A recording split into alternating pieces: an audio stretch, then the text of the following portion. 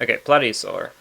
It's a 1 mana 1/2 beast. Says Battlecry, draw a card, and Death Rattle, discard it.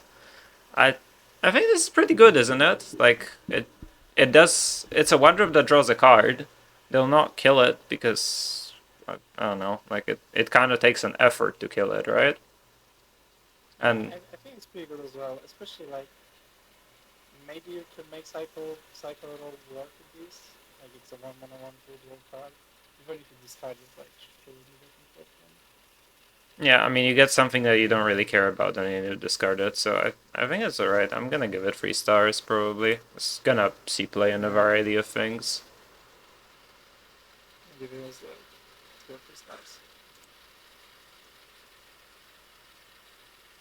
Alright, my chat hates it. Or chat hates it.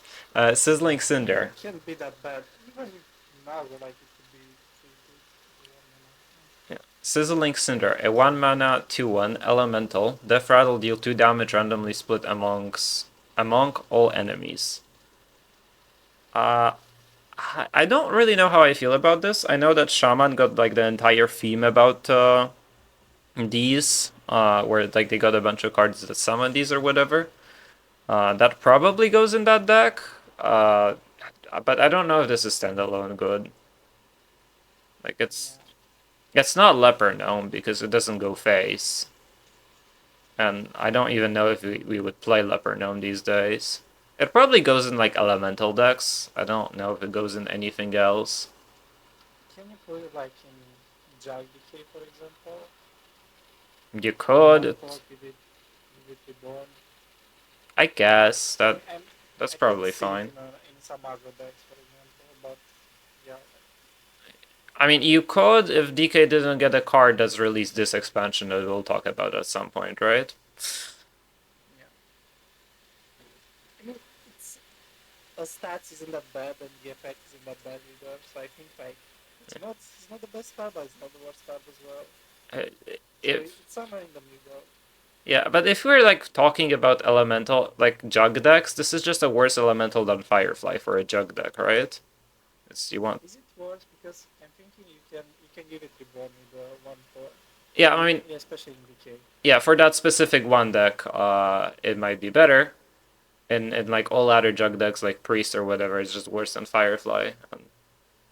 Yeah, no, it's not very convincing to me, unless this Shaman deck that I don't really know what it looks like wants to run it. Then maybe not. It's good there, but I don't really see it much in much other places, in many other places. So I will give it a Yeah, 2 star. I think. I'm gonna give it 2 stars. I'm a believer of this card, especially in some agro decks. Okay, so we have completely different opinions, but we arrived at the same rating. Perfect. Oh yeah, I thought you gave it a 1 star. Sorry. Nah, it's not that bad. Yeah. Um, Ancient Raptor, 2 mana 2/1 beast. Battlecry, choose to gain +3 attack, Divine Shield, or Death Rattle, summon 2/1/1 plants. Yeah, so this is not very like this does look very impressive at the first glance or at the second glance or whenever really, but it does have like I see one application for it is I was thinking that if there is a DK deck with the legendary, where you don't really want to run cheap death rattles, this is a good way to get a bunch of corpses without running a bunch of death rattles. That's I think the only niche application that I can come up with for this card. I think it could be pretty good in Druid as well with the quest when you have to kill your board, but you Oh can yeah, kill it. yeah, that Or one's just put great. on to 1/1s. I mean, it should be pretty decent, especially on 22. Yeah. But it's still not the ideal card, I would say. Will it work with Buccaneer? No, it is not a death rattle itself. Yeah, I don't think you ever press any of the other two buttons that aren't Death Rattle Summon to 1/1 plans. Uh, but yeah, I think it's fine. It's also a throwback to Adapt because these are adaptations, I guess, just fixed ones. I don't know. It's I'm like gonna give it a 2. yeah, it's like a 2.5 for me. It's probably a 2. I'm just not guaranteed that it'll see play in the Druid deck, so. Yeah. Crystal. Great for Moncard. Oh, thanks, Uncred. Thank you, Moncard. Give him a shout out. Real quick. Right. So we had a great stream, man. Crystal Tender. 2 mana 2/2, tradable. Battlecry, gain empty mana crystals until both players have the same mana. Man, this would go so hard in Doomkin meta. Actually, yeah, true. I did. So, this is something that I want to clarify with this. If you're on the play, then on your turn you have more mana than your opponent, and if you're on the coin, on your turn you have the same mana as your opponent. So, like, even if your druid opponent ramps or your warrior opponent ramps or whatever with new heights, this still doesn't help. So I think this card, or this still doesn't help half the time, because if you're on the play and they ramp, you still have the same mana on your turn. This is completely worthless. I don't, unless Doomkin gets reprinted or put back into standard for some reason, I don't see this seeing any play ever. I think it's coin dependent. This card, like, it's only good on coin. It's never good on play. No, but like even if you're on coin, like your opponent has to ramp for it to do Actually, anything. yeah, you're right. You're right. Yeah, this is, It's so good against Warrior and Druid, though. Like, if you play some, for example, if you play Protoss Mage and you play against, or I mean, you play against a Druid, so you have this matchup, for example, Protoss Mage against Spell Damage Druid. Like, you would really like this card. you would really like to not queue that matchup instead of putting this card in your deck. And if That's you want, true as well. yeah, and if you want a tech card for spell damage druid, let me interest you in some renovations that you could do instead. That's correct. So yeah, But yeah. I mean, if there is a ramp deck in the meta, and it's like a tier 1 deck that runs around the ladder of like 30% play rate, then I could see this being put in decks. But there aren't even ramp cards in standard right now, so like there is no point. I guess Ysera, sure, Ysera is a ramp card. Yeah, but it is like Yeah, the game is already pretty much decided. yeah. Most of the times. If I want to counter Ysera, I'll probably run my own Ysera. Just Sure. Okay, so I guess we're giving it a 1. that's what I did. Let's go to the next one. Curious Explorer. 2 mana, 3/5. Death Rattler, reduce the cost of a minion in your opponent's hand by 2. It's big. it's very large. I think, yeah, but I reduce the cost of a random minion in my opponent's hand. No, it never dies, right? It's very large, so it never dies. That's the idea. And then you buff it with Jug. Oh, wait a second. I can't buff it with Jug. That's right. Oh, Unlucky. yeah, that's very unlucky. But in what deck would you play this? That's my question. Some aggro deck, but yeah, I don't really see it. You could reborn it with the 1/4, and then give. Okay, the discount is send even more. Yeah. Right. The opponent is. Yeah. Okay. Saber has a point. What if the opponent has no minions? That might actually happen next expansion. So, the opponent might be playing Spell Discover Mage. Okay, but that's like one deck out of 11. Yeah. They also malfunction it, and it still disappears. Right. So it's. Yeah. This card is trash, man. Yeah. It's Not a chance. just messing around. All right. You wanna take the next one?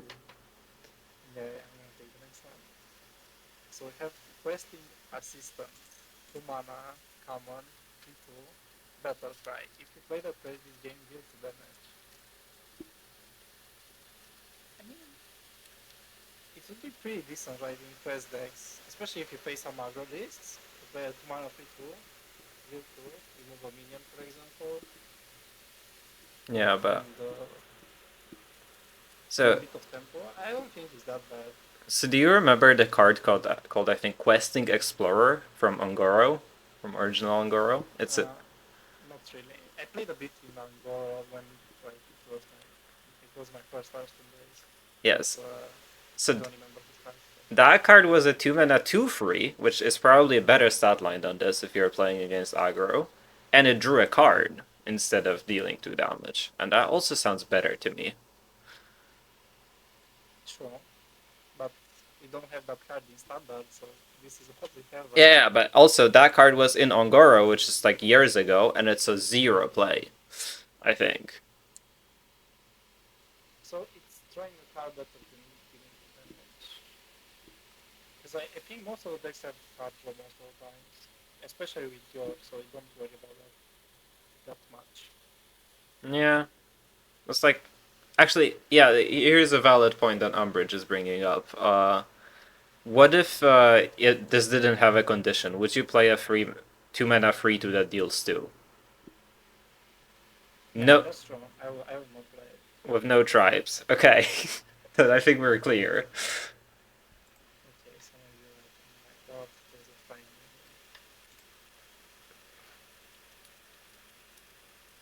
Okay, so I think it's a 1, right? It's not that great. Yeah, that's what I think as well.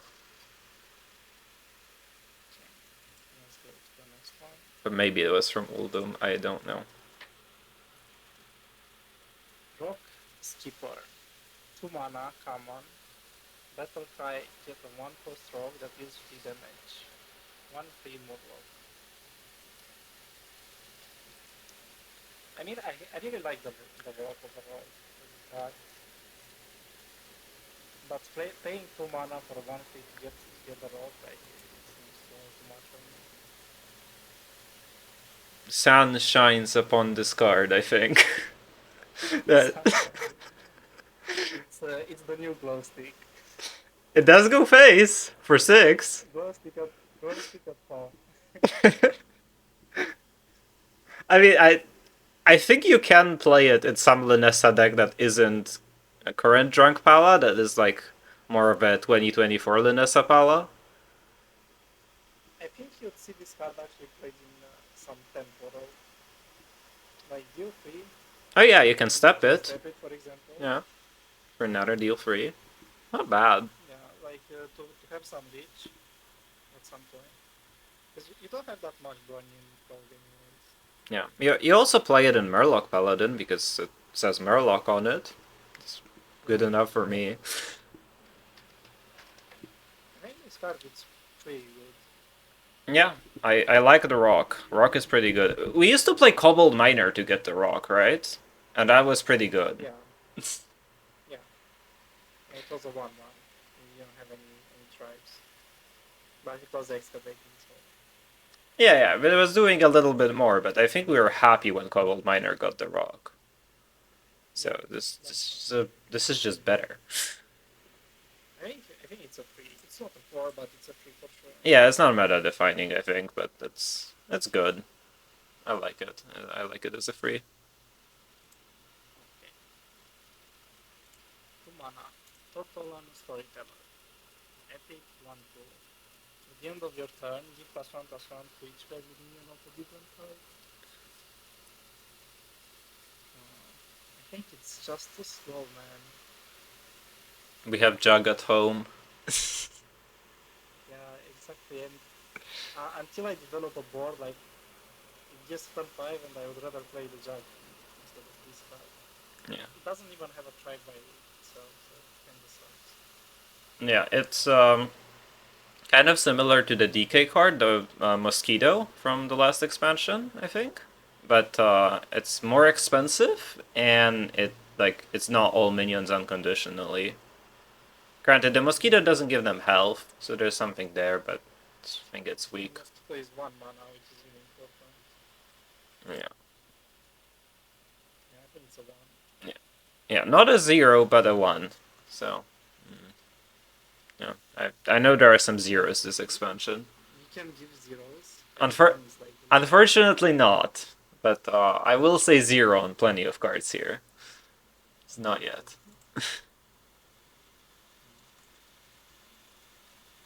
Ancient Stegodon. 3 mana, common. Battle Cry, 1/5 stats, beast.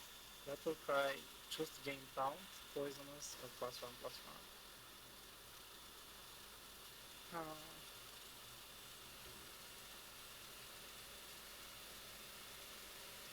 So it's like the 3 mana 1/5 difficult draw taunt and discount the cost. Yeah. Right.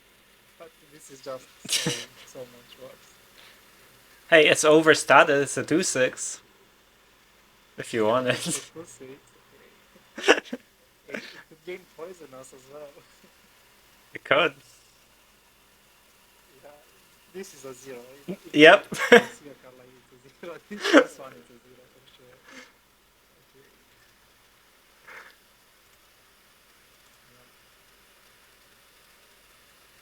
I still don't know what this card does. Yeah. I made a Dissolving Ooze. yeah I made an emote out of this card. It's the emote is called Riddle because I'm not exactly sure what this card does.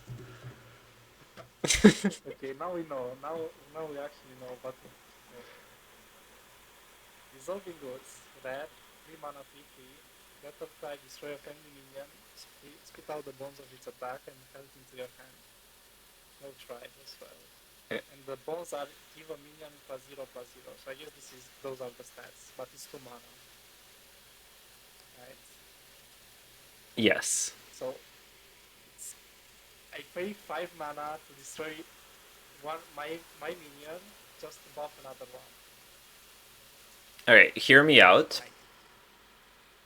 So you play your okay, you play the combo priest of the new elemental that can go face. And you play Yor in that deck, and then on 7, you eat the Yor with this and you Shadow Word Ruin their board away. And then on 9 you play the elemental and then you buff it. On 8 you play Tyrande, on 9 you play the elemental, you buff it with the bones twice, and then you shoot them in the face with a bunch of bandages. Okay, I'm not sure about which elemental you're talking about, but I believe you. Yeah. I think that's like you said too many lines. Not gonna lie. Like you play Aviana, it's like too conditional. No, you don't play Aviana, you play elemental. Oh, elemental. So we'll see it at some point. I mean, I think this applies to combos. Like, I don't think this is like a tempo card because it's a 5 mana play to like kill something and then put the stats somewhere else. It's too much work. But I think there might be combos with it. I mean, it could be interesting. For example, like you attack with the giant, eat the giant, and then buff another minion. Yeah, could do that. Actually push a lot more damage that way.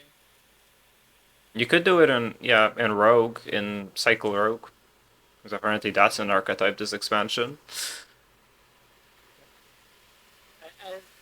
To be honest, I don't even think we play giants anymore. I might be trolling, but I don't think we play giants anymore. I think you just tempo them down in the PPs. Alright, we'll see when we talk about the deck. Yeah. I don't know, This is a 1. I'm willing to give it a 2 just because I think there are some applications of pushing damage with this. It also, the buff spell works with Lanessa. You know, it's worth mentioning. I might mention this. Yeah, I might mention this with every single spell that costs 2 or less that you could get in Paladin. Yeah, but the problem I would say is like you don't want to run extra minions in your deck if you play Lanessa. Unless there is a different Lanessa deck. True, but I doubt it. It's gonna be like a different list. Alright.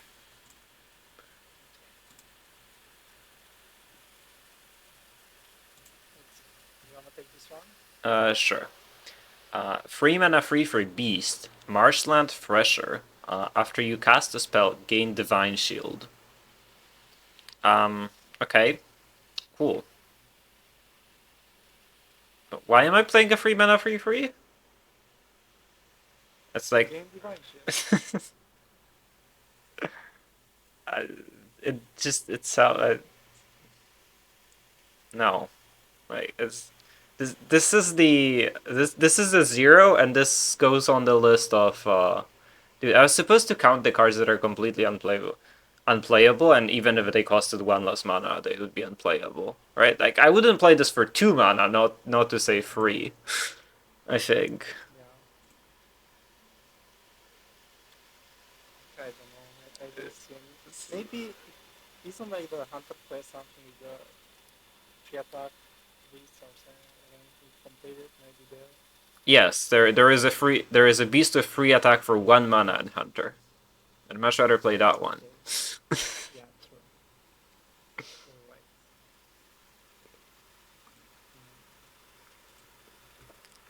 Petrified Ogre. 3 mana 5/5 starts dormant. While dormant, gain +2/+2 at the start of your turn. 50% chance to awaken instead. Uh, okay. If this was 100% chance to wake up, would you play it? So 3 mana 5/5 dormant for 1 turn. Would you play that card? No. That actually sounds kind of poppin' to me now. Like, it's a 5/5. If it wakes up instantly, it's like actually kind of fine. The problem Man, is, I don't like to take chances in Hearthstone. Like if I need to wake up, like if I need him to wake up in order to win a game, like put pressure enough in the early game, I will not take that chance. I not see this card like playable in any other place besides other. oh yeah, this is completely an aggro card. Yeah, I don't think What if he awakens on turn 10, for example, when I'm already dead? it could. You know, there is gonna be a clip of somebody like randomly summoning this and then it never waking up. Yeah, I don't think I'm putting this in a deck. It's funny though. Primal Fin Challenger. 3 mana 3/2 Murloc. Battle Cry. Your next kindred triggers twice. I don't know. I mean, Kindred Murlocs, as far as I remember, while I was looking at like Kindred Murlocs, that this doesn't seem very good with Kindred Murlocs. Because the Paladin Kindred, it just doesn't work with this. It's like gain Divine Shield or something, or your next minion, next Murloc has Divine Shield or something like that. And so like this doesn't work very well with Murlocs, and I don't think any of the other Kindred effects are that powerful. Right? Like It's too expensive. Like I'm even thinking if I would play it close to mana, but it's for sure too expensive. No matter what the Kindred cards are. yeah. I mean like maybe if there was like an incredibly powerful Kindred effect, but I can't remember anything like that. Yes, yes, but I'm not a believer in this. I will give it a 1 because I don't think this card is worthy of anything. If this was 2 mana, then I would consider it. But yeah, again, it's like why do cards cost too much mana? I don't know. They want to slow the game down. Alright. Pterodax Egg. 3 mana 0/3 Death Rattle. Summon a 3/3 Pterodax that steals 1 health from all other minions. And the Pterodax is just a 3/3, so I assume when the Pterodax gets summoned, it steals the health. I don't actually understand how this works. Yeah, I think like when someone is still the health immediately. I mean, this card is really interesting. Yeah, there's something here for sure. Steals 1 health. I don't know what I'm doing with this. Like what egg support is there? There's like some in Warrior and there is some in Hunter, right? Yeah. I forgot his name. 2 mana 2/3. Yeah. Terror Scale Stalker. Yeah. I don't know. I mean, maybe we're playing a Connor. Yeah, but like I'm just stealing some HP. I mean, it steals health from enemy minions, right? One small thing. Do we have shared chat? I think we don't right now. We probably don't. So, like, I can see what your chat says and what my chat says. I'm not sure. How do you turn that on? Anyone know? I'm trying to figure it out.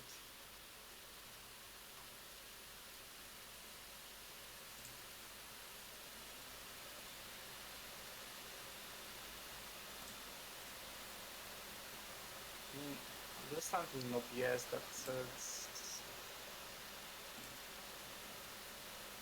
share chat, but I'm not able to do it.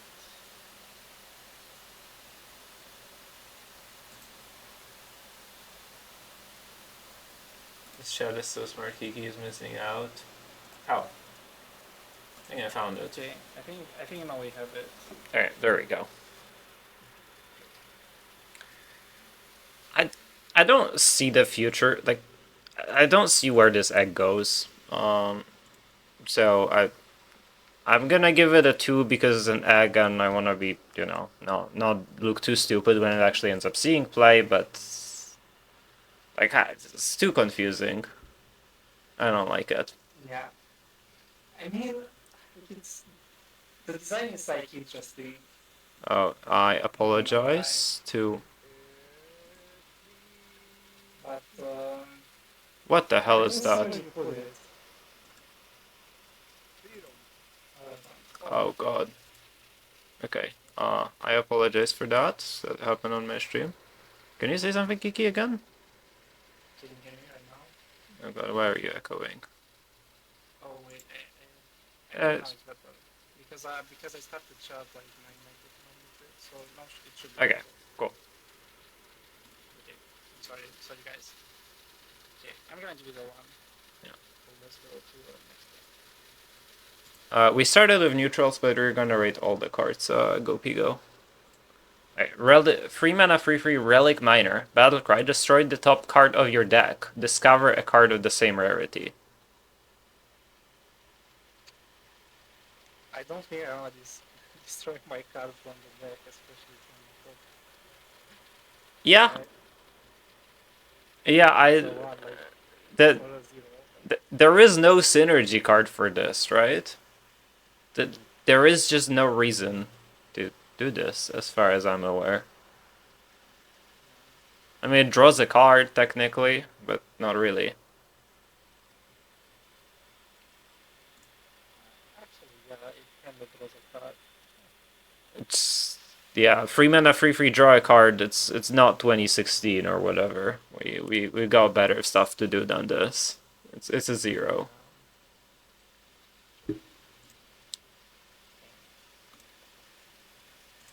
Stranglevine. 3 mana, 3/2. Rare. Defector, give a random pending minion a random bonus effect and this defector. So I need to make a sticky board, right? Yeah, But you know that making sticky boards is kind of difficult in Hearthstone nowadays, like everything dies so easily. DK makes sticky boards, right? The DK boards never really go away. But yeah, would you play that in this one, in DK, for example, even if you make a sticky board? But that's because free mana.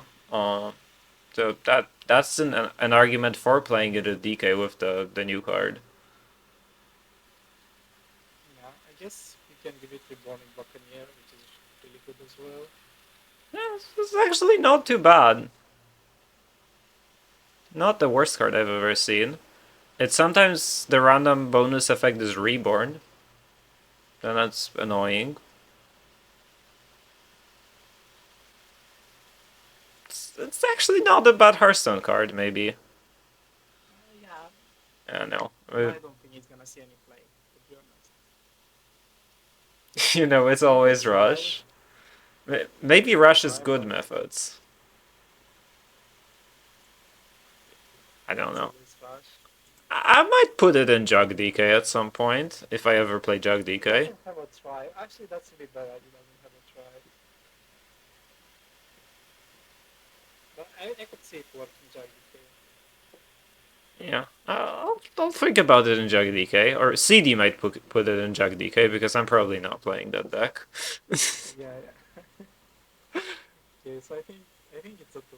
Yeah, 2 for CD. Yeah. Okay.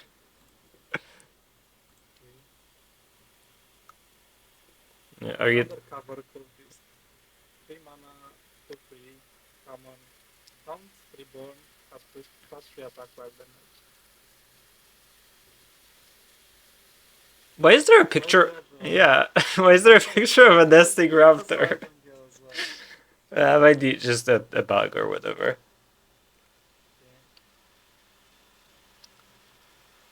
What are we doing? He doesn't even have a tribe, so Yeah, that's kind of a problem, isn't it? that's not good. Yeah, it just does nothing. And maybe in Warrior? No. Not really. Right.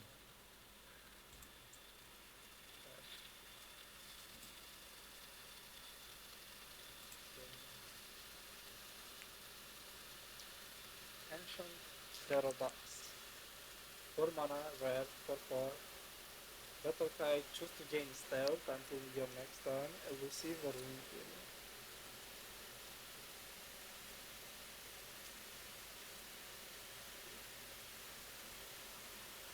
Do we make an army of Wind Furies with Sonya? No. No. No. I don't like. They're trying to. It's Battlecry Adapt. Word, Yeah. in a way, they all get that, but it's like so bad nowadays. Yeah, it's Battlecry Adapt on a 4/4. I don't think we played those back in on Goro, so I don't really know why are we playing those now. Especially since these adapts are like not very good, too. Like, the question is, what stats would be good on this card? Because even if you make it like a 7/7, still would not be that great, not gonna lie. Nah, 4 mana 7/7, I have no downside. Maybe I'd play that. Or I'd play that in Beast Hunter. Yeah. Because it's an odd number. Yeah. Okay. Yeah, it's... It's a one for sure.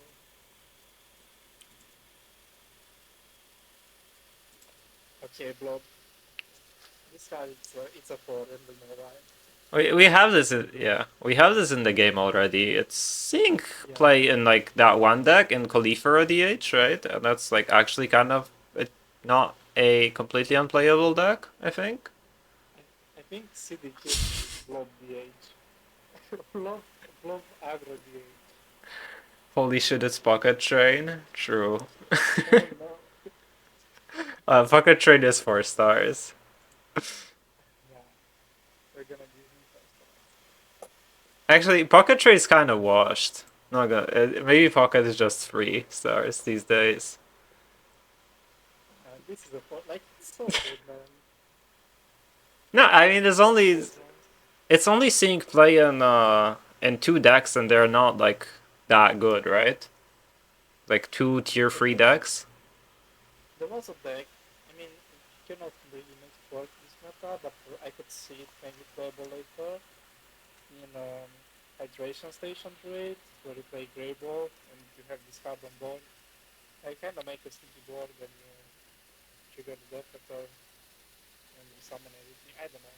Yeah, but I mean, I think this is a definition of a free. Like it makes some it makes some decks happen, but it's not like actually meta defining. Yeah, okay. I guess you're right. So it's better rating. But it's still very good on its own. So it's like three boards per. Yeah.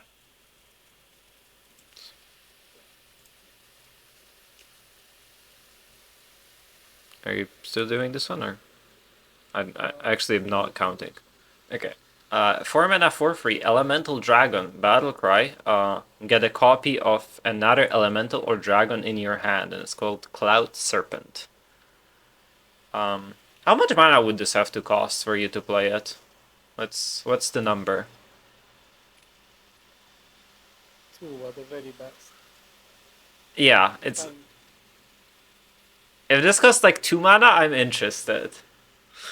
I agree. It costs 4. Like, I know, like, chat might come up with, like, some things where you, like, copy. I think one of the quest rewards is an elemental, but, like, I don't care, man. Yeah.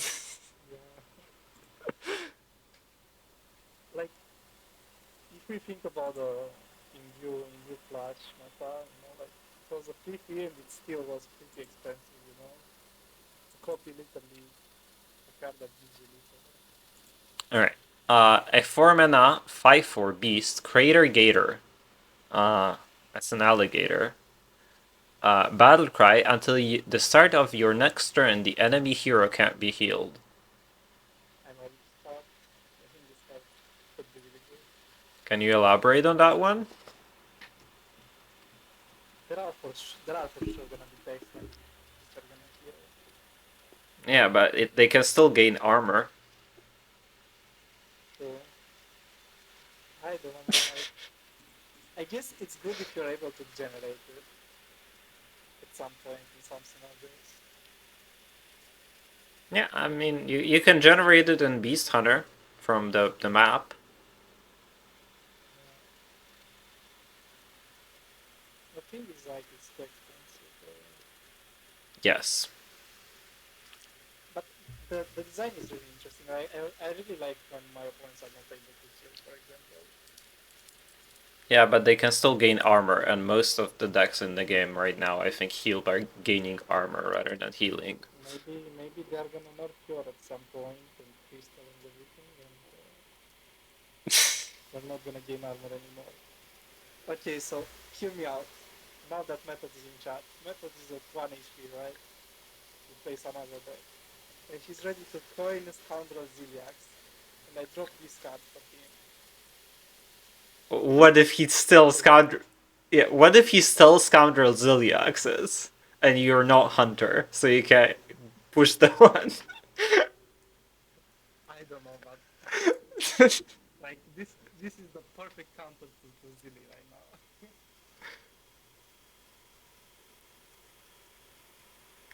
Yeah, but what if they still Ziliax? Yeah. Thank you so much. Nera, much appreciated, man. But I think this is the Method's counter. You just play it against him.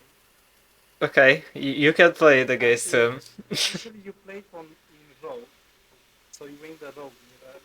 Because you go Sonya, Scoundrel, and this, and then you can never let your opponent kill it easily. Okay, sure. It's. I'm gonna give it a 4. I thought you were gonna give it a 4. You were hyping it up so much. No,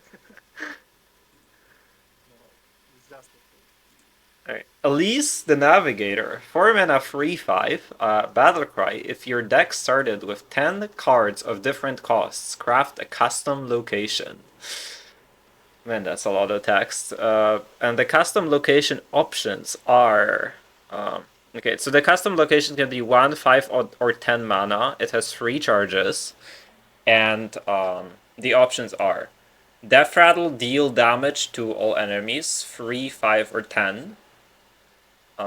Then there is a summon 2/1 raptors with rush, either 1 raptor, 3 raptors, or 6 raptors. Then there is your next spell has spell damage +1, +2, or +4. Yeah, I don't know why are we picking that one. You can also discover a spell, and it costs some number less, depending on the cost, 1, 4, or 7. Then there is also Savager option, the give your characters +1, +2, or +4 attack next turn, or this turn. Then there is gaining armor, 3, 6, or 12, and then there is summon a 1/1/5/5 or a 10/10 copy of a friendly minion. That's what, 7 Also, options? Here is the rush. The rush guy. 2, 3, 4. The raptor that we've seen before in another card. Yeah. So this is 7 different options. This is Grifta, right? It's 3 and 7 to win the game because you play, like, you can maybe put it in Owl Druid. I get maybe the condition is inactive. If the condition was like active in Owl Druid, you could put it in Owl Druid and pick 1 mana and go for the copy on the Owl. And then it's easy. Yeah, but it's like only your next spell has plus. No, you go for the copy on the Owl. Okay. I think it's 2 effects. I'm not exactly sure. But I think you get 2 of the effects. Yeah, I think that is right. Alright, so you have 2 chances at hitting that, right? So you roll a 3 and 7 twice. I could see this played in Warrior, to be honest.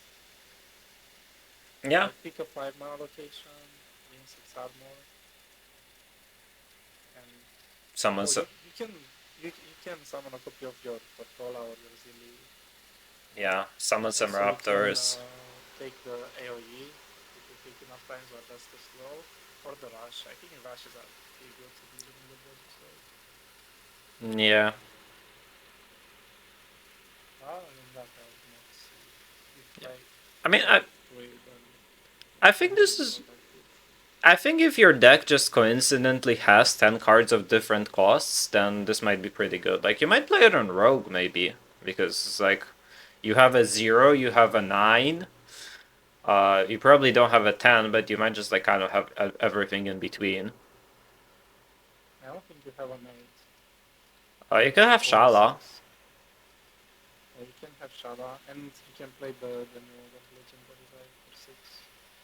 Yeah, you could have this condition active. If this condition happens to be active, I'm happy to put this in my deck. I don't know how much I'm willing to mess with my deck to like actually do this. Yeah. I think it's a 2. I'm gonna give it a 3. I think like there are gonna be plenty of decks that meet this condition. I think it would be too strong, right? Do you think it would be too strong if it didn't have the condition? If you could just put the craft the custom location in any deck? Yeah, I think that would be just as strong. Yeah, but There's no way. I mean it would be really like copying a minion, like going for 1 mana location that summons a 1/1 copy of your some minion with like insane text. That like sounds kind of nutty. But also, like, even if you like 10 cards of different costs, like that's so many cards. Even with 9, I feel like it's pretty difficult to make it work. Yeah, I mean, with 8 it will be better, but 10 cards, like literally from 0 to 9, from 1 to 10. yeah, I mean, plenty of classes have zeros, right? So it's not like you can skip a cost. I think Yeah, wasn't Robocolor. Or 0, like, I think like what Robocolor Rogue satisfied this or something, where you played the EMG Robocolor Rogue because there was also 20 in that deck. That also counts. oh, you can play Ceaseless and it still counts. Actually, that's smart. So Yeah, it works with Ceaseless. It works with Playhouse Giant, or whatever that's worth. I actually forgot about that. So you can put those type of cards in there.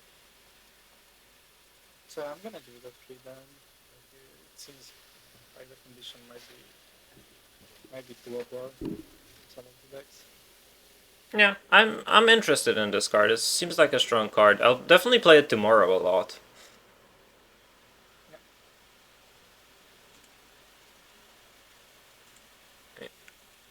Primal Sabertooth. 4 mana 5/3 beast, stealth. After this attacks and kills a minion, get a copy of it.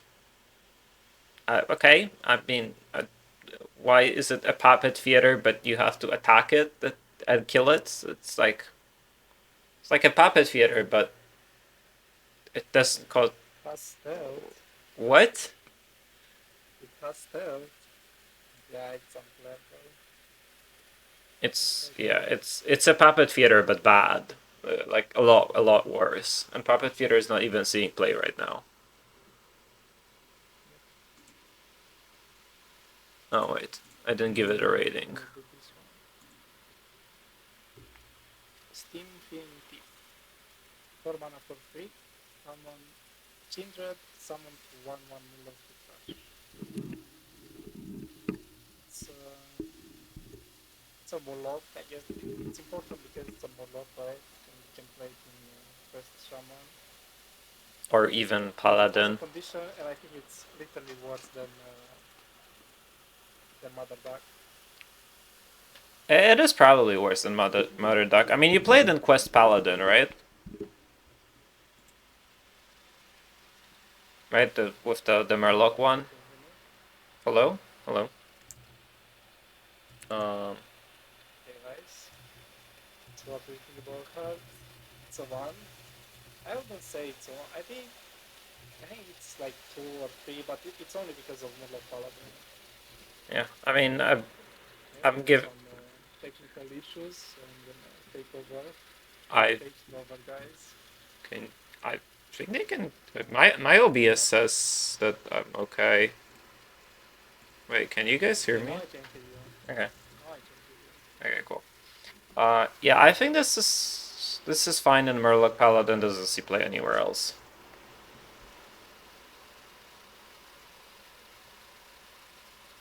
All right. And it's just a follow card. I don't think it's gonna be seen anywhere else. Right? Yeah. So 2 for Murloc Paladin.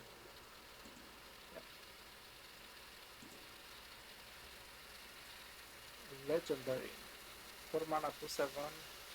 Torga. Butterfly, draw Kindred card and another card that activates it. On top beast. Yeah. I mean, I like the stats on it. And draws 2 cards. This one. Sure. What do you think? This one would be really nice to come back to if we knew what the Kindred cards do, but I actually don't really like. I know that I've like read through them, but I don't remember if there is anyone that's like super especially powerful. Okay, so you wanna come back later to this one? Maybe, assuming that I'll remember, which I probably won't. I don't know. I hope I remember as well. I'll give it a free for the time being, and if we remember to come back to it, then we will. Okay. 4 mana 4/7. Willful Watcher. 1/1. Taunt. Defeat or destroy the top 3 cards of your deck. Is there any deck that needs to destroy your top cards of the deck? That's why I don't get it, because you kinda push it with it. No, I mean they've printed like a bunch of these destroy top card of your deck, discard your cards or whatever, and there is no synergy for it. So we're just destroying our cards for fun. Yeah. Yeah, I don't get it. It's like the stats aren't even that great for 4 mana. Yeah, I mean 4/7 is decent, it's taunt, but I'm destroying 3 cards from the top. you're destroying free cards that you're never gonna see, but because they could be from the bottom as well, but yeah, I don't care. Yeah, I think it's a 1. Wasted art, true. It's actually kind of a great art. 5 mana 6/6. Storm Druid. Epic. Whenever this attacks, deal 2 damage to the target first.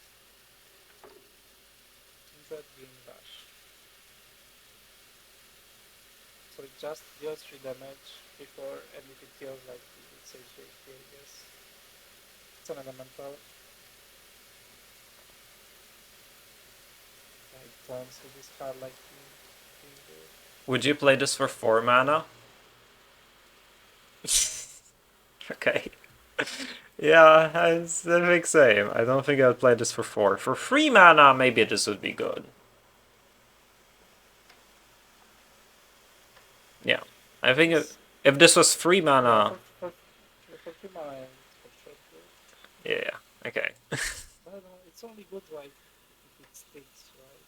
I guess you can rush, but you only kill one minion. So, for example, say you kill one minion, and maybe in the best case scenario, you gain a 3-6 minion. Unless like it has to trade the instead of Yeah. after doing the damage. I mean, we don't play this minion on minion meta, like the Hearthstone is not minion on minion combat with like fair decks that play minions on curve. That's not how Hearthstone looks like these days. Yeah.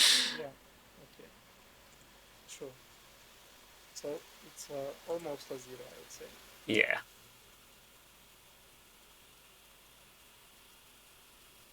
6 mana, 5/7, City Chief Asher, legendary. Battle cry: if every minion in your deck shares the minion type, give your other minions +2/+2 wherever they are. Isn't this like really difficult to do? I mean, you probably do it in Murloc Paladin.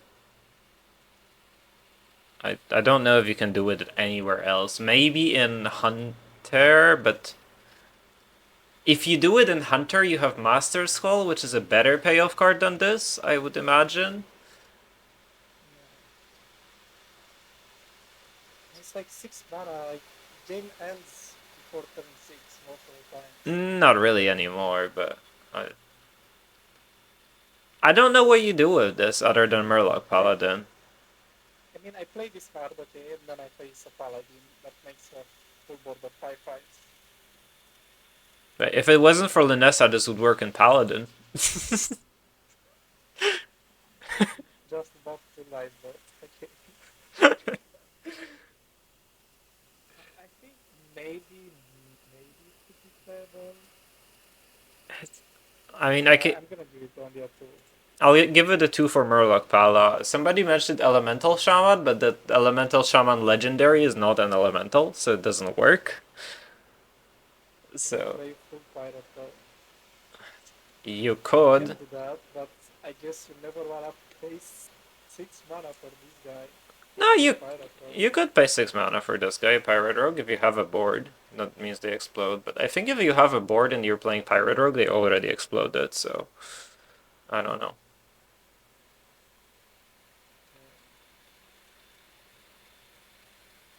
Kill Hide Photo. 6 mana, 3/6, common. Total cry: destroy the lowest attacker and minion. Into the highest attack instead.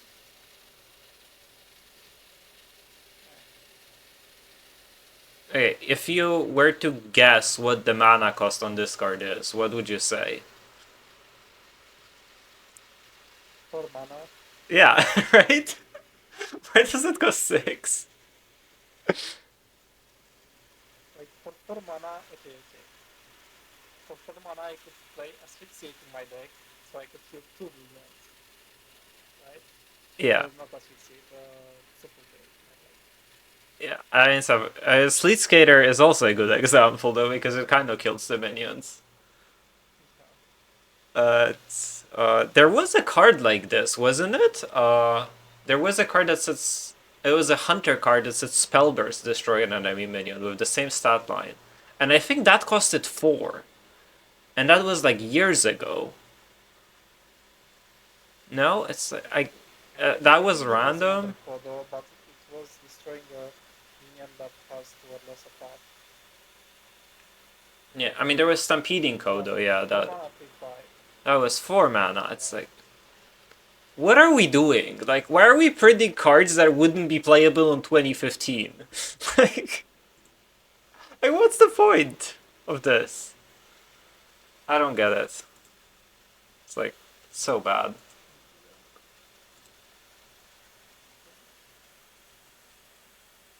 And Umbra, I think we've seen that it's a pretty decent card in standard right now.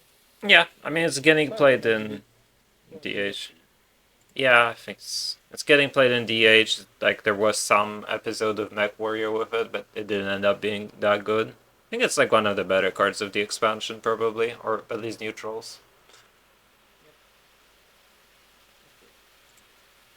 Take over from here? Yeah. 7 mana free Beast, Ravenous Devil Soar, battle cry, destroy a minion, and Kindred gain its stats. Why are there bones next to it?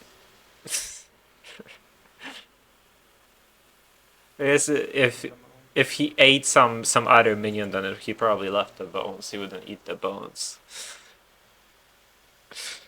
Yeah.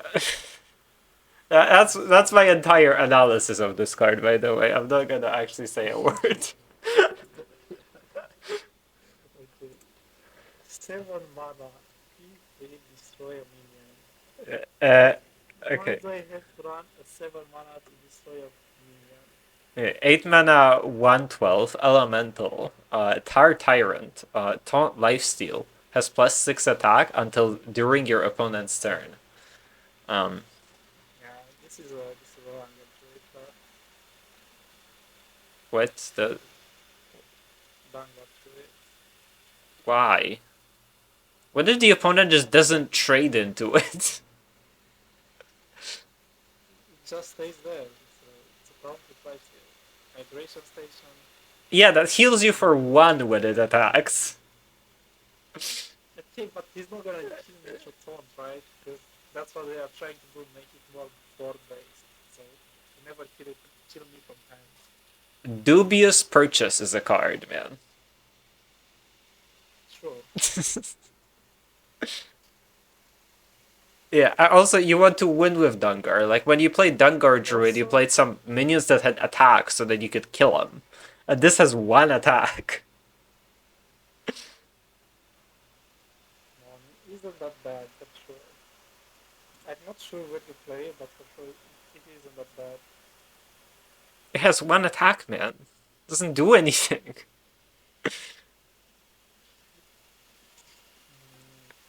I'm trying to think if I'm able to win any decks. Actually, hear me out. 3 mana, 3 sweater. Oh no, it's one cost 9.9%. Yeah, it's 1 cost, not 1 attack. Yeah. Like, there is something for sure that summons one cost minions, right? You can launch a ship Yeah, for 8 attack as DK, sure. but it doesn't do anything. There was a It's kind of bad. there was a card called Master Oakheart. If we can go roll back to that time, maybe. Yeah, no. 9 mana, 8/7 Beast. Krog, the Crater King. At the end of your turn, set the attack and health of all enemy minions to 1. So this is a little disappointing because if they have a full board and you play this, then it just dies on board.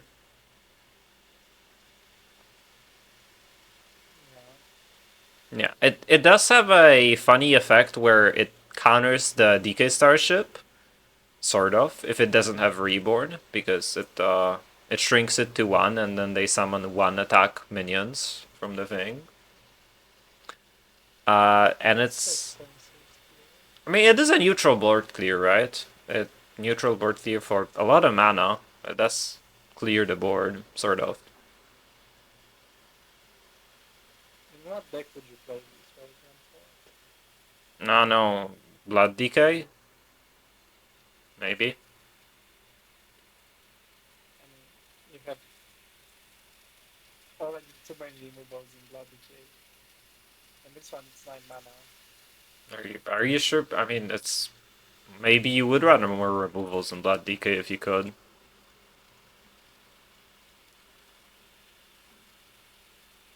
don't think so. I think it's a 1. It's just too expensive. I don't know, I'll give it a 2 because it's like a control card and some control players will put another removal in their deck because they want more removal. Can some class cheat this out for cheap? I mean, Warrior can chemical spill it. I don't know why you would do that. That's interesting. I think about like making your control in a way. But then it still dies.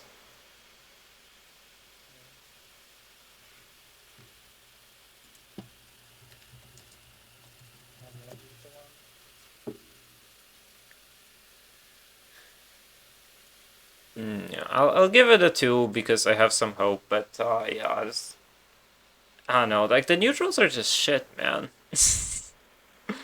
9 mana 8/8 Elemental Dragon, Rash Wind Fury, Kindred gain immune this turn, and it's called Whirlwind Stormdrake. I'm not putting this in my deck, man. Are you crazy? Why have every card like this It's- is so expensive? yeah, like And, like when Blizzard you stop or cannot even cheat them. That's the point. yeah, I mean when Hearthstone stops printing cards that are useless, then I'll consider putting them in my deck. But for now, like I don't know, they need to like they need like for me to stop putting ones on all of these cards, I need to see cards that like have some vision to them that like I don't know that are designed to actually be put in the deck, not this. Like this card's not designed to be put in a deck. Even this card not designed to put in an arena deck for fuck's sake. Yeah, no, maybe it's like okay in arena because it kills two things. Okay, maybe in arena it's like kind of nice. I don't. If you get it, for example, I guess the only good thing for this card would be in ship decay if you roll it on 9 drops. Yeah, but that's not. Like it's a pretty decent 9 drop, but like it's not ideal. Yeah, but like I don't care if the cards are designed to be randomly generated. Like I don't give a fuck. Like give me cards that I want to put in my deck instead, please. Imagine get this with a double discharge. And yeah, charge would be nice. That would be nice. So would be. But still, It's paying 9 mana for it is like torture in a normal meta. yeah. It's like why would I play this when I can play Ziliax in my deck, right? Like it's just Ziliax that doesn't heal you. And it's more stats as well. Yeah, it's like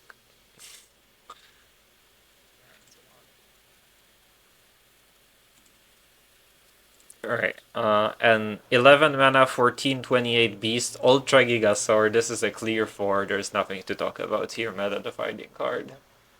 I agree with you. Alright, and that is all the neutrals. Finally, thank God. Alright, we got that out of the way so that we can like actually get to the fun part. Okay, I'll start with this one. Alright, we're starting with DK then? Yeah. Okay, so I think the cool way to do this would be to start with the quest and then do all the other cards, rate all the other cards, and then we rate the quest or something. Because a lot of these cards like are synergistic with the quest. Okay, sure. So, 1 mana, double blood and 1 unholy. Reanimate your terror. Spend 18 corpses, reward T-Arts 1 terror. And we have the T-Arts here. 1 terror. Defetor, open terror's grave. It has Defetor resummon T-Arts. So basically, like it resummons itself. It's like not gonna be able to die unless you silence it. Yeah. Location is 2 charges, 5 mana, but like you're not gonna pay 5 mana for it, like ever. Deal for damage, definitely summon T-Rex, 1 terror. I mean, I'll say quest is pretty interesting, but it's in a way I feel like this is a more a worse one in a way. From, Yeah. Alright, so from Warlock. I have a question for you. Would you put Tyrax in the deck if it was a card that you could put in your deck? I think I could do it. That's Like location is pretty decent with everything board, maybe some of the times.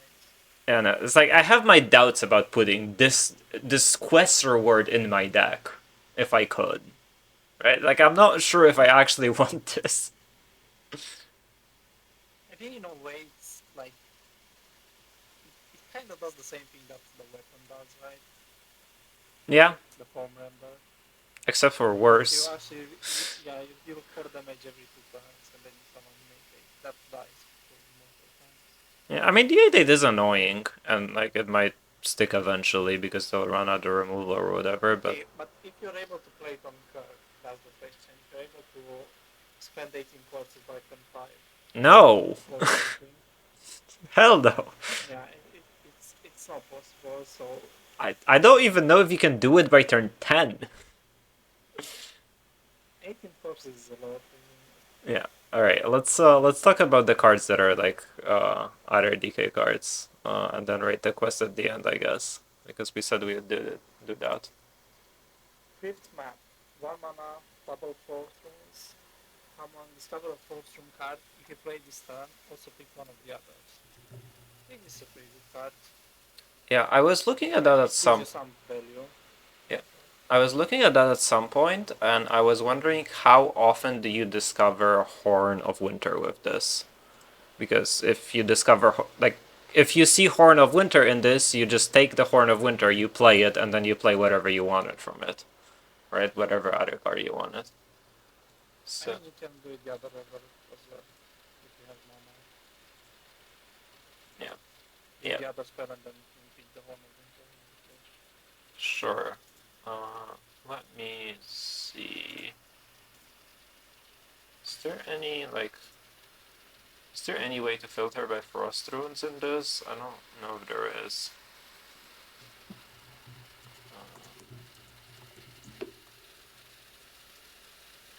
That doesn't work.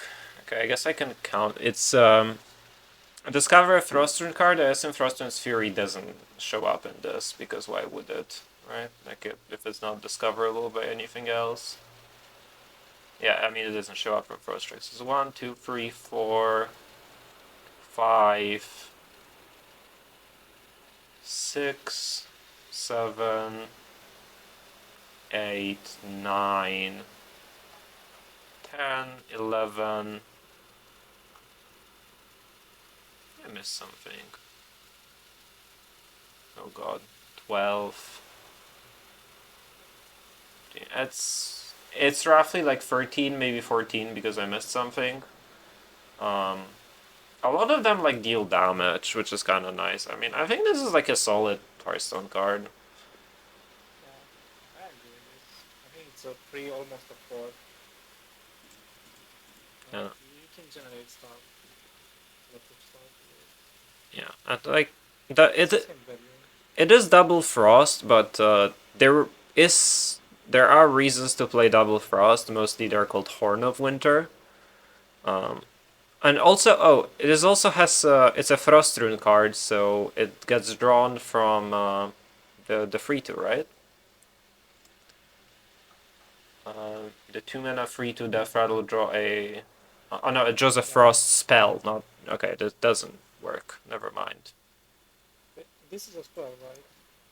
Yeah, but it's not a Frost spell. It's a Frost Rune card, but it's not a Frost spell. So I think it's a 3. Yeah, I'm okay with giving it a free. I might be completely wrong. It might be unplayable, but I think the discoverable is pretty good for it.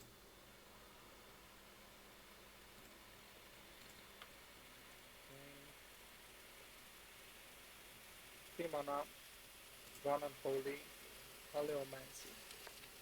Red, Shadow, discover an undead, spend 5 forces to keep all things dead. Do I wanna keep the undeads in my hand? And spend 5 forces Sorry, I just disappeared to grab some water. Did we care about Paleomancy? I don't think so, right? Yeah, I think it's just the one. Like, I don't want to keep all 3 of them in my hand. I mean, I don't mind keeping gold free, but I'm not paying free mana to discover an undead. Yeah, and also spending 5 forces. I mean, it's good with the quest, but the other way. Yeah, but who cares?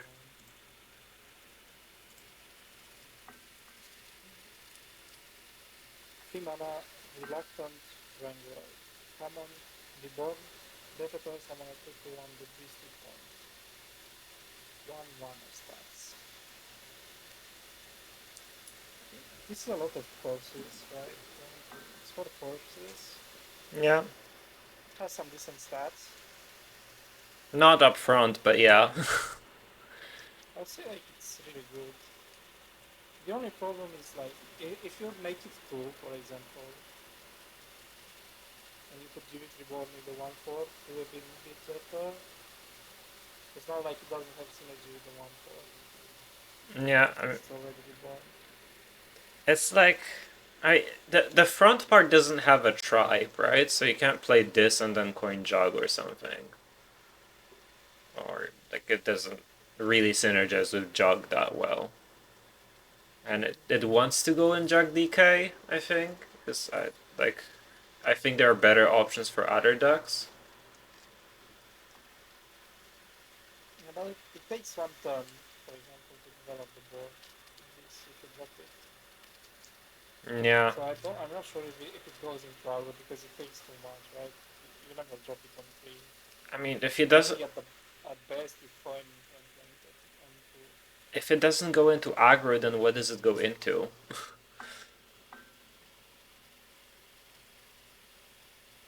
It's like it is like it doesn't have an impact later. It's just like some corpses, right?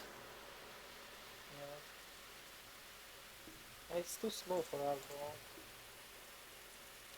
Yeah, I don't know. I mean, it might be a 1, but I'm gonna give it a 2 because I wanna believe in like a lot of stats that are sticky. I don't know. Yeah. I'm gonna give it a 2 as well. Cryo Sleep, 4 mana, 2 cost, deal 4 damage and draw a card. Kindred, draw another cost.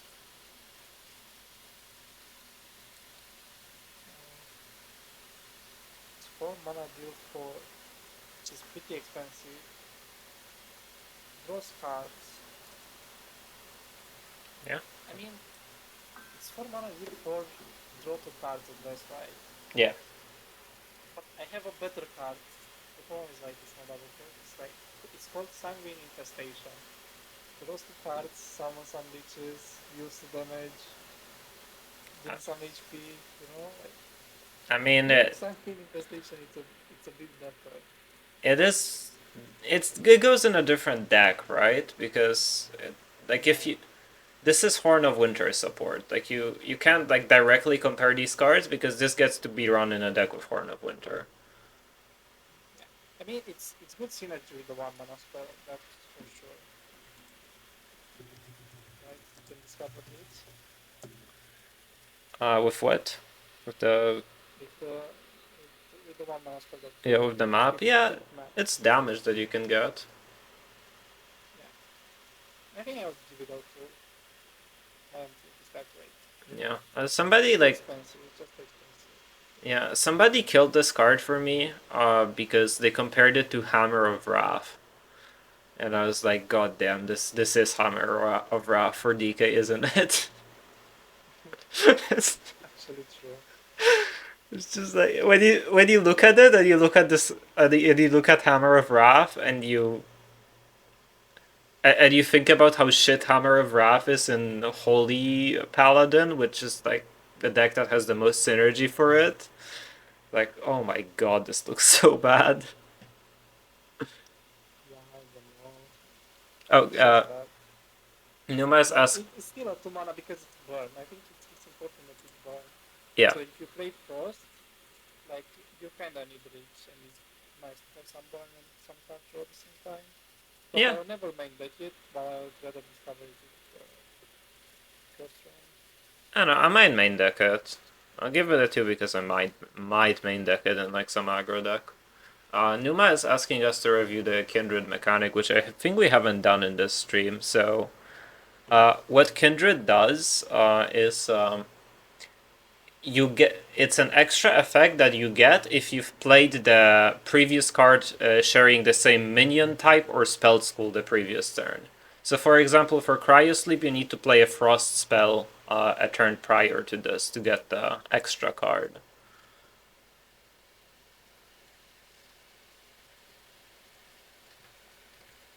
That's about it, I guess. Yeah. 4 mana, Frost Unholy, Dread Raptor. Red, Battlecry, 3/4, also on the list. Battlecry, draw difficult minion that costs 3 or less. Kindred, it goes 0. I've seen a lot of hype about this card. And Could could be interesting. What minion that costs 3 or less?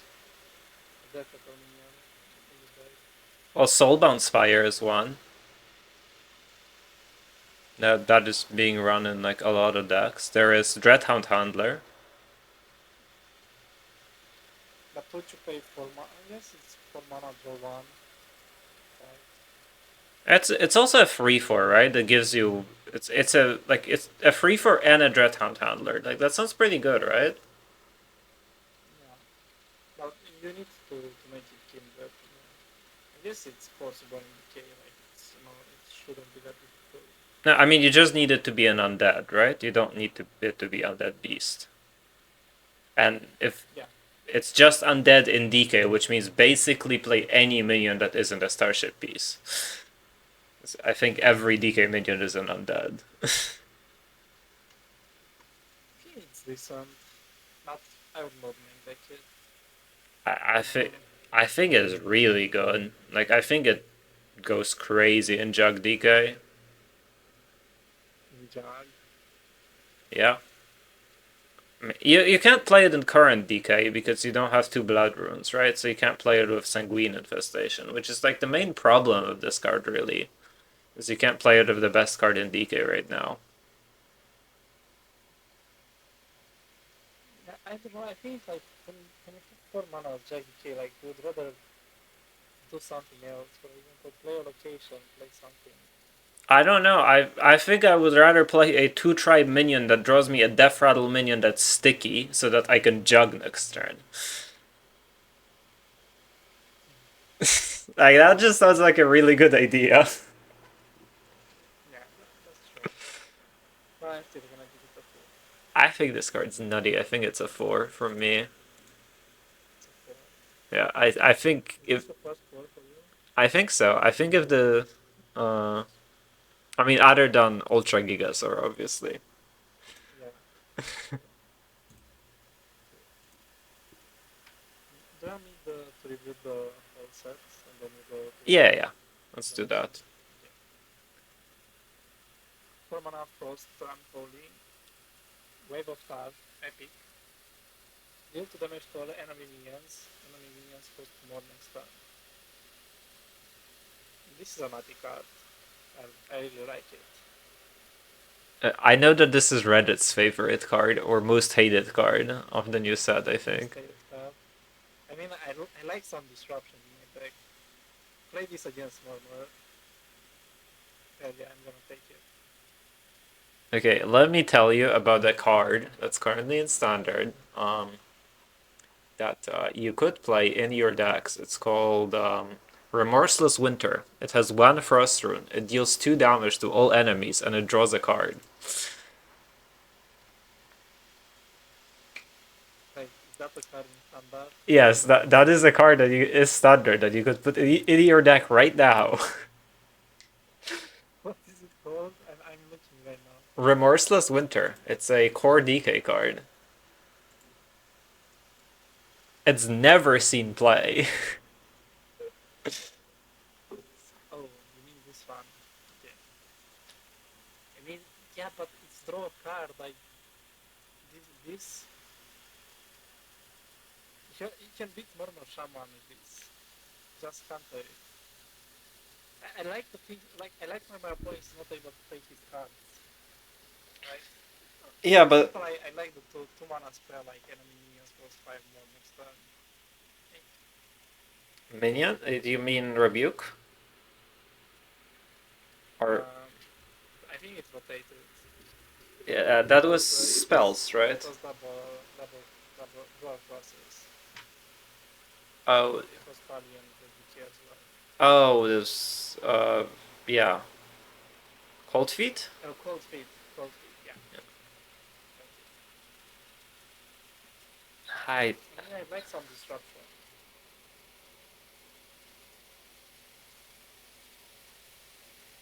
I don't believe in this card at all. Like I think dealing 2 damage to all enemy minions is not very powerful, and the opponent can just play spells, man. There are plenty of spells in Hearthstone that summon minions, I think. The only problem is, yeah, it's like only No, it goes face. It deals. Oh no, it's two. Oh no, it's only vignettes. The other card goes face. Oh god.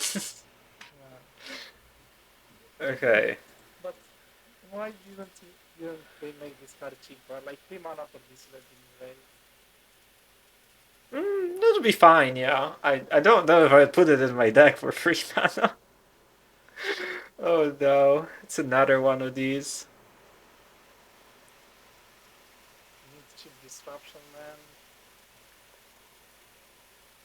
Not only for spells but for minions as well. Yeah, I'm gonna give it a 2. But I like the disruption. I don't. Disruption cards. Disruption sucks. Disruption's cringe. I hate disruption. Yeah, but the thing with disruption, like you get rewarded for good timing, you know. And Yeah. sometimes you might get an edge if you time it right against your opponents. Yeah. Because people are not that great at tracking, you know, or like using disruption overall. All right. And you know, Let's move on. okay. 5 mana, reanimated Pterodactyl. Pterodax. 4 attack, 3 health, epic, crush, lifesteal, cost forces instead of mana. Undead beast. I think it's a really good card. Yeah, I agree. I think it's a 4. It costs 0. I like cards that cost 0. Bunch of corpses. And it's like insanely good in Jaggi, I'd say. Yeah. It does. Doesn't even have like a rune or anything, so you're not restricted. Yeah, it does conflict a little bit with Corpsicle. But other than that, I think it's really good. Yeah, it's a 4 for sure. Yeah, it might just be every single DK deck actually. Yeah. 6 mana, 2 cost, Bone Chill, Tegodon, common, 6 attack, 3 health, Death Rattle, deal 6 damage to 3 random enemies. Undead beast. It's too expensive, right? Let me talk to you about my deck. So I guess for that we might want to look at the legendary, but you play 2 of these guys. You play 2 of the 10 mana 8/7s. The Taunt Reborn, Taunt Reborn, Death Rattle, or Summon Starship. Yeah, it's that one. Or Summon Death Rattle minion. And these are your only Death Rattles. And then you play the legendary that pulls the Death Rattles from your deck, which is the next card. And then you pull this. And then you also play Maladar in that deck. I don't know how you get corpses. Play Umbra, I guess. Yeah, you probably play Umbra too. Sure. That sounds really good. Actually, I didn't think about that part. Okay, so let's check the legendary and then I'm gonna take it out. Okay. High Cultist Terran, 8 mana, 8/6. Battle cry summon to death battle minions from your deck, they fight. Ooh. Yeah, so you see the vision, right? You summon the 6/3, the 8/7, they fight, the 6/3 dies, it blows up their board, and then you have an 8/1 with Death Rattle, resummon the 6/3, and Reborn. Okay, what happens if you summon both 8/7s? Well, then you play the 6/3 earlier during the game because it's probably in your hand, right? Yeah. And then if you play the 6/3 earlier and the 8/7s fight after the 6/3 died, it's still fine. Now if you wanna play Maladar, okay, but if you wanna play Maladar, right, in the deck just to chip this guy out, how are you gaining forces without death battle minions, like without counter and death count? That's like a problem that they haven't really got around to fixing yet. But I mean, Maladar is mostly there to like support the more the 8/7 on this. I think I'm okay with playing this on 8. It'd be super great if I could play it on 6, obviously, with Maladar, but I'm okay with playing this on 8 because I don't really know that getting 8 corpses by turn 6 with that deck is realistic. I think if you manage to curve it out and play it like 6, 7, or 8, it might be fine. But other than that, like, he's just gonna get that card in your hand most of the time. What happens? I guess if you summon one minion, like, it doesn't fight. Yeah, if you summon one minion, it probably doesn't fight. It's a cool design. I'm gonna give it a 3. But I'm not sure. I'm gonna give this one a 3. And then I like this guy, but the only problem is like it's only to 3 random enemies. So 6 damage might go into a 1-1, which I don't like. Probably Ghostface. Like, if they have a full board, it still Ghostface like almost half the time, right? Yeah.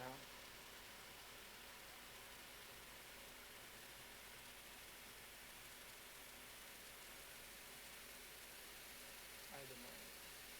Like, you don't beat any armor decks with this one. I mean, you play some minions for tempo earlier. Like, you're a tempo deck with this, like, at the top end, I think, as a finisher. You're not really a combo. Don't really know what minions, but we'll figure that out. That's how I'm trying to think. Because you can't play Buccaneer. I guess you play Buccaneer only for this card, but you can play Buccaneer and like make a sticky board, for example. Yeah, I mean, I don't think Buccaneer really belongs in that deck. Okay. It's like it's. What other minions? I guess the leeches, but you can't play leeches, right? Yeah, I think. Self-posting cards. I think you would rather probably have an Unholy Rune because that's more likely to get you corpses.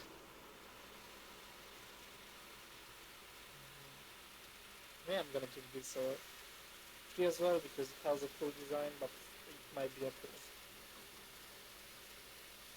Yeah, it's probably a 2, but I'm willing to give both cards a 3 because I think both cards are cool and interesting. Awakener is Unholy? I didn't even know that.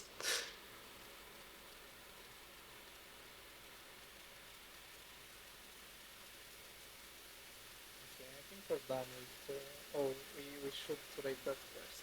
Yeah, let's just go back to the quest now.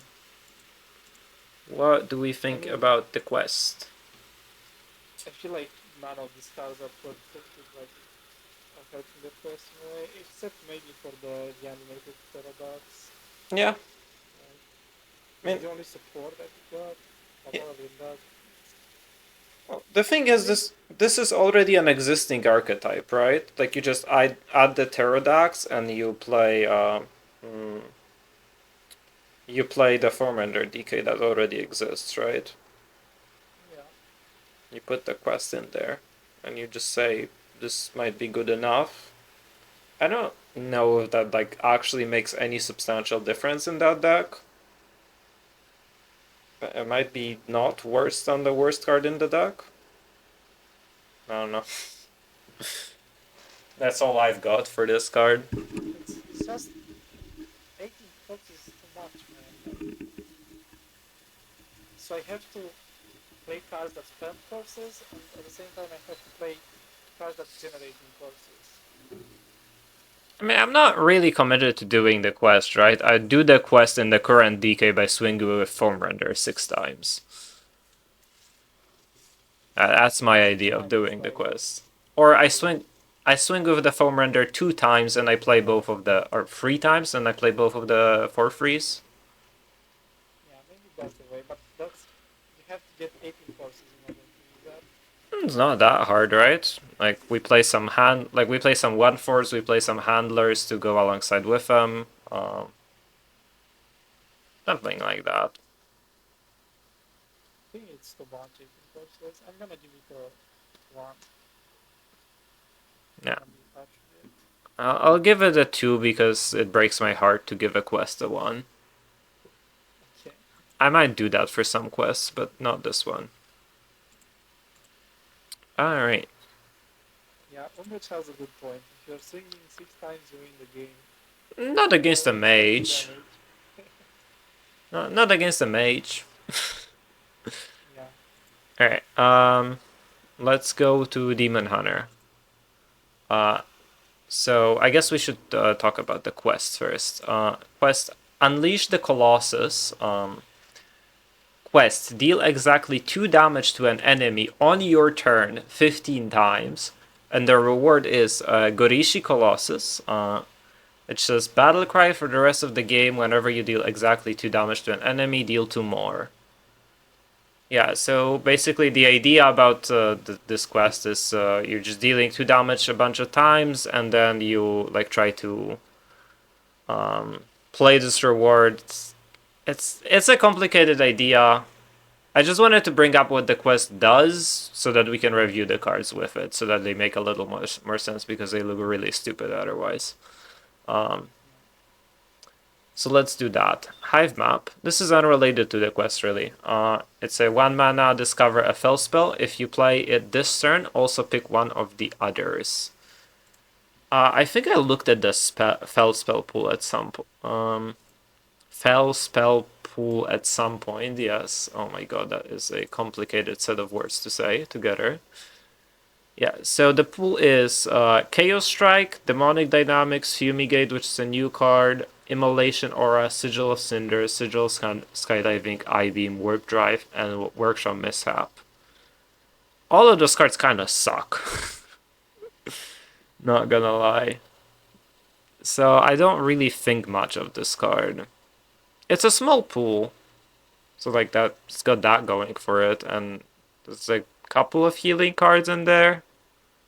So you are like very likely to get healing of this. But I really don't think much of this card. I think sometimes like it's flexible, and I guess like innovation aura might be important. Yeah, if you're playing like some Against first grade, where you wanna clear the boards and everything. yeah, if you're playing some sort of small or slow demon hunter, maybe you want this. So usually two of those cards are outcasts, which they kind of activate immediately. So maybe there's that too. I think it's okay. Yeah, I might see play, but I don't. Not the biggest fan of it.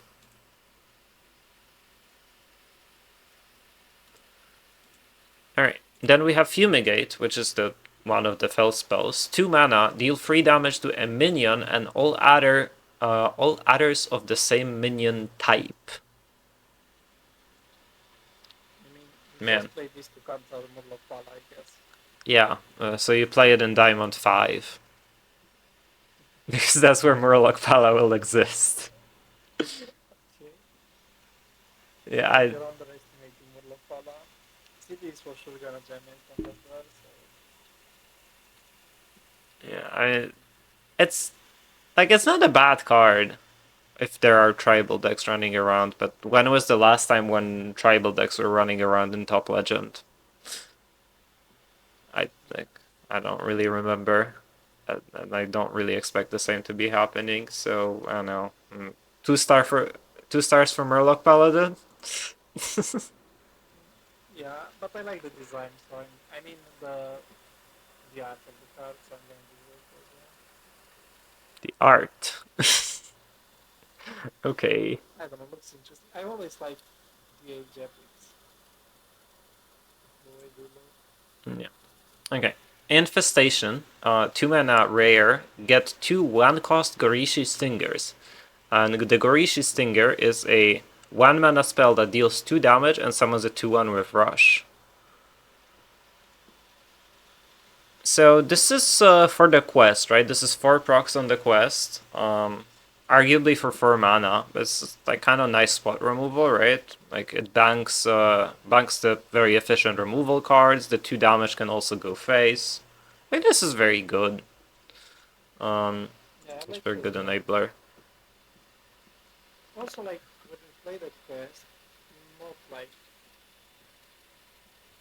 probably you're gonna play something more aggressive, I would say. So the quest is just an extra, like an extra reward just in case. But sometimes like you might want to kill our opponents before that. Yeah, I have two like very certain visions for the quest that like might come together pretty well.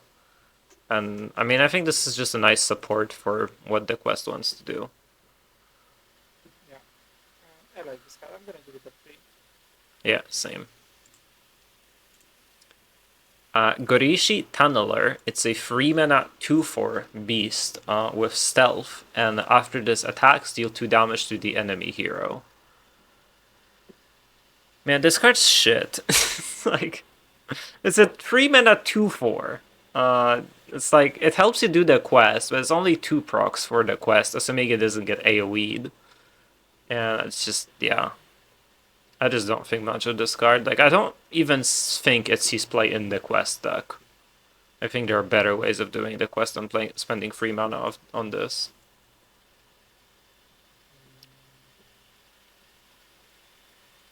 Trying to play close away.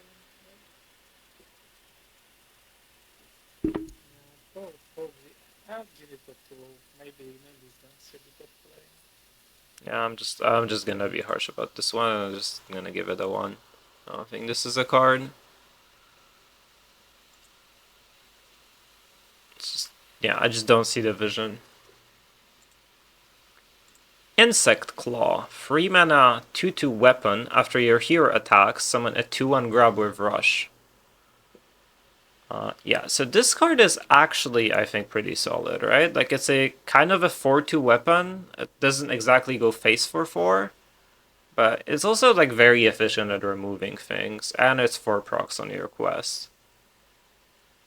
Also, okay, but this thing like 4 blocks on your quest, right? Yeah. Actually, it might not be. For example, if you queue into mage that doesn't play minions, so like putting a quest is really hard with the Russian guys. See what I mean? Uh, Like what happens if your opponent doesn't have a board? Because it might happen if you play decently, like if your opponent doesn't have a board. well, then you don't swing. You could just not swing. Okay, that could be true. Like, you're probably. It seems unlikely to me that you're gonna get this quest done on curve or something like that, right? So you can just hold the swings. The overkilling for 1 HP does count for the quest, yes. So like you don't have to worry about that. I also got a question about how does the quest interaction work if you have 2 of them. Does it do 8? Let me look at the wording of Gorishi Colossus. Uh, I have no idea. What do you mean? So if you complete this, then play it, then brewmaster it, and then play it again. Oh, I guess it deals 6. Does it deal 6? Does it deal 8? Does it deal 4? So I think it starts. I think it deals 6, I don't know. right? Imagine it's like an aura, right? For us to give aura. So you just put another one. Let me try to message. I don't even know where I asked this question actually.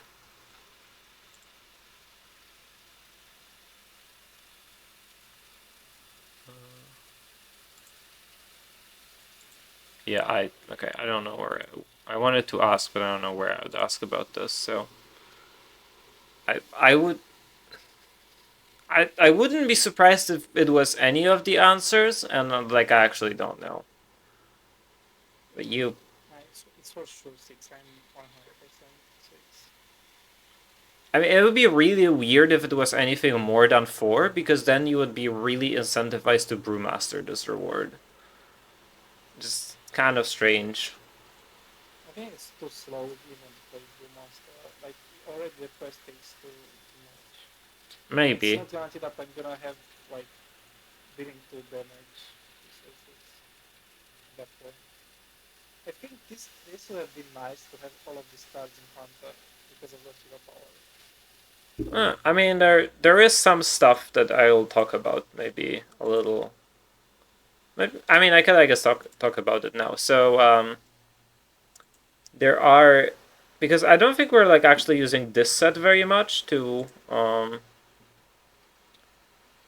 proc the quest, but we can use Zerg cards. Like they have Creep Tumor, which is your Zerg minions have +1 attack and rush, which is really convenient with Zerglings. And they have Lurker, which is whenever any Zerg attacks, deal 2 to a random enemy. Okay, I like that. Yeah, and then what you can also do with that deck is you can run Incendius and Molar, right, and a bunch of draw maybe. Maybe that also exists as an idea. I don't know if this all can go into the same deck, but that is another way of dealing to a bunch, and you can do a whole lot of damage that way, right? Especially with Zerg stuff, when you after you play Kerrigan, if you rolled some Hydralisks, then you deal infinite. And with Incendius to clean up the board so that your Hydralisk can go face and all of that. So we need to nerf Kerrigan to deal 2 damage. Yes, of course. I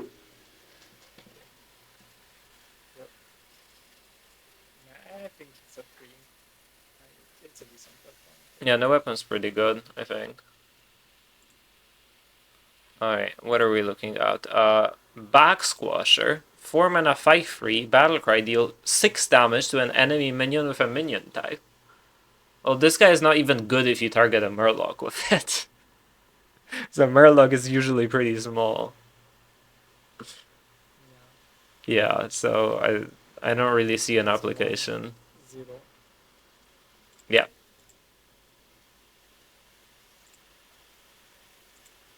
5 mana 5/2 beast, Silphid Queen with Rush and Kindred give your hero +5 attack this turn. It's the Demon Hunter. Why is this a beast and why does this have Kindred? Like, am I not understanding something? Are there beasts in Demon Hunter? Since when? Yes, I mean the 2 ones are beasts. Yeah, but you don't play the 2 ones. I mean you get them from the spell. Or No, you don't. They're summoned by the spell. They're deal 2, summon a 2/1. Like, that doesn't even work with any of that. The 2/4 is a beast. Yeah, and we've determined that the 2/4 is shit, and we're not playing it. Okay. Yeah, this is a 0. 0.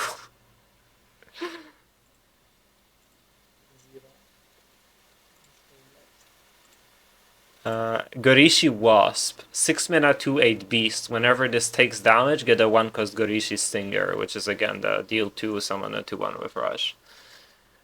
So as much as I don't really like playing a 6 mana 2/8, as slow as that is, I think like you kind of like you might want to play it in the quest anyway because it like if it takes damage 2 times or 3 times or whatever, like it's still a bunch of procs on your quest, and like maybe you just weave it into the quest deck because it helps you complete the quest enough that like it's valuable.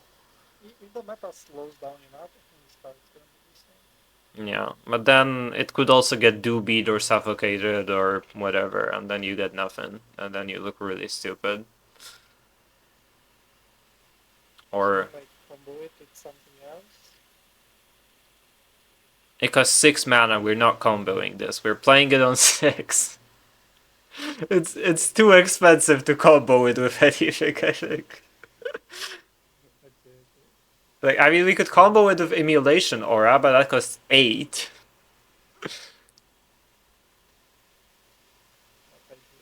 Or maybe this is a card for later. You play it in the deck. Yeah, I mean, maybe you. When you proc the combo, maybe you drop it at some point. Yeah, maybe you play it as a one-off. I don't know. I mean,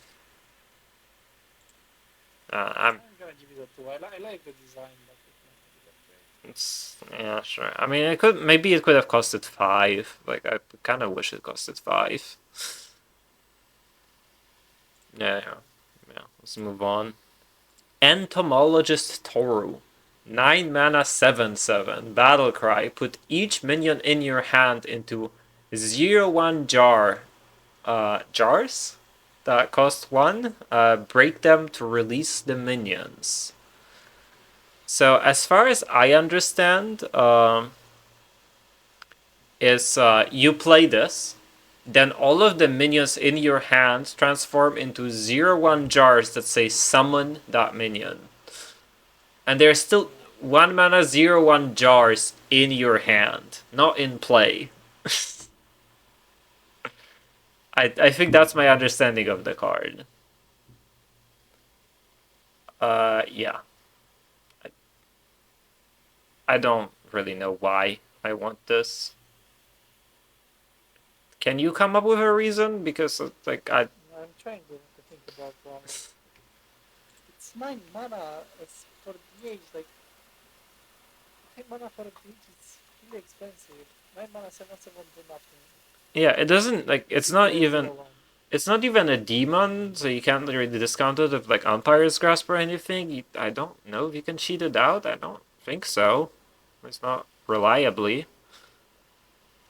It's just I'm Okay, like but what minions I would run in order to play this card? I don't know, some of the Death Rattle guys maybe, like the Fell Hunters and the Fellbats. You can run Omen, you can run Mag, you could run Green So Rag. I think I know what they are doing. They figured out that Kobold is copy, so they like decided to use some of the crap legendaries to nerf Kobold. Oh god. But that's the plan. I mean, you can see this legendary in your hand when you play Kobold, like you know it's gonna suck. Imagine being like a casual player and being like, I'm gonna open 10 packs of this expansion and get my guaranteed legendary, and you open this. like you might actually uninstall. Or maybe it's Aviana Dreamer. 13 says, yeah. It's a 1 mana 7/7. It's not actually that bad of Aviana. True. Okay, this is a one. yeah, it's a 0. It's so bad. I don't know what the point is. Alright. Maybe in the next expansion we're gonna get something. Alright, and now the quest. Unleash the Colossus. I think this quest is a quiet banger, man. I think there is something going here. I don't get it why they make quests like 15 times. Like 15 times it's a lot. Yeah, it's a lot of times, but like you have weapon, you have the infestation card. Like you can probably complete it around like turn 7, realistically. If you manage to do it on turn 7 consistently, it might be cool. Yeah, I mean, like I can I can envision how to do it on like turn 6, right? You just draw 2 of the infestation card, a weapon, and then I don't know something else. You need 3 more procs. That can't be that hard, right? Yeah. I mean, I like the quest as well and the idea, but another thing that I'm scared of is like when I finish the quest, I might not have enough resources to deal 2 damage, exactly 2 damage. Well, that's where the Hydralisk comes in, right? Brace cookie. or the Lurker, which you can have in your deck. So I guess Kerrigan is advanced in the deck there, because you need the resources after that. Yeah. I mean, Kerrigan like it hits Lurkers, it hits Hydralisks, right? Both of those are super insane. Hive Queen as well. Yeah. You absolutely play Hive Queen, and so well, it's a And 2/5. question, when your opponent trades into your minions to attack, does it proc the quest? No, it says on your turn specifically. Oh, on your turn, okay. I mean, that would have been better if it would have procced with my opponent's right trading into the minions. Yeah, I think it would be. Might It might have been too strong in testing. That's why maybe they did it this way. Yeah. I mean, like turn 7 sounds realistic to me, sort of. Like maybe I turn think it 8. might be a 4. Yeah, I mean, it like if you can do it on 7 and then carve into Kerrigan on 8, that just sounds kind of good, no? Even though I know that Kerrigan doesn't really work with the quest. Yeah, we talked about the Zerg's Xmasi. The Zerg is like part of the reason why we are excited about this, I think. And also with Insidious, right? If you don't complete it on 7, you just drop the Insidious on 7 instead, and then you complete it. Right? Because the Insidious instantly completes this basically. Rob, like, we think that we might be able to do it on turn 7 most of the times. Hopefully. But we'll see how it turns out. Yeah. So I'm giving it a 3 because I'm not so certain. I don't know. Maybe I should give it a 4 just because I think it's a banger and I think I'm just jamming it. Kind of tempted. I'm gonna give it a 4 because I like the design as well. Yeah, let's do it. Let's believe in it. And it has a lot of support still. Like, it's not like the Kea doesn't have too much support for the back, Yeah. for the first. Yeah, which has been completely wrong and this is unplayable. Yeah. Oh well, it is what it is. Okay, let's move on to Druids. The quest. 1 mana. Restore the wild. Quest. Fill your board on 3 of your turns. Reward the Everbloom. And the Everbloom is a 2/5 weapon. After your hero attacks, give your minions +2/+2. It has 5 It's an durability, interesting quest, right? for sure. The weapon has 5 durability. That's like kind of huge. It's basically forever. Yeah. Well, I mean, like, probably, like, you don't need 5 capabilities for it. You just Yeah, I mean have 5 to kill it fast. 5 durability Swing mean. around the distances. Yeah, I mean 5 durability means that the weapon basically swings forever, right? Like it doesn't go away. I really like this quest. I feel like it's should not be that difficult for Druid to kill its board, but you might get it. It depends on the matchups, right? Like, if you manage to do it consistently, I think it should be a decent quest. Let's see the cards. 1 mana epic, life cycle, destroy a minion, summon a random minion of the same cost to replace it. I kinda like this card. I mean, it's a bit of a gamble, but like it might get quickly through pawns, for example.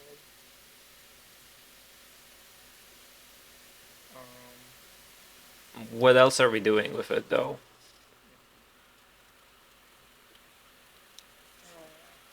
You kill the 1/4. Okay. And then it's That out of here. and then it summons Biopod. Oh no. GG. Yeah. Okay.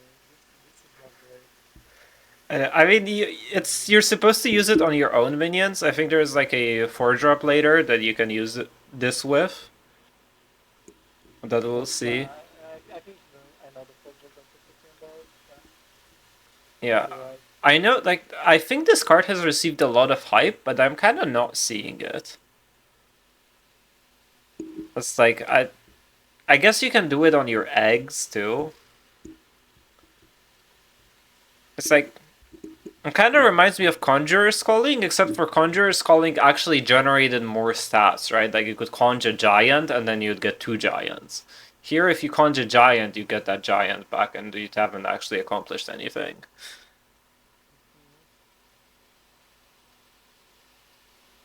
I don't know what to think about this card. I mean, probably I'd like to generate it with some in some of the games. You know, but I don't think it's that great. Yeah, I'm gonna give I it. would not mind that. I'm gonna. Depends on the other card that I'm gonna see. I mean, I'm gonna give it a 2 for the 4 drop. In the quest deck, maybe.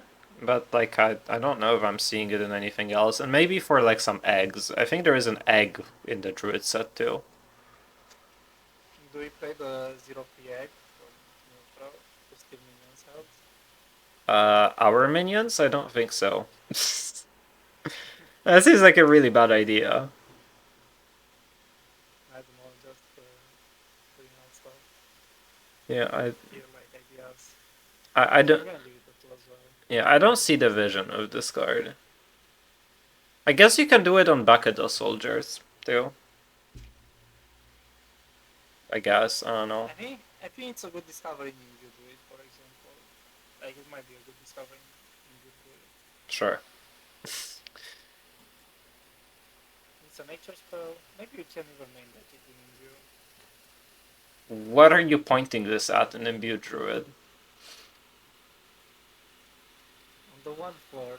Yeah, I told you. Like that's the most broken card in the game. Nothing else compares to it. Okay. And it doesn't roll a bio for trust. So not all of my opponents are insane. True. Okay. 2 mana Revenant's Flock. At the start of your next turn, summon 3/1 hatchlings. I mean, I think this card is really good. Sigil. Especially because it's at the start of your next turn, so it means that I might get to put my board. Yeah. After that, summon for minions. I think this is why it's very good. Yeah, it works very well with the quest. And there is also this next card that you might, if you haven't seen, you might want to see. Or maybe not next card, maybe it's in 2. 2 cards from now.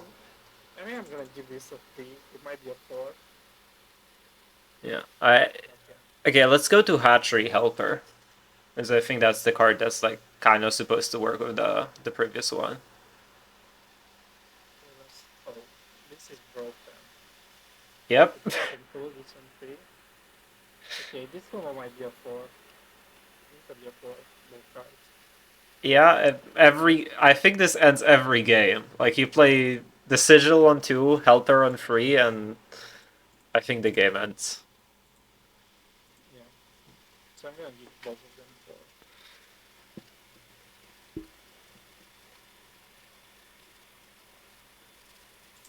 Okay, let's see the other one. 2 mana Story of Barnabas. Oh my god, like, how do you pronounce this? Barnabas. Barney the Bus. Common draw minion, it has 5 or more attack, give it plus 5 health, and gain 5 armor. 2 mana draw card, gain 5 armor. Yeah. Don't be that bad. It could be really decent in Druid. Yeah, I was gonna ask, like, do you play it in Owl Druid? You're like 40-ish%, maybe a little more, to trigger the health and armor. Because it triggers on the Vista and Owl. Maybe I might be able, if I play this card, I might be able to cut Oracle from the deck, not sure. And switch them with yours. So I just play only 5 attack minions. You could. That sounds kind of sketchy because Oracle is really good in that deck. But yeah, I mean, Oracle is really good, but like, I'm just thinking. yeah, I mean it does sound kind of nice, right? Like just getting 5 armor. Also, Aviana Druid support. Yeah, that's true. It's not gonna make Aviana Druid good, because I think Aviana Druid is being like giga nerfed with this expansion because there's a bunch of legendaries that aren't wild gods. Also, like, even if I play Oracle, like, this should be good. Like, I don't mind playing Oracle. Yeah, I mean, I think if this, What do I cut? I think if this triggers like half the time, it's very good already. I'm gonna give this one a 3. It seems really decent. Yeah, I agree.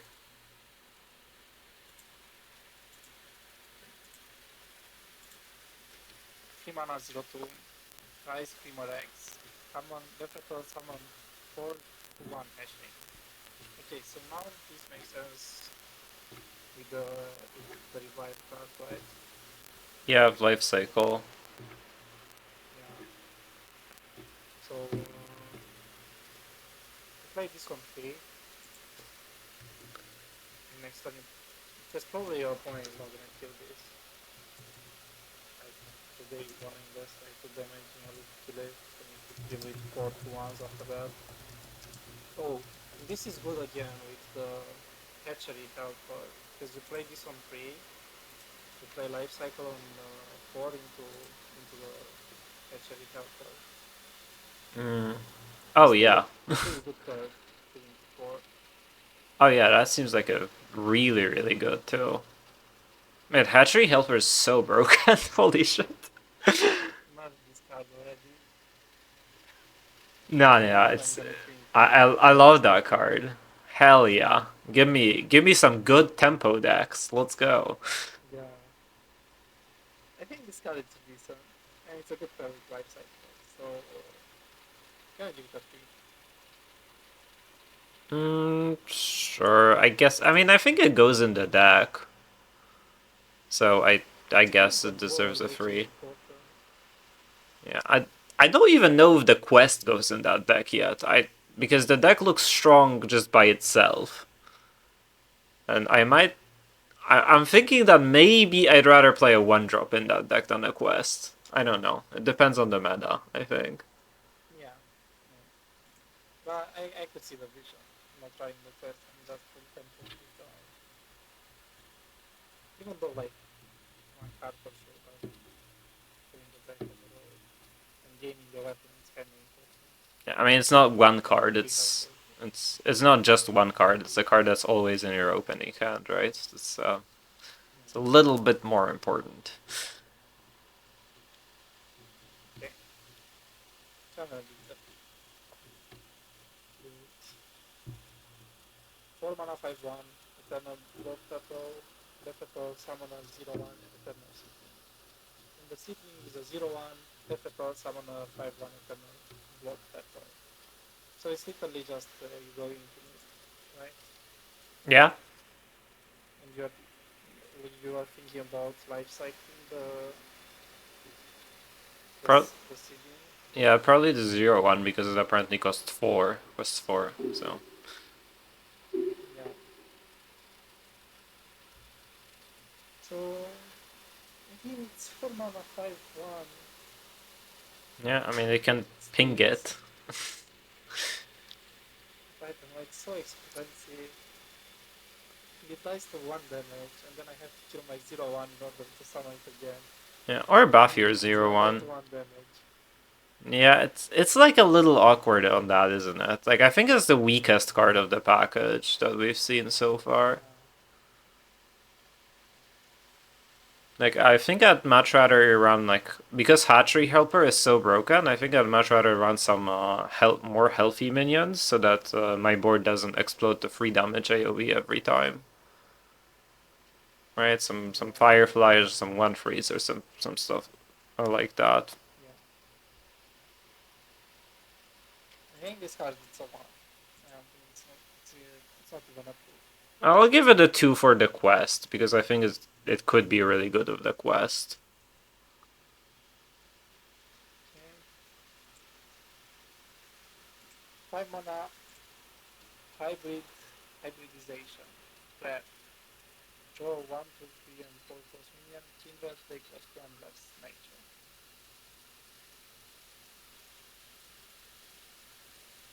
So, What do I wanna run as 1, 2, and 3, and 4? well, Imbued Druid runs a 1, a 2, and 3, a 3 and a 4 already. It's a 5 mana spell for Imbued. It does say nature I though, can see it. and just Yeah, I 4. could see it being played in the deck. Maybe Discover it should be backup. I mean, I think you just put it in that deck. I don't know if you put 2 of it, but I mean, I think it just goes in Imbued Druid. It might go in the quest deck / like aggro Druid because it does draw Hatchery Helper. You can probably figure out some 1, 2, and 4 because you like If you're trying to summon a bunch of minions in your deck, you should probably run a bunch of minions. I think it depends on how slow the meta is gonna be, right? Yeah, So I don't think because it's never gonna be that slow that you're forced to play with these expensive cards.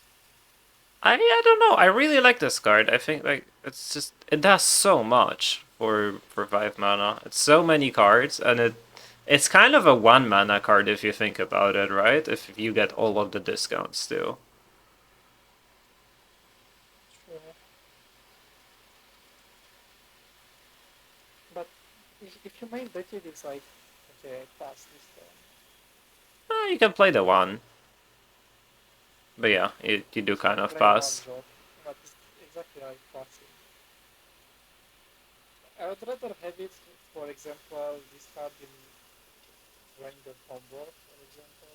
I mean, imagine if you'd like assume you play it in Imbue Druid and you trail mix into it and you just play it on 3 and then you summon infinite stats on 4. Okay, maybe that sounds pretty good if you train mix into it. But wouldn't you rather train mix into rotation? Well, yeah, but you can only run one location.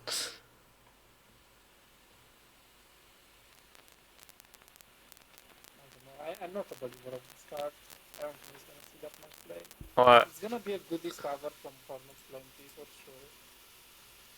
I'm But other than that, I'm not going to do it. yeah, no, I'm giving it a 3. I think this card's really good, and I'm on the border of giving it a 4. Okay.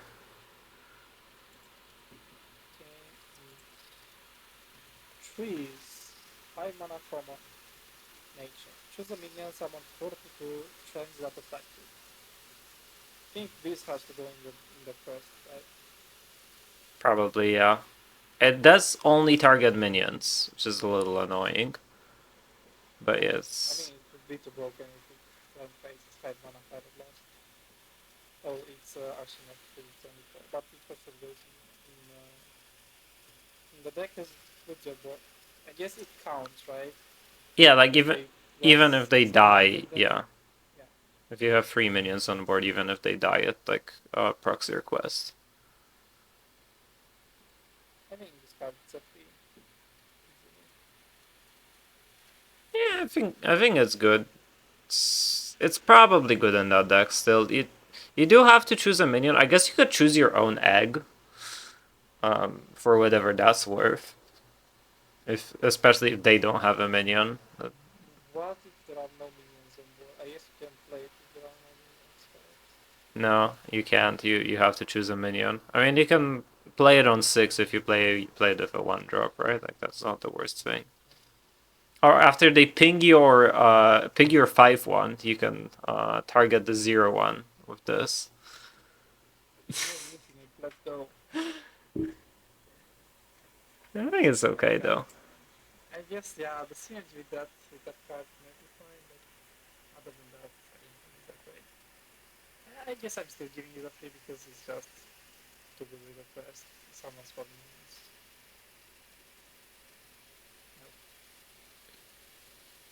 Also, it's nature. It's good in view as well if you discover it. It's a good discovery. Yeah, I don't like giving cards stars for being good discovers, right? I mean, maybe it's like good enough to even run an imbue, right? But I don't know. Maybe not. Like kind of weak. It's expensive. Yeah, maybe it's more like a two then. Okay, let's move on. Block the Living Legend. Butterfly your minions cost 5 this game. What do you think about this legendary? Do you like it? I don't know what to think. It's probably like it could be good with some minions that they get discounted, but that's cost 7, so like making a board of giants on turn 7 is not exactly ideal. And Druid's not very good at ramping these days. And it obviously doesn't go in that quest deck that we keep on talking about, and I don't really know what does it go into. We play hear me out. To play Ultra Gigazor, you use that. I mean, Ultra Gigazor is a 4. Yeah. So we discount it. Then you pay 5 mana, 14, 28. That's Yeah, sure. I'm thinking like maybe carrier with it, like Protos cards. But I mean, Druid Protos cards are kind of shit. It's the only issue. I mean, there's like Zilliax, but I don't really see the support right now for this. I guess there is Synergis as well. Yeah, that's cost 10.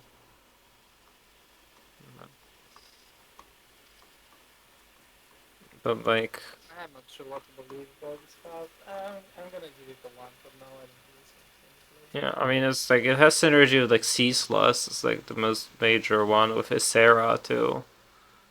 Like, yeah, Yeah, I'm not feeling it really. but I don't know. You still pay 7 mana and you ramp so far like it's only new cards. Yeah, I'm not seeing it. I don't believe in this. Okay, I'm gonna give it a 1. And let's go back to the quest. Okay. So I think the quest it's a solid 3. Yes. I mean, I don't know if you run the quest in the deck. It's like the aggro like Hatchery Helper is an absolutely busted card, right? But does does this go in the Hatchery Helper deck?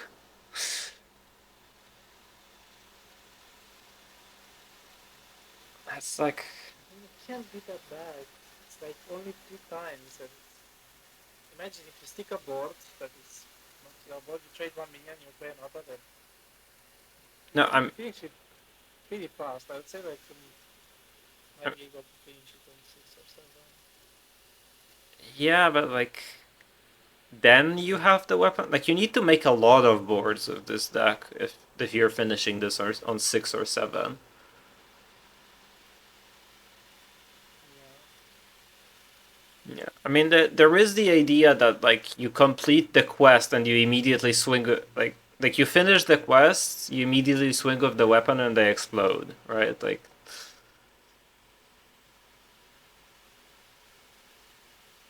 Yeah, so that should happen like every time. probably. I mean, unless you're playing all of the cards on the final one from hand, which is probably what your opponent is making you do realistically, right? It's like I don't really know what to think. It's like one of these cards where like it's like this deck really likes playing a one drop, right? Wait a moment. Do locations count as filling up your board? Yes. Yes. Yes. Also the starship token counts, like anything that's on your board counts. Okay, so you can run, for example. So we run Amir Vasil for sure. Yeah. I mean if Dollhouse costed 1 we would run that, but it costs 2 now. But So I still think you can run Dollhouse. it's so expensive for 2. And you're not gonna have things that benefit from spell damage because you're like kind of a token deck. Granted, Woodland Wonders into Hatchery Helper is kind of silly. You, you know what deck was good at filling boards? Actually, I could see this deck in that one. Starship Druid? Yeah, Starship Druid. Yeah, you could play that. I mean, Shatari Cloakfield is great in that deck and or in the quest. You can play it with the spell damage package, right? I don't really know what you mean by spell damage package because like you don't actually want any spells that go haste, right?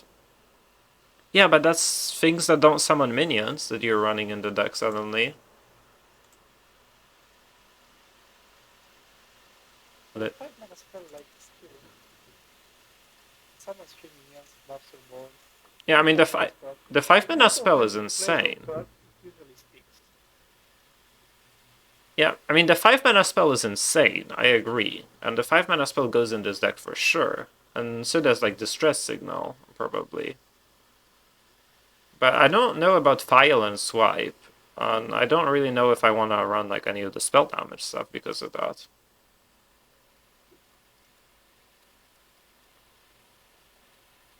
Right? It's like there are a couple of these arcane spells that are really good cards, like, and I want to run Shatari Cloakfield because there's like a million spells in that deck, so discounting them by one is nice. I don't know if I want to run the free mana card. Like maybe that goes in there still. Run the mana card either. But yeah, the one cost seems cool. Yeah, I mean the free mana card is like alright. In Starship Druid, like in hybrid version of the deck. I mean there is like a deck there. It's just I don't exactly know what it is. I don't know. I mean I'll give it a free and yeah, I guess I'll give it a 3 because I have pretty high hopes for this one. Okay, I'll give it a 3 as well. No, Muted Seal and 2 guys that copy locations. Yeah, what if you don't draw a Muted Seal? Alright, let me grab some water and then we can talk about the Hunter quest. Be back in a moment.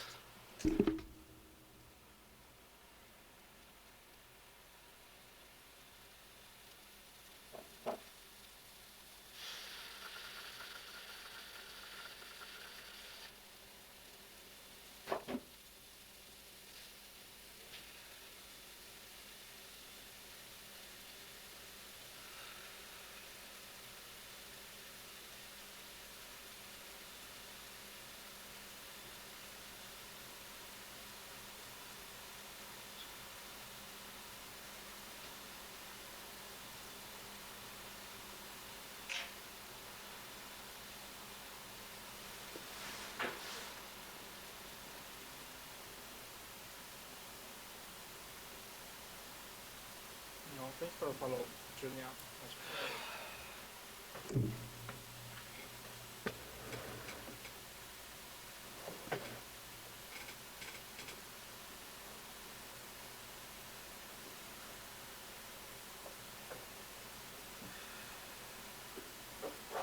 Okay guys, so what do you think about the new expansion so far?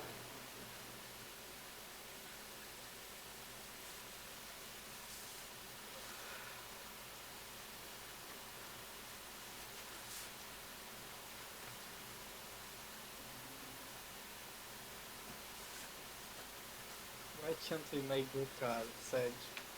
Kinda mad, they'll have to buff some cards.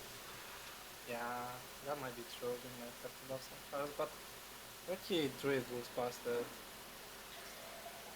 Where is the expansion? I wish they didn't make quests more broken, to be fair. 5 stars all over the place. Yeah. Alright, I am almost back. Right now I can hear you. I'm back. Yeah, I was looking to chat. Alright, let's talk about the Hunter quest, I guess. Yeah. The food chain, which is a 1 mana quest. Play a 1, 3, 5, and 7 attack beast, and the reward is Shock, the Jungle Tyrant. Why does it say Shock on the card, not Shock Jungle Tyrant? Doesn't it say like the full name on the other quests? It's kind of weird. Let me check. It's fine. I think like on a warrior, the warrior guy has a title, right? Yeah, the other one says like the full name. I guess it just wasn't enough space on the card. I don't know, it's odd.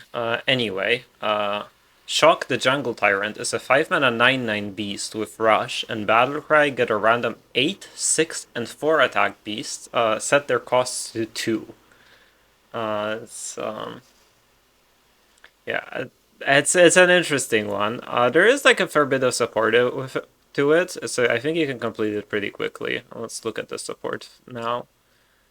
So 1 mana spell Odd Map. Discover an odd attack beast. If you play it this turn, also pick one of the others. Yeah, so this basically has to have the same rating as the quest because you play it only with the quest pretty much. But this is pretty good with the quest because that's half your quest. Yeah. I mean, not necessarily, because you could roll only the attack first beast, right? Not only one attack first beast. Yeah, you could also roll an unplayable 7 attack beast that costs like 10. Yeah. I don't even know if they're any. But probably it's very unlikely as well to use. Yeah. I mean, I think this card is good if the quest is good, and I think the quest, like, I want to believe in the quest. I don't know if I do, but I want to. So I'm going to give this card a free because it's, like, a huge enabler for the quest. I'm gonna give it up to because I don't really like this quest. I feel like it's weak. Yeah. So, We'll see the other cards and maybe eventually. 2 mana, I'm gonna give it up. 2 mana Serrated Beast Spike. Deal 3 damage to a minion. The next beast you play this turn costs 2 less. You could also call it Cower in Fear, which is what they've named it. That it is basically what. It's kind of like Bone Spike that Rogue used to have, as long as you have beasts in the deck. Would you ever made like this one? I mean, as long as you have this card is nuts if you have beasts in the deck, right? Like if you have a 2 or more cost beast in hand, this card just is silly. I mean, like Serrated Bone Spike, which was deal 3 damage to a minion if it kills it, your next card costs 2 less for Rogue. That card was a staple for 2 years in Rogue. Yeah, but Spike, it's like you can use it with prep. Like Rogue, it's entirely different story. For now, it's just dealing 3 damage to minion for 0 mana. That's the whole point, right? Yeah, I think that's pretty good. 0 mana, deal 3 damage to minion. Yeah, that sounds like a really good card to me.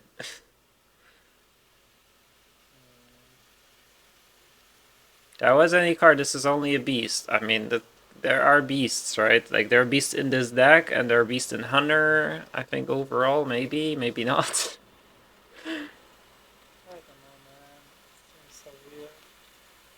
I'm gonna give it a 1. I'm gonna be happy with it. I don't like it. Well, I like the quest, so I'm gonna give it a free. I'm gonna continue giving the quest support a free. There's Dino Sitter, 2 mana 2 free. At the end of your turn, reduce the cost of a random beast in your hand by 1. Alright, hear me out. Because this is, I know this card looks completely shit on its own, but this is a part of the combo. I like it. You like it? What? It's somehow like if it sticks, it's pretty decent, right? What if it doesn't? It's not a 1 for, it's a 2 free. That's unlucky then. This is a part of the combo, okay? So, let me...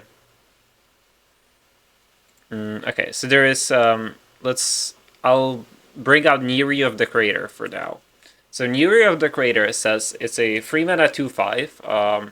Whenever you play a 1-cost minion, double its stats. Whenever you cast a 1-cost spell, cast it twice.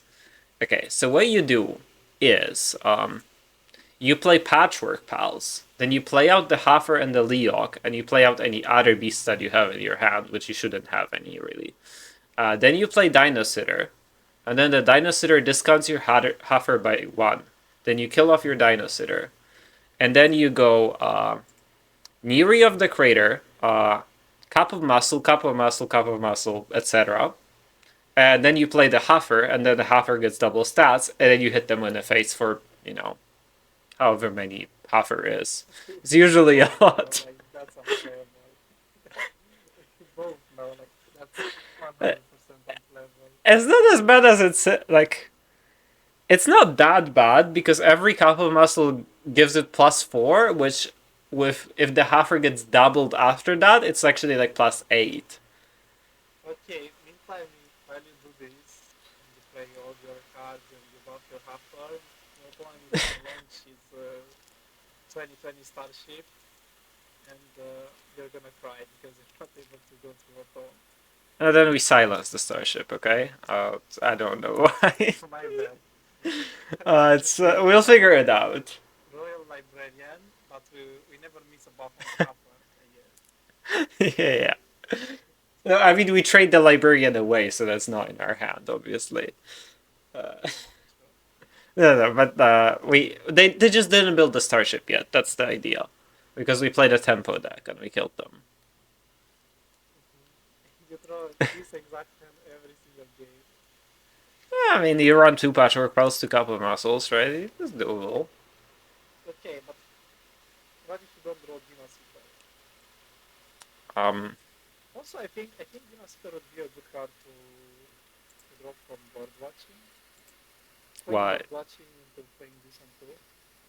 Okay. What if I Stakes, right? wait? What beasts are you running in your deck if you don't run the quest though? I don't know.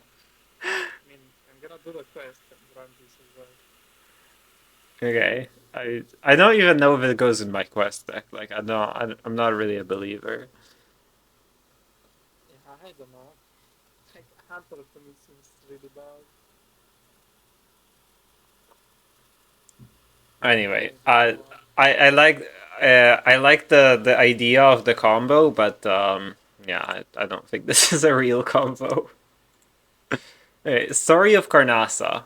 2 mana. Shuffle 10 1 cost free to raptors into your deck with Battlecry, draw a card. It's stuff. It's like a bunch of stats. It keeps your opponent busy. I don't Yeah, know. I like this one. It's a powerful effect for sure. I mean, we used to have to run 7 1 drops to get this, or have to play 7 1 drops to get this effect. Alright, but yeah, and obviously it has synergy with bird watching because it makes all of your raptors a lot bigger. And also with some new card that we'll see a little later. Yeah, I like this one. I'm gonna give it Yeah, I think this is Swarmy. It's a little slow, is the only issue, but I think it's fine. It's just throw stats at the board. I don't really. also, like this works very well with Sanctuary, for example. Yep. So I mean, like playing it with Discover Hunter. I mean, you could put it in Discover Hunter. Discover Hunter has a little bit of issues with having their board constantly being full. Yeah, but this is like really good tempo, especially if you so play you play Coin, Fire Sanctuary, Nayal, for example. Okay. Play this one. It sounds like we already won the game, but keep going. Yeah, we played this one. We then discover or maybe before that we discover about watching and Roy on 3. And then on 4 we go Scout, bird watching, and we play 3 of these guys. 4. Selected. Alright, I mean, it's kind of 4 fine, 5 but things on turn 4, like, that's a lot of stats. well, there's a lot of stats. I don't know. That's how it's gonna go. Like, we've played Nayel on 2, so I don't know. I have some questions about this. I don't know. It is a strong card to me. Like it does a lot of things that are kind of powerful with flooding the board. So I like the card and I'm willing to give it a 3. Also, it doesn't help the quest in a way, because if you buff it with bird watching, you for sure get a 3 and a 5. Yeah, it does help out with the quest. I don't really know if that's what you would run in the quest because like I think the quest wants to be completed a little faster than this. But it is also an option. The I think Lin I like it, I'm gonna give it 3 as well. Alright. Grazing Stedagon, a 3 mana 0/5 beast. At the end of your turn, gain +1 attack even while in hand or deck. You know, something that breaks my heart about this card is if you play it on free, it does not work with the quest. Because it's a 2/5 when you play it, and then it gains +1 attack at the end of your turn. So it technically is a free 5, but it's a free 5 that doesn't work with your quest. Yeah. Kinda sucks. Yeah, so that's a little sad. It's a free 5 for free. It's technically overstated, and it does get bigger as the game progresses, but I don't really know how excited I am. It's just stats. I think I'm gonna give it a 1.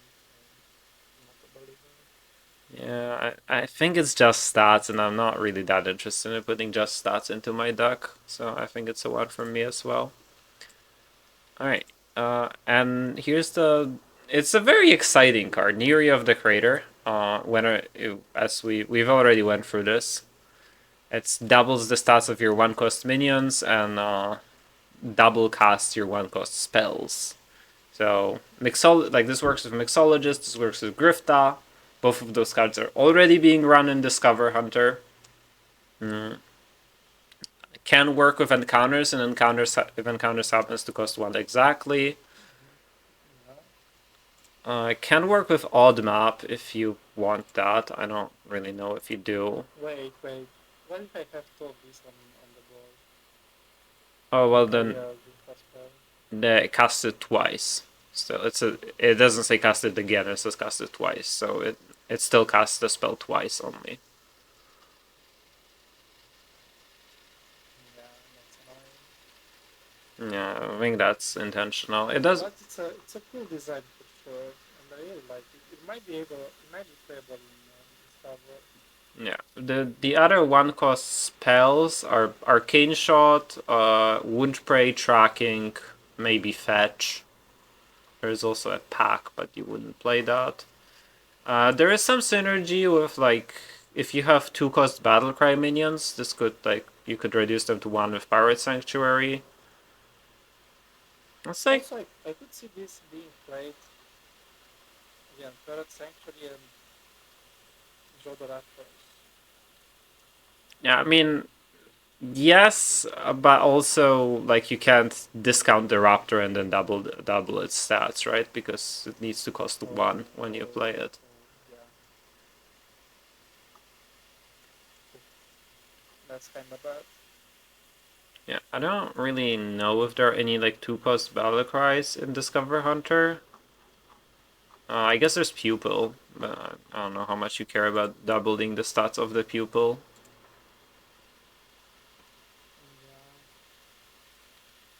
Yeah. Oh, it could go with... you could play a Rec... Stats of the Scout. Sure. You could play a Rekfam Ziliax, like a 2/6 that 2/6 cheap double attack, I think is, and that could cost 1. So you could make a 4/12 with double attack on like a full board of encounters. That is kind of aggressive. Yeah. I think I like this card. Yeah. Or you could even make a 10/14 Ziliax too with the other Ziliax. At first I was not a big believer, but now the more I look at it, the more it makes sense. Yeah, I mean it's just like a Sonya-like effect, right? Like, Yeah.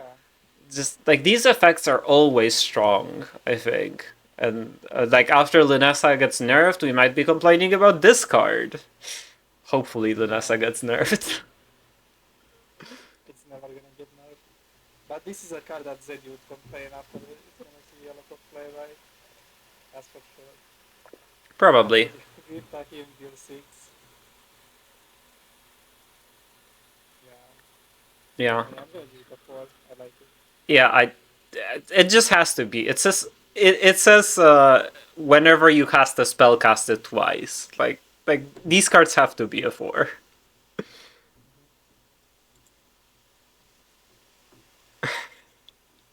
Buddy, you complain more than Zeddy. Not true. Not true. Yeah, the reserves point can make the 3 mana taunt guy be 1 mana too. It's kind of awkward because you kind of have to not have a minion in your hand to reserved spot, and then you have to get this in your hand.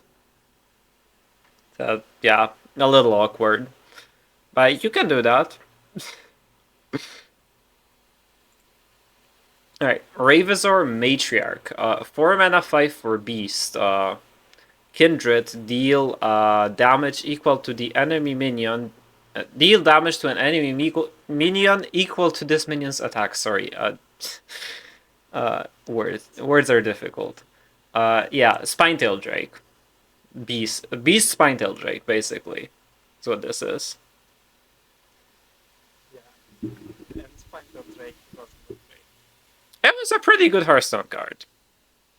Like, yeah, it wasn't. It was decent in Druid because it would have been able to run, so just play it as you want. Yeah, I mean, like, you're playing some minions, like, you have. It does help you with your quest quite a bit. And it's like, this is a powerful effect. It could also deal 7 if you birdwatch it, right? Like, so there's something there if you really want to deal 7. Make this go face, please.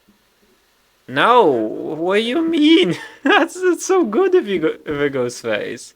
Then you play them like Imbue Hunter. I mean, maybe you play Imbue.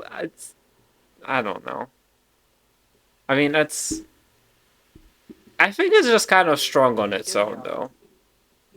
We imbue this card, make it to 30, okay?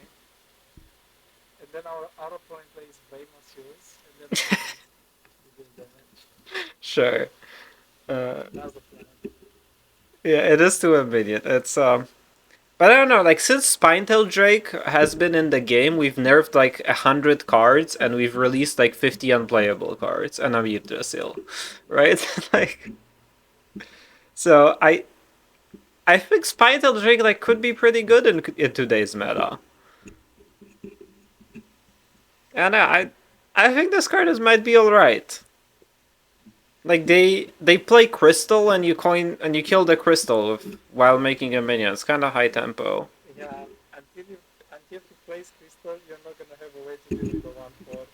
So it's gonna be very boring. So you kill Crystal and then you're gonna have to place another Crystal. No, actually, okay. So they play the 1/4 and then you coin this after you've played the beast, right?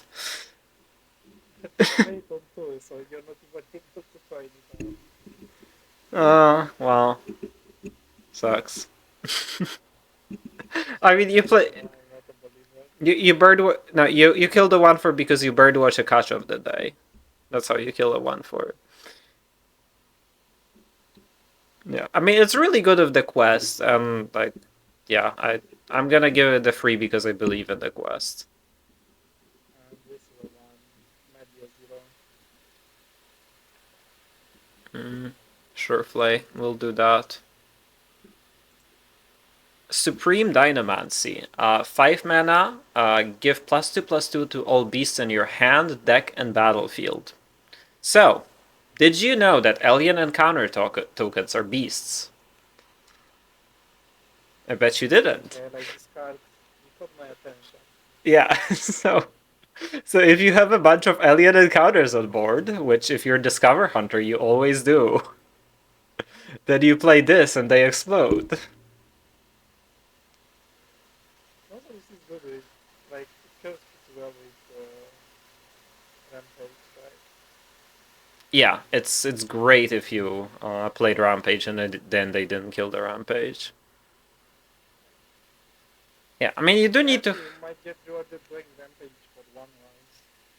Yeah, if they can't kill them, if they're like a rogue, which doesn't have AOE.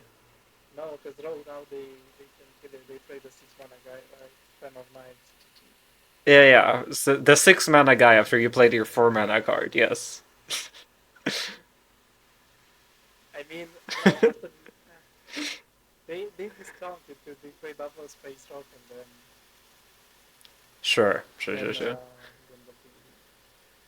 That's the plan. It does work with. It's a 3. Yeah, it does work with story. It could be a 0, but it could be a 4 as well. I think you can play like some tempo-oriented, like more tempo-oriented Discover Hunter, and you just throw this in and you throw Rampage in. Yeah. And it has some potential, and I don't think this goes really in the quest deck. I think that's like a little too slow. But yeah, Discover Hunter with the 2 mana spell that suffers 10 dinosaurs. Yeah, Nice. it's probably just a one-off in that deck, but it's a powerful one. I mean, it's a Beast Bloodlust, right? Beastlust, Yeah. or whatever you want to call it. This last. A bit weaker, but it uses long stats, so maybe this. I like it. Yeah, give it a 3. Terrorwing Ravager, 6 mana, 7/5 Beast Rush, and Kindred. This costs 2 less. Yeah, so it's a 4 mana 7/5 with Rush essentially, because the Kindred's. This is really good for quest. I mean, you have to play. Yeah, you play it on the quest, you don't play it anywhere else. Right, like it's just that clear. So. I'm gonna give the 3 for the quest. It really helps out. Yeah, I mean, it gets the same rating for me as the quest, and I've given all of the quest cards a free. So you might actually be able to play the quest on 4 and play the card on 5. Yes, so that you can do. You can even do that on the play. So you go quest on 1, then like Scarab plus Catch of the Day on 2. Then you play on 3. You play Bird Watching. Then you Bird Watch a Catch of the Day, and you play the second catch, and that's your 5. And then you play this on 4, and there you go, quest done. Yeah.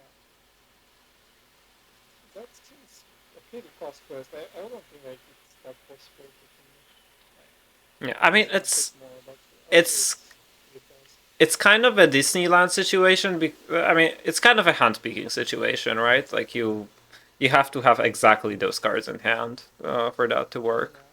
More realistically, it's gonna be active on 6, maybe even on 7. That's still pretty good.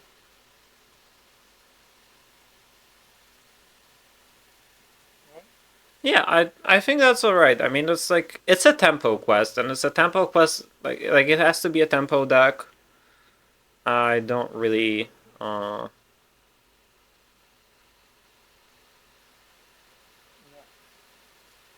Okay. Yeah. Yeah, it's like it's quite solid. I like it. All right, and that completes the hunter. I think we have to review the quest, and I'm gonna. All do right. it as well. Yeah. I will be giving the quest a free as well, because I've given every quest support a card a free. So yeah, there's the quest. You convinced me with the quest. I think it's gonna be a decent time. Yeah, But I'm more excited about the Discover Hunter and the Raptors. Okay, let's go to the mage. yeah, you get the fun one. Come on. Oh yeah. The Forbidden Sequence. Quest. Discover 8 cards, reward for origin star. And you have the origin star.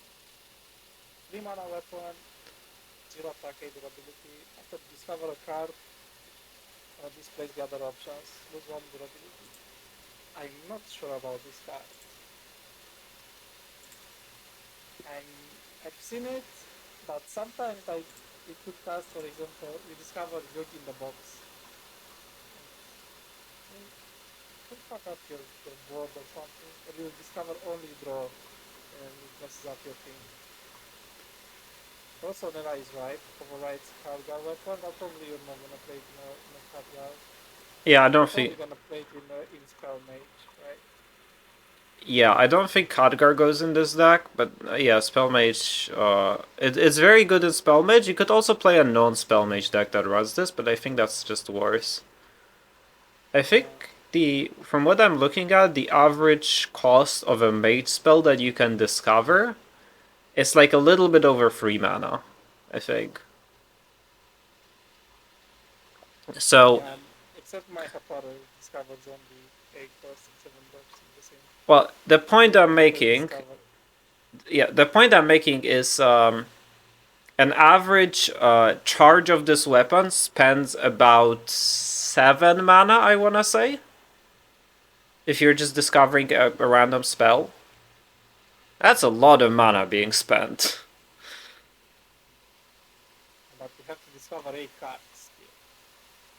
Yeah, alright, well, let's Let's look, see. look at some cards. Yeah. 1 mana, 1/1. Scrappy Scavenger, common. Battle cry, discover a card with cost equal to your remaining mana crystals. This is like the in view protocol. Right?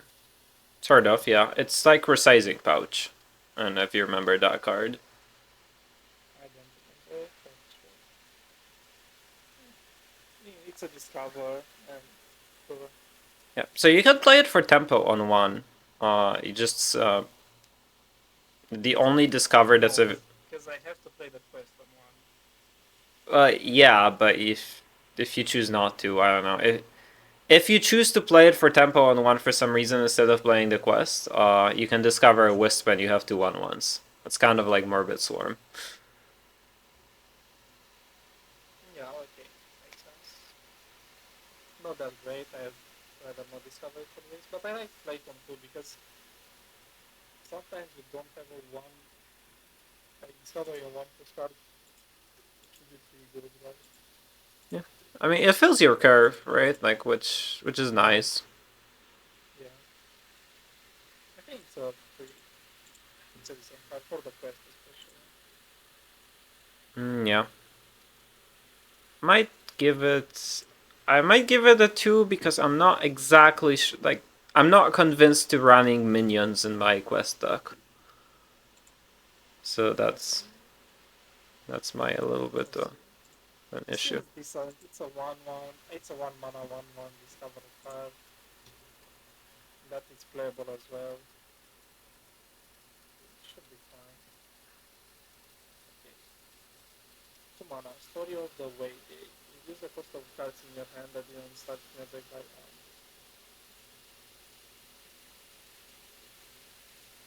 I'm not sure what to think about this card.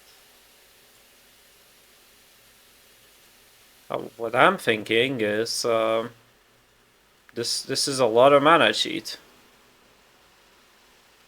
This, if you're playing like the quest deck, then you probably discovered a bunch of cards and then you play this and they all get cheaper. Yeah.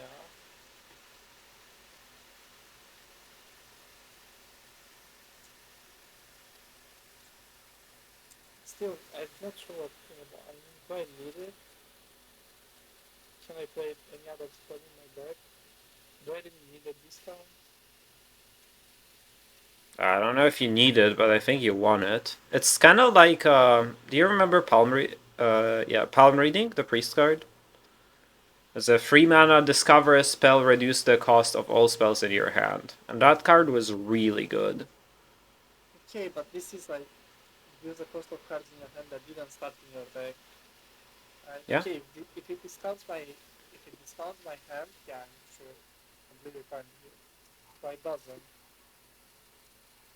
I mean, if you play... It's only the cards that I need to discover a lot of cards in order to think there is a list. And when I discover a card, sometimes I wanna play it. I don't keep it in my hand. Yeah, I mean, I get that, but I also want to just...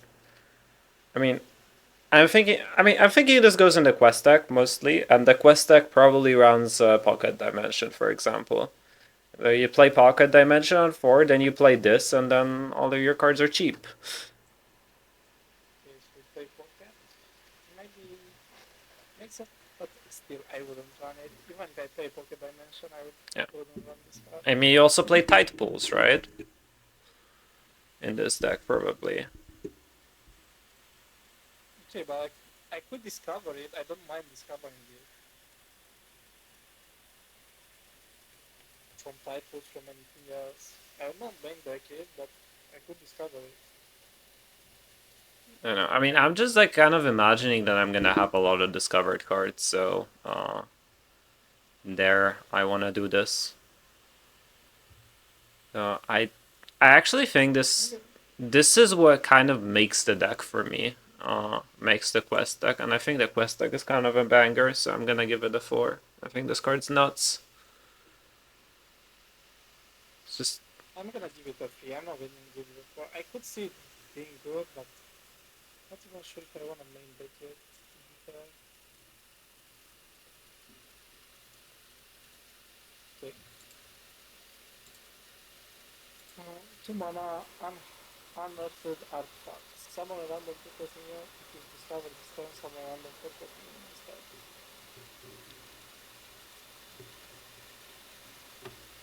it's nutty if you glyph. I mean, it's nutty if you glyph on 2 and you see this. Just click it and you have a 4-drop. Yeah. Whether you I'm not main bet yet. Yeah, whether you put it in your deck, that's kind of questionable. I don't really know what the 4-drop pool is like.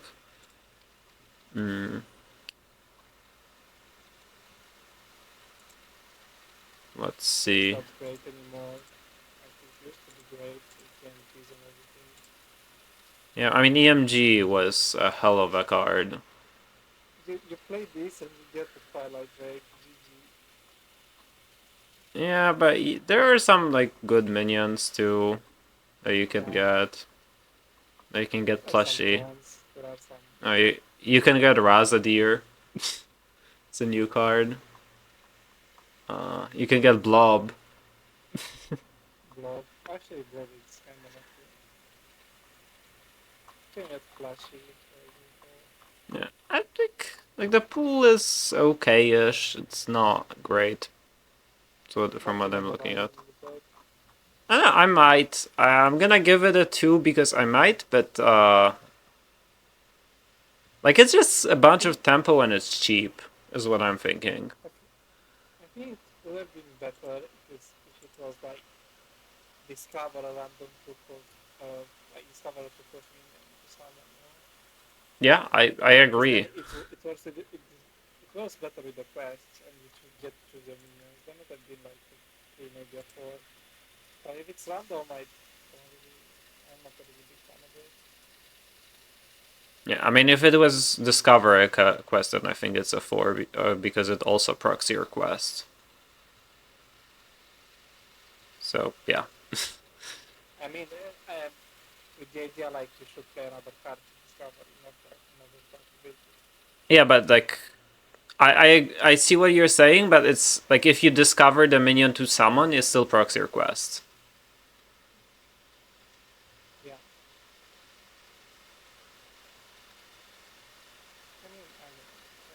I'm gonna give it a 2, but it might be a 1. It's good if you discover it, but it's not that great overall.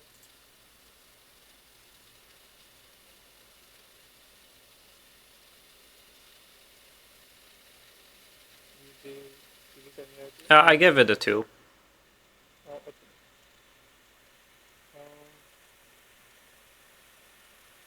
3 mana to 2, Conjure, Bookkeeper. Epic, Death draw spell, Kindred, summon a copy of this. And it's an elemental. Yeah.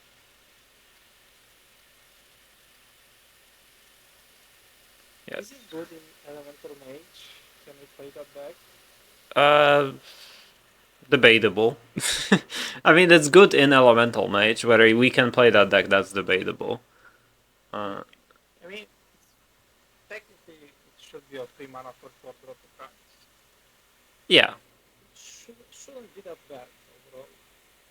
But I don't think like any of the decks that this goes in is just it's not gonna be good. Yeah, probably not.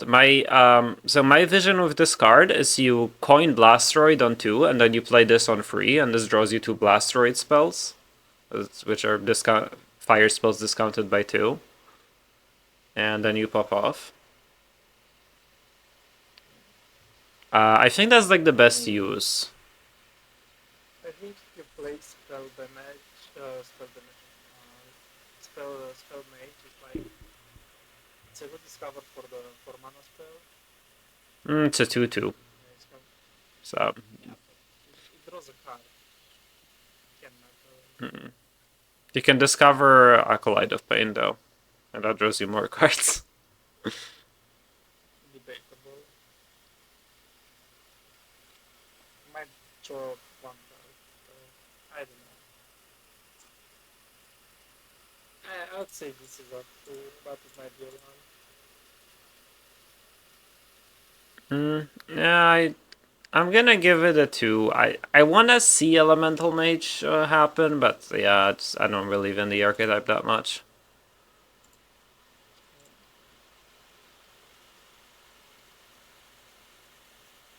3 mana, storage scaffold. Deal with damage to minion for 0 if you discover this card. This card is broken. Yep. It's a 4. Yep. It's like it just kills a minion for 0. Yeah. Like, You get to discover in the same turn. no, I mean you've discovered. Yeah, it's like cause 0 if you've discovered this turn, but like you've discovered this turn because you're a mage. You discover cards all the time. Yeah, this is a 4. Okay. Vote Breaker. After you discover a card, this is caused by 1. Okay, this is good. It's a good redraw for the spell mage, right? Yes, if you roll it off the spell, yeah, it's fine. Yeah. It's not a good standalone card, I'd say. It's like not even that good for the spell mage, honestly, because like you play the card on 4 and then it probably dies and it has accomplished nothing. Yeah, but at least it forces your opponent to kill it. Yeah, I guess. I think it's a 1. I guess you could set up. You could maybe set up like even an OTK with Hataru, where you preload the 6 mana the 5 mana guy that like refreshes mana after you play a Draenei, and you go Hataru 2 of those guys, and on like 8 mana or whatever, and then discover Shala, Tsunami, and the 6 mana spell, and GG. Yeah, I know. yeah, like it happened so many times already. Yeah, I mean, I already know that whenever I get Shala, I get to other Unflammable as well. you could try to do that, right? This could be the finisher for the quest mage deck, right? Like if you run minions in that. I don't know. I think it's a 1. Yeah, I don't know. Maybe there is a fringe application of this, so I'm gonna give it a 2, but I'm not too excited.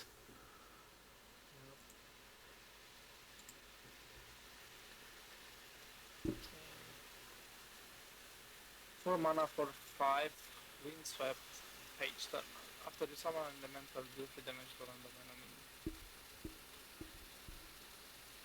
See, now that's a. Does this ever stick? That's you win the game if it does, probably if you're elemental mage. I don't think it ever sticks. I mean, it's a must skill for sure.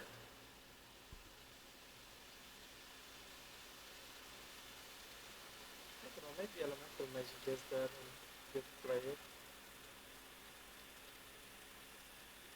I mean, if elemental mage is good, I think it's because of this card, Yeah. and it's. I mean, this card's so good. Like, this card is insane.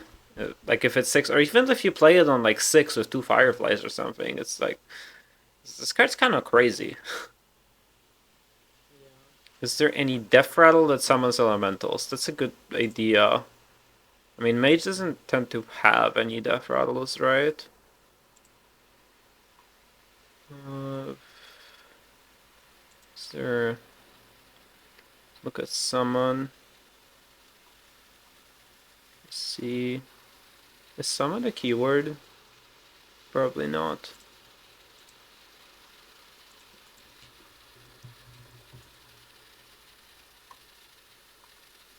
So I guess I'll look at the neutral pool real quick. I mean, the plants, the adapt plants are not elementals, right? I don't think so. No.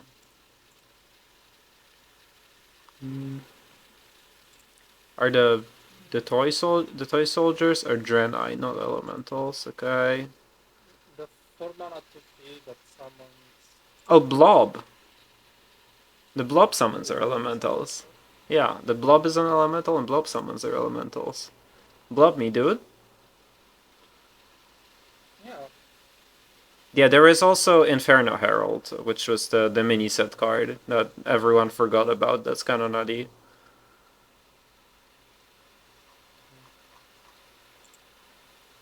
I don't know.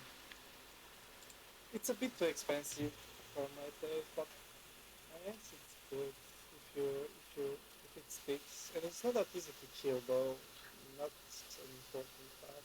Yeah, it's. I mean, if Elemental Mage is a deck, I think it's because of this card. Yeah. Also, like if it was 3/6, for sure it would have been a Yeah. instant card. Yeah, I mean, like they're Why do they give it more attack and less health? just so it's not too busted, I guess. I mean, I think this deck. The boss, I barely think it's playable at 6 health. I think this deck stomps Murloc Murloc Paladin in Diamond 5. This is the Diamond 5 deck. Okay. Yeah. I'm gonna give it a 2. I think it's a free for me. If Elemental Mage is a deck, it's because of this. So it's a free for me.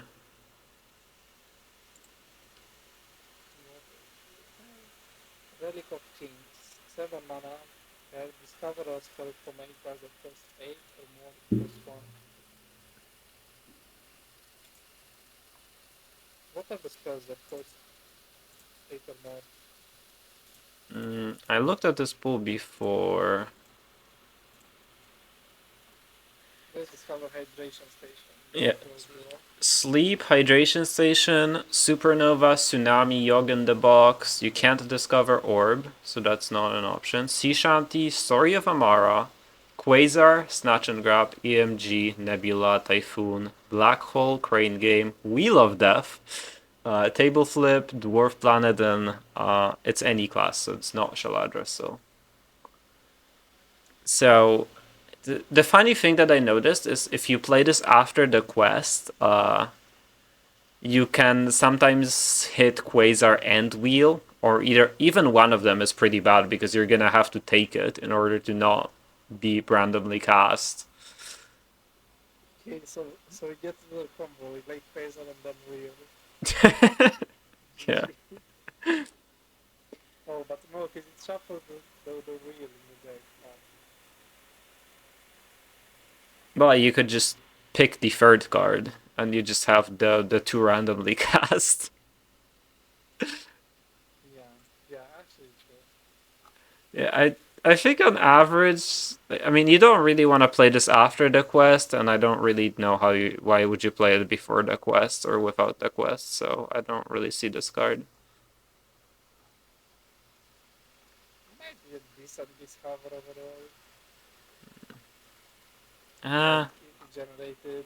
I'd rather see this one than other spells, to be honest. yeah, no. I mean, this is just a one for me. I'm never putting this in a deck. I'm gonna give it a 2. Okay, and now the legendary. I think this legendary is kinda nutty. Alright. 7 mana, 7/7, Titanographer. Also, give a random. Gains a random Titan ability in your hand that changes each turn. Can't be that bad. Have this flexibility. It's not Right. It's not flexible. I mean, It's when touch it does something for you. yeah, but it costs 7. 7 mana, refresh your mana crystals. GG. Yeah, that one's kind of alright. But sometimes it says 7 mana, gain +1 health, gain +5 health, give your healer +5 armor. Hear me out. Because of this card, people are not gonna be able to play Starships anymore. Because you can roll Amantul. What if you don't? So it's so like just because this card exists, some of the people will have to play the deck just to scare the opponents and use them pieces. And yeah. Bro, I already We're done with the ships. bro, I already play Bob for the starships. Or buy one, get one. Yeah. You always discover it. Yeah, I mean Yeah. it's a mage card. We already have 1,000 tools to deal with a starship in mage. Yogg is in the pool, yes. You can steal a minion with Yogg. Or you can mass hysteria. Or you can fill your hand with 1/1 chaotic tendrils if you roll that. I don't know. I feel like. Wait. If you don't open it. Oh, this is bad. Like, you don't open it twisting my bad. No, the ability still works. It just sends like the. Apparently, this minion acts as a portal, so it just like poofs all the minions essentially. If you roll that one. And you can summon 60 to roll, I guess. Yeah, you just can't take the +2 health and taunt because it doesn't make any sense. Is it even an option? No, it's just not there. What about the hunter one? The hunter one is also not in the pool as far as I'm aware.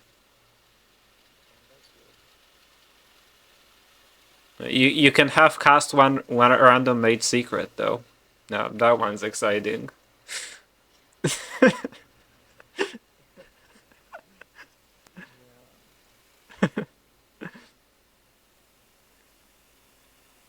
I think literally the best one is just summon to Leonard.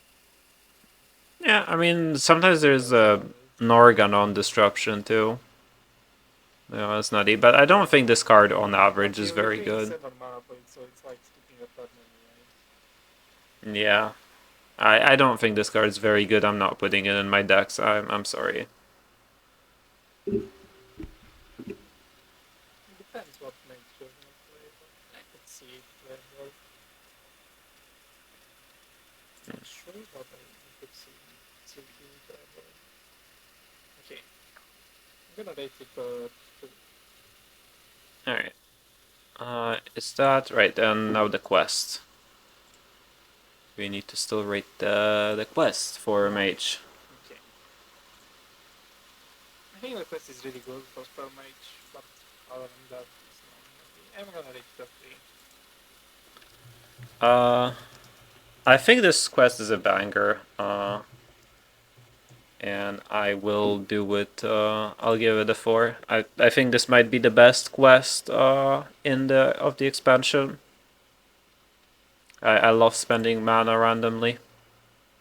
Still spending infinite mana. I mean, I understand it, but do you think this one is the best quest in it? Might be the best quest in it. Oh god. Why do you get the fun classes and I get the shit classes? What the hell?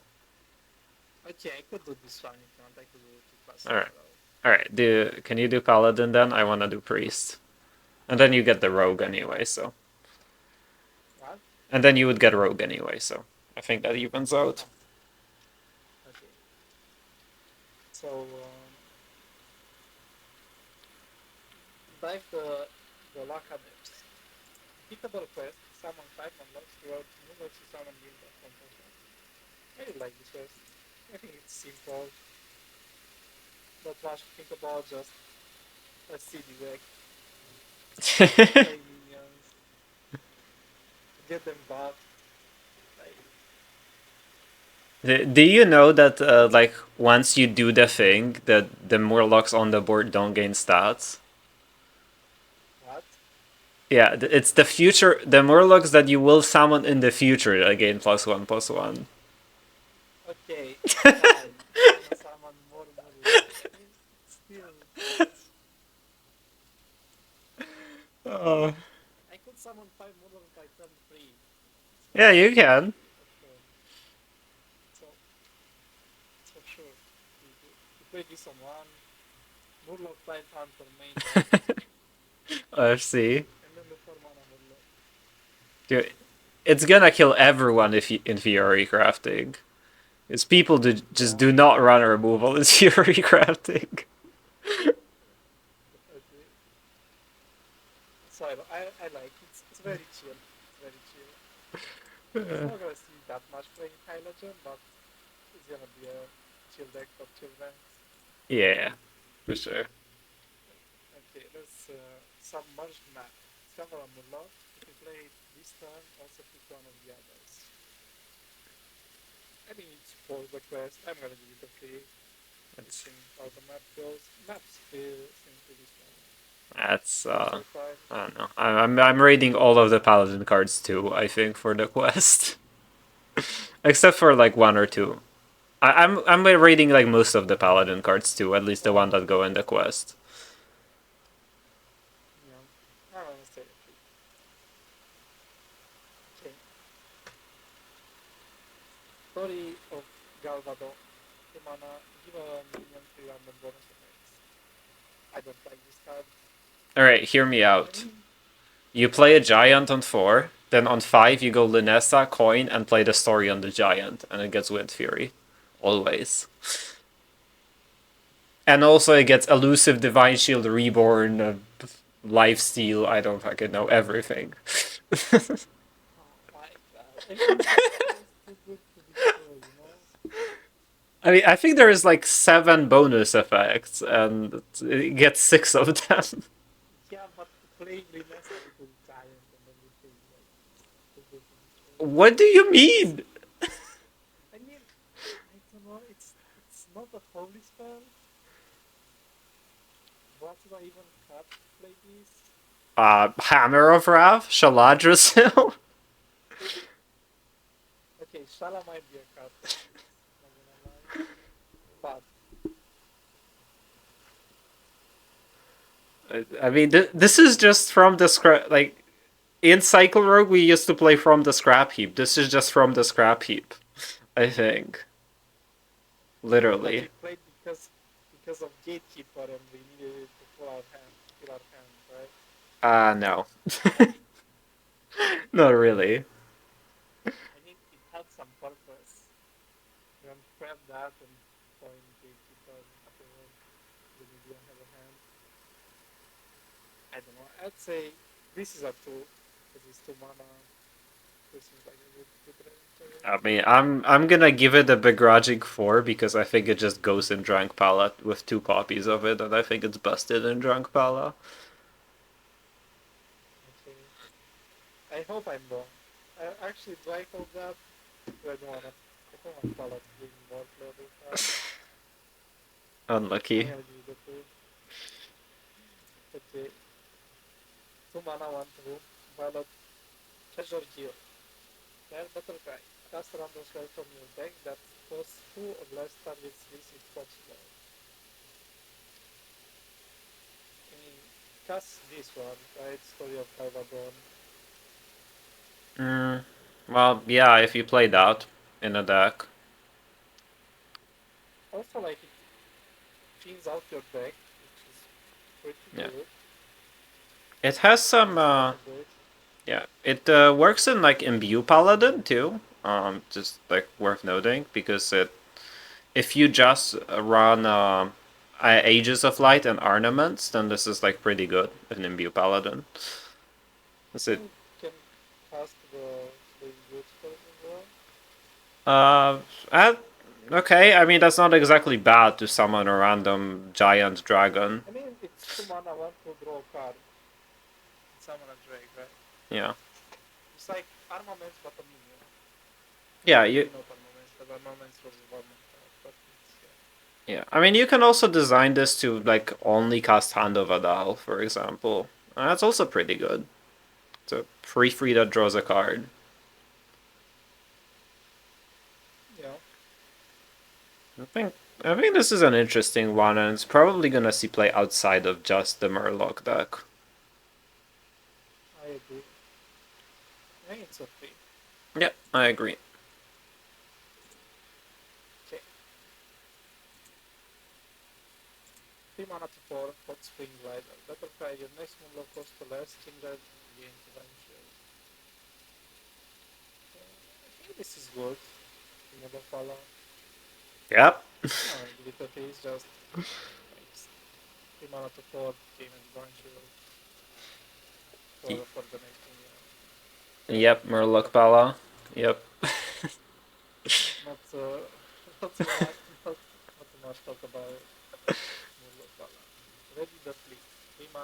Come on. 2+1+2 protect minion and your other minions that share the fight with you. If this is good, if you get to stick abroad, I feel like you get at some point, right? I'm gonna rate it a 2 because might not gonna work, but might be a close for 3. I don't think this is playable. I think the best application for this is you play Lightbot, Lightbot, Lightbot, Lightbot, and then you play this on all your Lightbots. And they're all mechs. But yeah, I don't see this in Murloc Pala. I think this is just kind of weak. Like, play Cold Light Seer instead. It kind of does the same thing. Right, but it's a 2-free.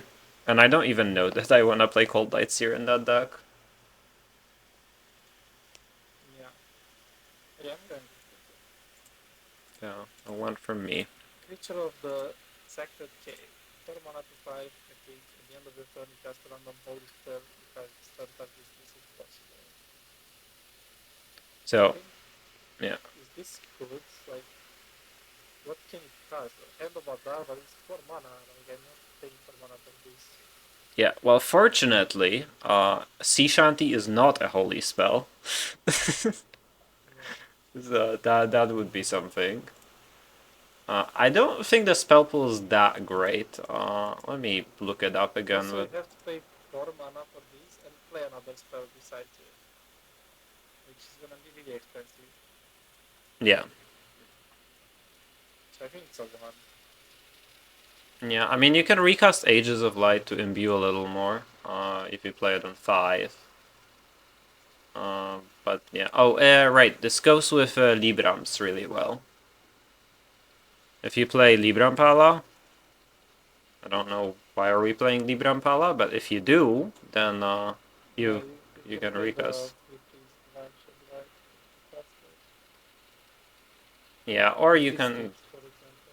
Yeah, or you can just like play it and play a 0 mana Libram of draw minions, or the 0 mana Libram of buff. Yeah, maybe with Libra might be good, but I'm still giving it around. Yeah, I don't believe in Libram Paladin either. Okay. Ego of the Trash Field. 4 mana to 7. While this is alive, you get a 2 for this spell that gives a minion plus the plus 2 and Divine Shield. And the 2 mana for this spell, it's called the Trash Field. The minion plus the plus 2 and Divine Shield. This stays in your hand while Ego is alive. Why would I want this? I have Linessa. I do same thing. I mean, this works with Lunessa, right? Yeah, but like I can play a brew and the hand of Adar something or something. Don't have to pay 4 mana for this guy. Yeah, I mean, This but is good that the spell is holy. you could. What you could do is you could play Metal Detector on 3, then you play this guy on 4. He probably sticks because he has 7 freaking health, and then you go Lunessa, coin, Cold Death freshly the million times they exploded. Yeah, but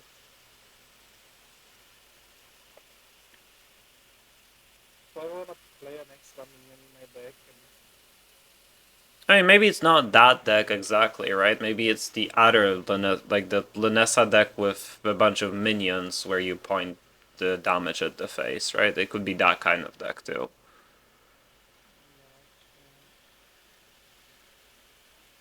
I don't know. I mean, I I'm don't. gonna say a 2 because it has decent stats, but I Uh, don't see it working like ever.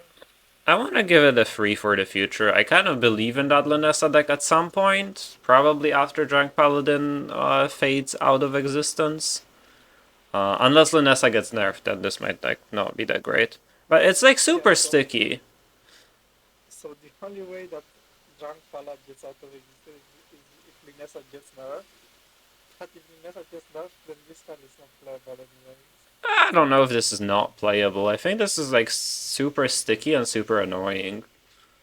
Right? It's a 2/7. Like how do you kill a 2/7 on 4 mana? Could be. Womp womp, I guess. Sure. I think Rogue has a lot of removal for this guy. All that, and you have a weapon equipped. And That doesn't even you kill just it. have a. I mean, you you backstab and. Oh, I guess, yeah. Sure. Yeah, it's like most classes don't really deal with this particularly efficiently. I mean, this is a nice card. You know, I'm giving it a free. I want this card to be decent. Okay. Time Trash Riders Classic. Give up any minion plus one plus four or summon random five for both minion. This is trash. One.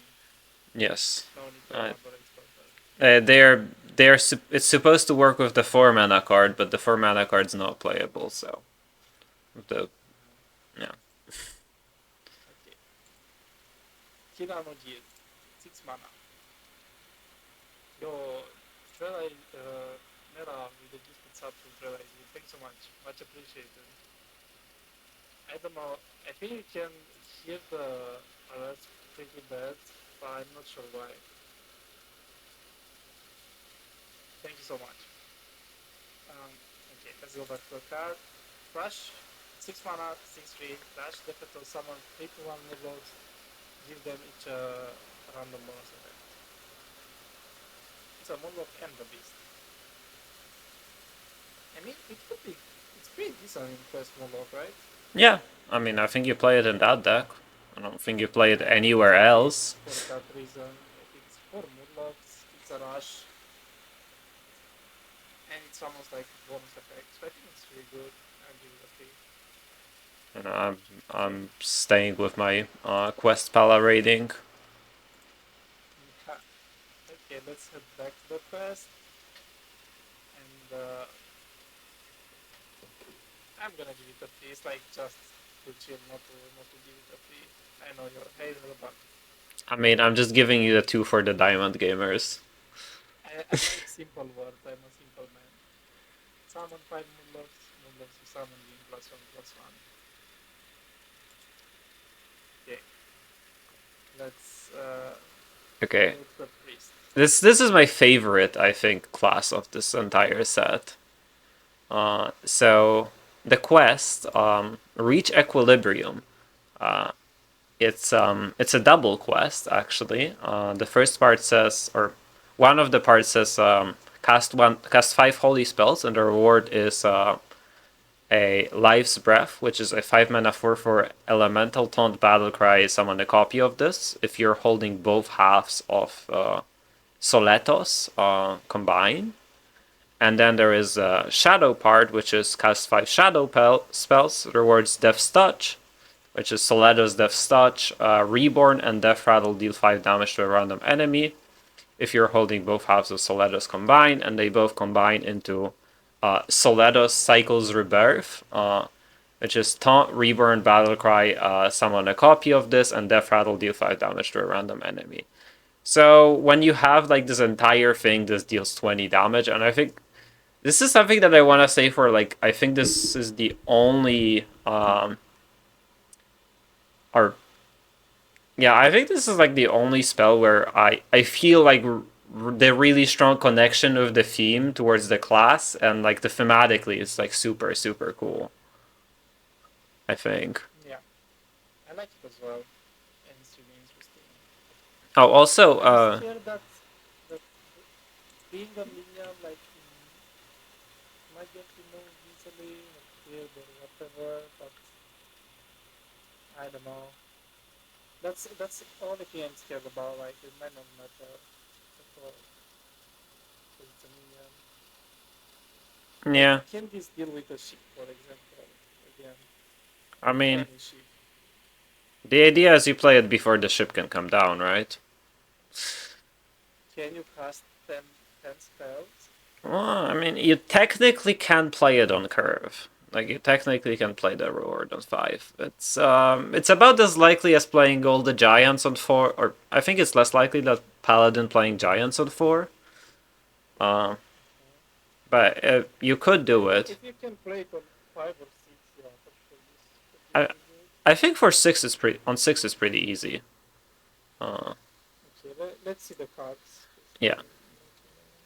Okay, so we have this 1-drop, Glade Ecologist. Death Rattle, get a 1-cost holy spell that gives a minion +2 or -2 health, and the spell is Purifying Vines. Choose a minion. If it's friendly, give it +2 health. If it's an enemy, give it -2 health. I mean, this is quest support, mostly. It's a minion that... Yeah, it's a minion that is a holy spell. If you compare this to Ages of Light, it's kind of looking stupid, but, you know, don't worry about that part. I'm gonna give it a 3 and don't worry about comparing it to Ages of Light. Agreed, I'm gonna give it And it's like, to me, like, this quest plays very similar to me to Drunk Paladin to an extent. And it kind of feels like he may be a little worse of a Drunk Paladin. Yeah. I Deck. agree with that. Alright, we have Archaeos, which is a 3-mana 1/6 beast. Whenever another friendly minion attacks, set its health equal to this minion's health. So you can just, like, if you have some minions and you just play it and the minions attack, then you set all of their health to 6. That is very sticky. That is so incredibly annoying. This is kind of like High Priest Amet from, I don't remember what expansion that was. From years ago, and that card was completely super busted. If you play it on 3 alone, I mean, it for sure goes in Agro Priest, right? Yeah, I mean, it even has a beast tag, right? Like, Yeah. Okay, because it has a beast tag, it might be good with Chug and everything. So I'm gonna give it a 3, might be a 4. yeah, I'll give it a 3 as well, because I don't really see how it, like, defines an archetype, but if I remember anything about High Priest Amet, that card ended games when it went down on curve. So this card might, like imagine if you have the 3/3 Draenei, or like, imagine if you're playing Aggro Priest and you just have 2 minions on board, right? And then you play this. They exploded, right? Like, the game's over. Unless you're a DK, maybe. Even as a DK, like, you're gonna have such a hard time removing any of it. Just generate corpses and kill explosion, or you fire poison. Yeah, Loki, maybe it's a 4. Now that I think about it, Jesus, this card's so stupid. Yeah, okay, it's a 4. Yeah, I'm gonna leave it at 3. It's ends games, man. Twilight Mender. 3 mana 3/4.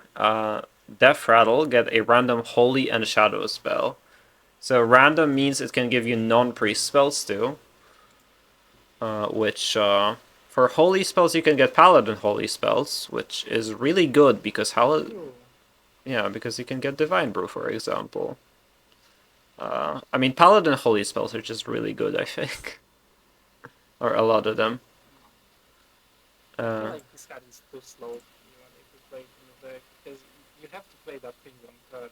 I don't think you get to play it on turn 9 or 10. Yeah, I agree. This might make you the deck too slow. Then you have to run like all the spells. Yeah, also shadow spells that you can get of it are kind of asked, now that I'm looking at the pool. Yeah. So you can get, like, I think so. 1. yeah, I don't see this card in the deck.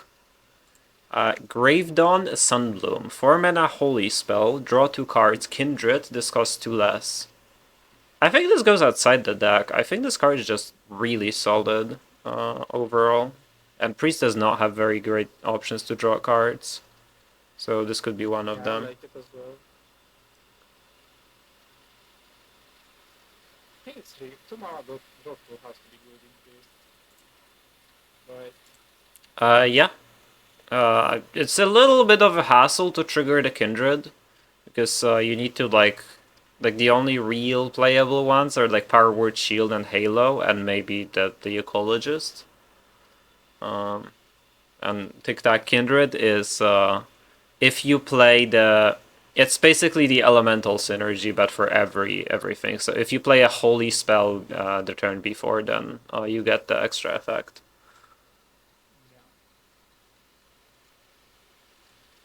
mean, I think eventually top two. I think this is a free. Too expensive, but even at two to drop two, you know what I think about. Yeah, I mean, it's like if you play like one drop Halo on the one, then you play this on two. I think you're like even okay with it. I don't know. I mean, Priest doesn't have good card draw. This fills the gap.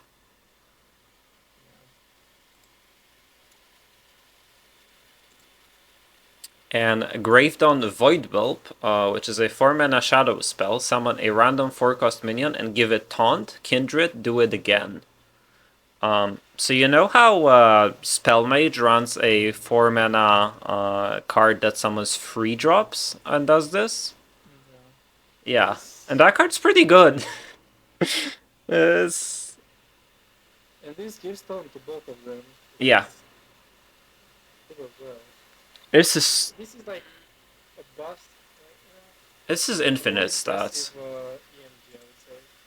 Yeah, I would agree with that.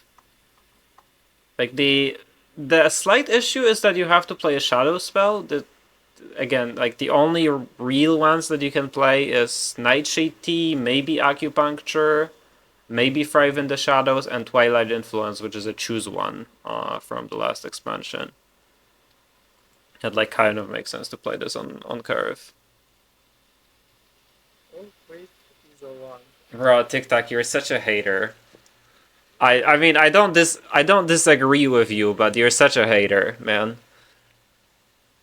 Bro, you didn't play the game to see the state like we're in right now. So this card might actually be good in Sakuran meta. I'm gonna give it a 3 because I wanna summon some random 4-drops on curve. And it's so many stats.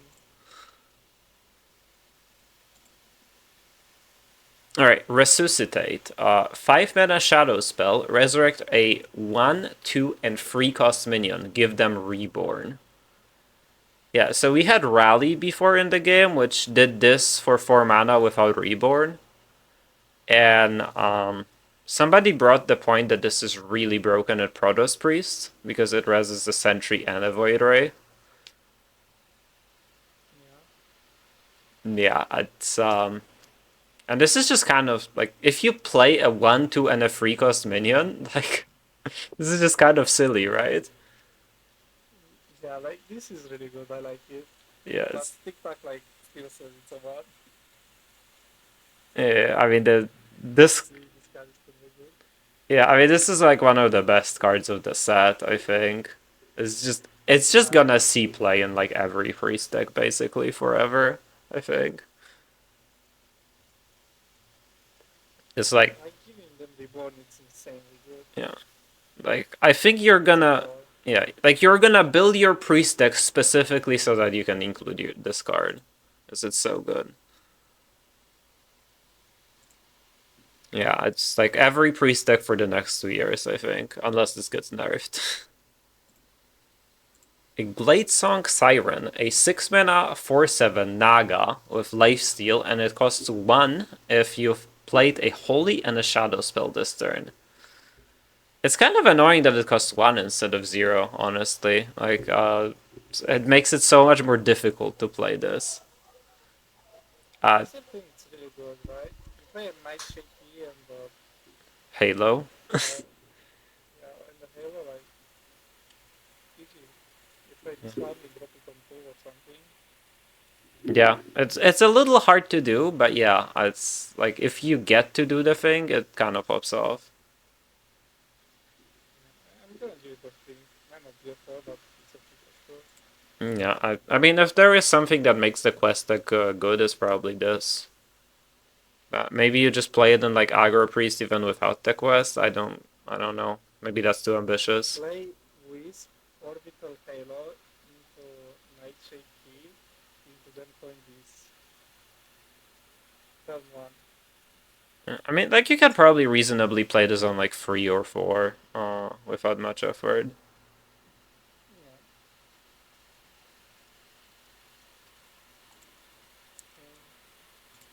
Alright, this one is a banger. Wilted Shadow, 7-mana 7/7 elemental, lifesteal.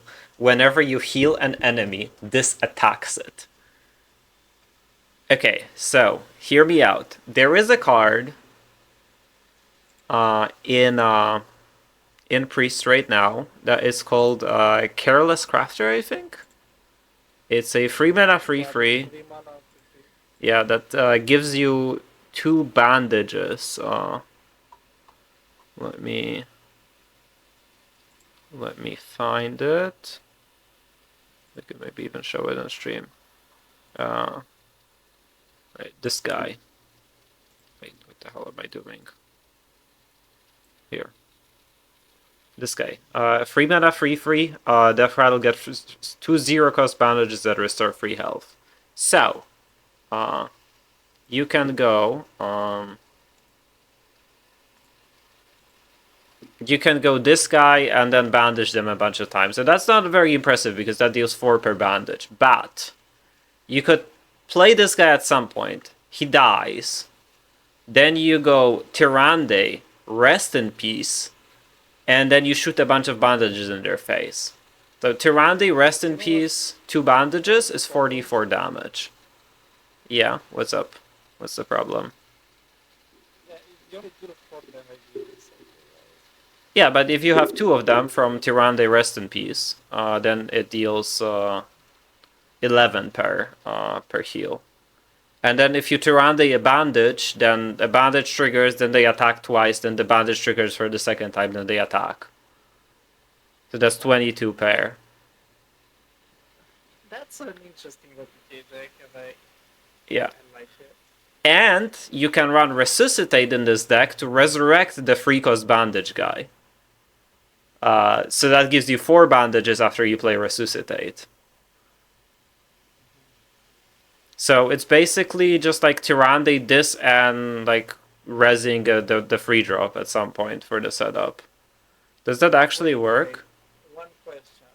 I think so. Full HP and you heal me. I Does it count that you healed him? As far as the wording goes, I think yes.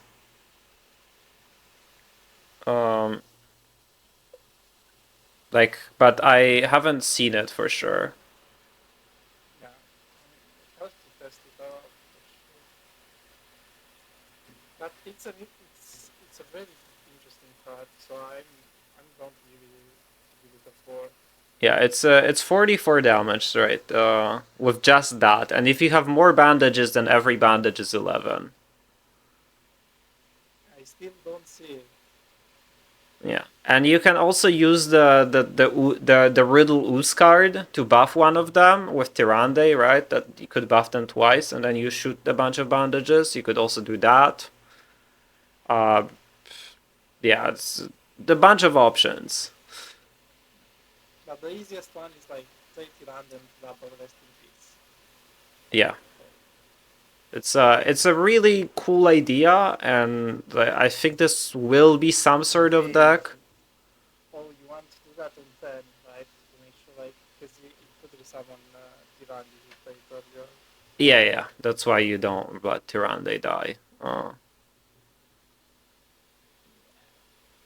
Yeah, I mean, you can also skip the rest in peace part, and you can just play Tyrande, and then you play this from hand, and you buff its stats with the ooze, right? Like that you could also You do. don't even need Tyrande. I think you just go double rest in peace, and that's it. You play this guy without Tyrande. Yeah, you could also do that, and you could do that on 8. Yeah, or on 7, you go going this on 7 and then double rest in peace. Oh, right, yeah. Even on 7. You have to have time to play a 7 mana 7/7. Well, you can. If they have a board, you can play this 7/7, then bandage their minion, and then this attacks their minion and life steals you. So it's really not that hard to fit in the time to play this, because you can just go attack something with it. Yeah, I like it. I'm gonna give it a 4. Alright. I'm gonna give it a 3 because I don't think this is gonna be like meta warping, but this is a really cool card, and it's I think that might be it's definitely top 3 of the coolest cards of the set. It might just be the coolest. I'm a believer. I want this card to work. Yeah. Fuck you, TikTok. Do I ban TikTok? It's funny. It's funny. You have a certified hater in chat. Alright. There is a Story of Abara, 10 mana, set your hero's health to 40. Okay, it's a one. I'm gonna give it a 2 for Aviana Priest, because you can discount it with Twilight Medium so that it costs 1. And then it's kind of playable. Right, yeah, this card's not really it. I'd rather play Zilly if anything else. I don't know. Yeah, but I would rather play Zilly too, but I just want as many cards that do something as possible in that deck, and that's one of them. True. Okay. Just giving it a 2 for Aviana Priest. Dude, the chat is going crazy about this card. 4, 4. No, there's no way. Alright, reach Equilibrium. 10 mana. You're skipping a turn if you play for 10 mana. Over plus 10 mana. Yeah.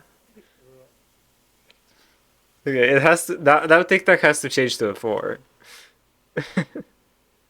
Okay, anyway, quest.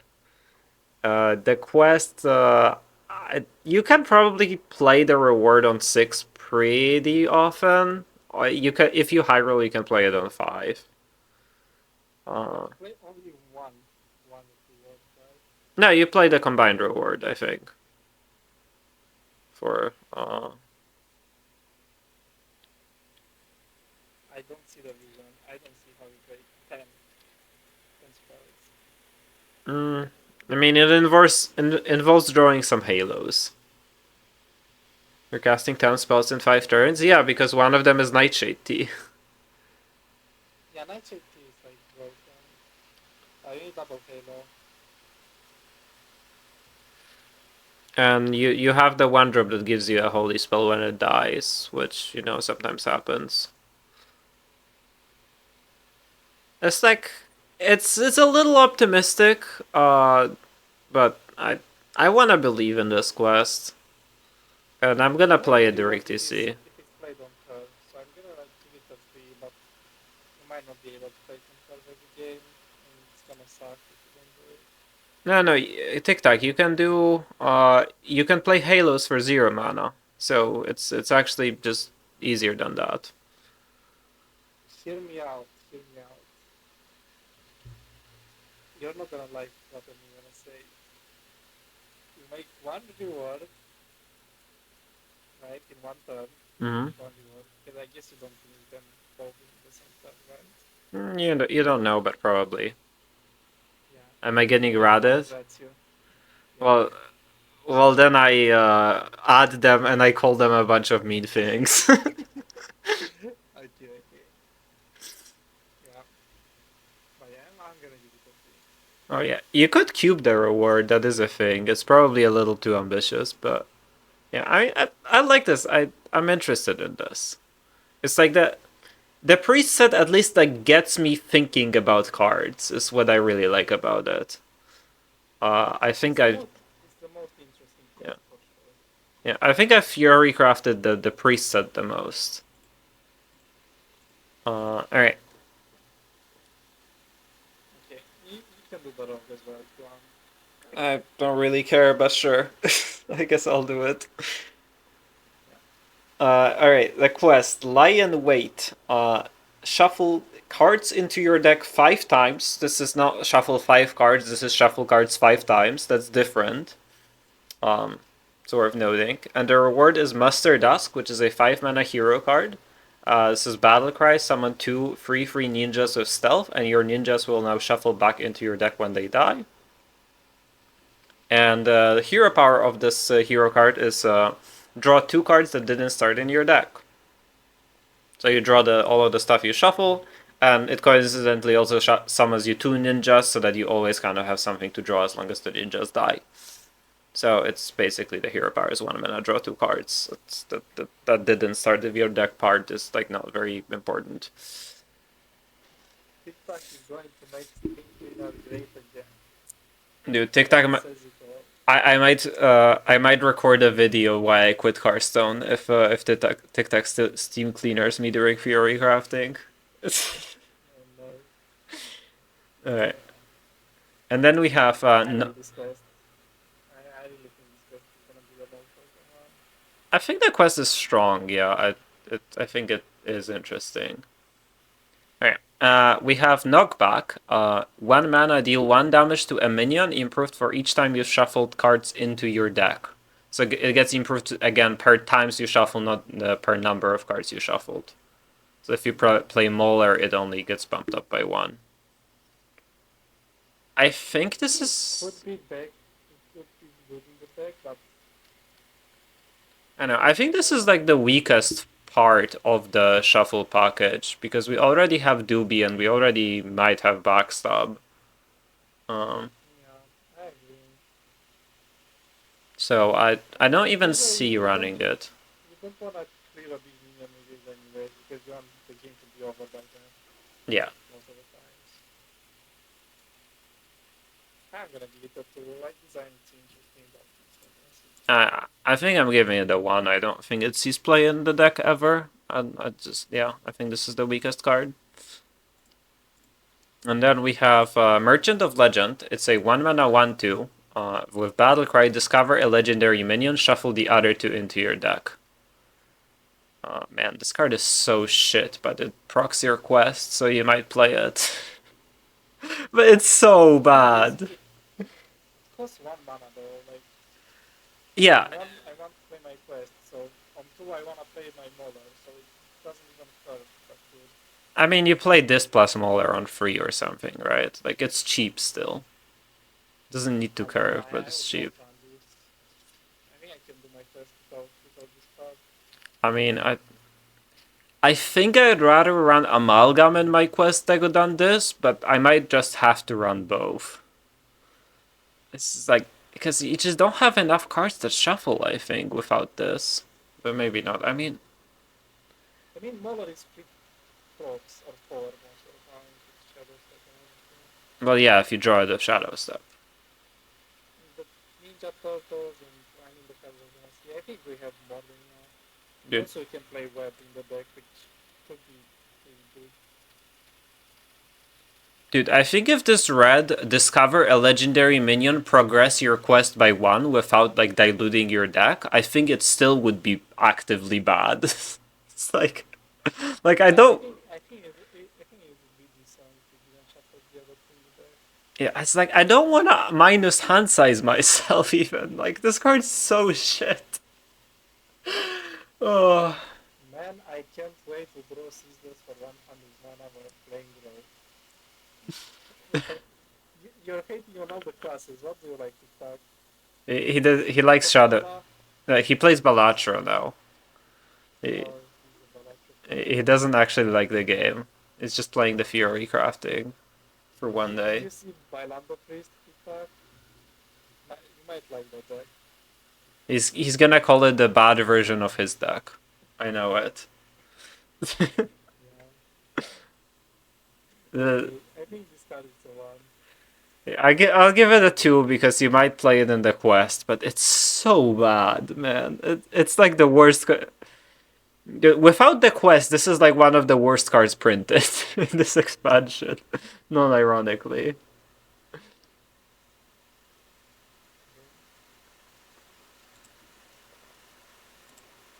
Cultist map. 2 mana, Shadow Spell. Discover a card from your deck. If you play it this turn, also pick one of the others. This is just a 2 mana draw 2, and it's for Rogue, and also you get to first pick a card that you want to play this turn, which might be a Shadow Step or a Preparation or something, which goes 0, and then you get to pick your casts when drawn, so that you just get the card for free. I think this card's super nutty. Yep. It's one of the better cards in the deck and in Rogue overall. And also, like, even in like Cards Rogue, this is good, right? Like, if you're out of cards, you pick your Ashamain or you pick your Ziliax. And there you go. And if you have plenty of cards, you pick your Prep or whatever or Shadow Step for your Scoundrel. think it's a 4, and I think it's gonna be busted. I think it might be one. It is probably one of the best cards of the set. It's from your deck, man. Like, if it finds prep, it costs 0. Like, it's so good. I think you even played in cards roll, so yeah. Ice in the Sky, 2 mana, 2/3, Battle Cry. Look at 3 cards in your enemy's deck. Pick the one to put on top. 1. Yep. I'm not interested in this effect. If this was a 1 mana 2/3, I would play it, yes, but I'm still not interested in this effect because this is just 2 mana 2/3 of no text to me. I forgot to play with 20 traps and 10 steps. I mean, like Rogue has Get good, man. Rogue has like 4 cards that it relies on. So you just wanna have those every game, and that card does that. Anyway, Interrogation, which is a 2 mana, shuffle 3 free ninjas with stealth into your deck that are summoned when drawn. Well, this is what pushes the quest, right? I think this is one of the better activators. I mean, this is the second best activator after Mauler, I think, or maybe after I mean, Insidious is not really an activator. You wanna have Insidious after your quest is done. So this is the second best activator after Mauler. I think it's a free for me. Just yeah, good card in the deck. I don't think it sees play in any other rogue for whatever that's worth. So it's just as good at. It's insane tempo when you go the PCs, I would say. Yeah, but what if you don't, right? Like. Yeah, but this is why I like to try to do the quest early. I mean, the thing is, like, Warlock had this card, it existed before. It's called, like, Rift of Summoning, whatever. I don't even know what it was called. It was Seed of Destruction, what it was called, yes. Not Rift of Summoning, like, Summoning Rift is the League thing, whatever. Anyway, Seeds of Destruction, it was called Seeds of Destruction, and, the card was shuffled 4 free frees into your deck, and it didn't see it. It's still virtually 0 play. So this is, I mean, this is in Rogue. Rogue is higher tempo. Rogue can prep it, but I don't know. I mean, I don't think this exists without the quest. I think it's just as good as a quest is. Yeah, I'm gonna give quest a 4, so he's right, but he decides a 4 as well. Yeah, I'm going 3 then. Ambush Predators. 3 mana shadow spell. Summon a 1/1 spitter with stealth and poisonous. Kindred. Do it again. Okay, I already rated it, but I don't need to elaborate further. I would love to give it a 0 if I could. This is a classic 0. Sure. Actually, can I remove my rating? Alright, Nefersed Weaponsmith is a 4 mana 5/4. Battlecry, get a random weapon from another class. Combo, give it +2 attack. Worst card of the decade? Are you sure about that? Because we are looking at another card right now. Oh god. Yes, like. I mean, this can hit Foam Render sometimes, and then it looks like the nuts. It also can not hit, like, it could also not hit Foam Render, and it looks really stupid. So I'm gonna give it a 1. Yeah, I'm gonna give it a 0. Ideally.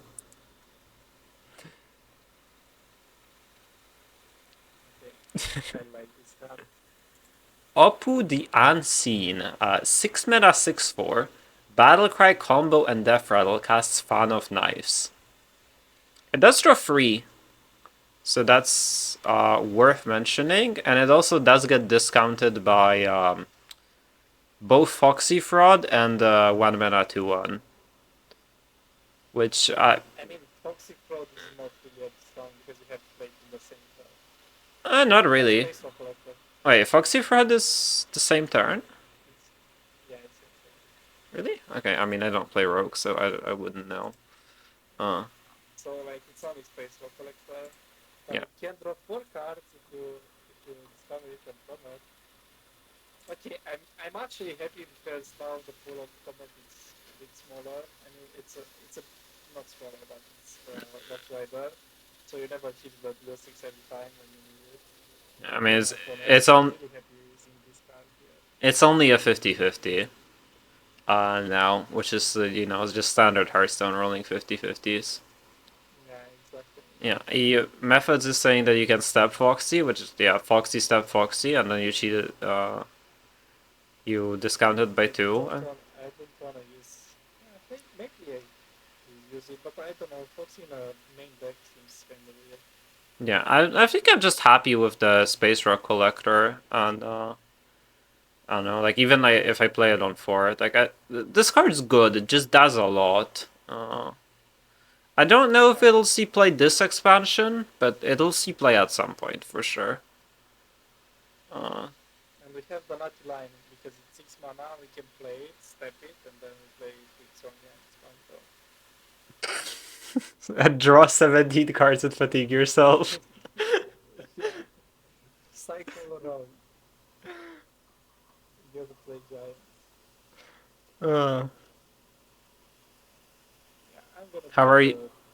How are you comboing 6 mana? Let me introduce you into my friend Metal Detector. It's kind of a busted card. I don't know if we've seen it.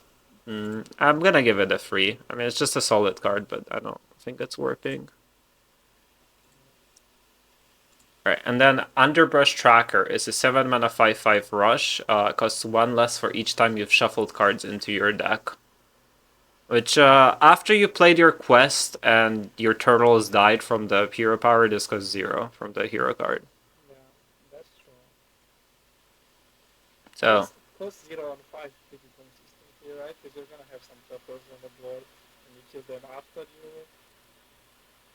you could do that, yeah. hero. But then you're not going face with your turtles, which is, kind of silly.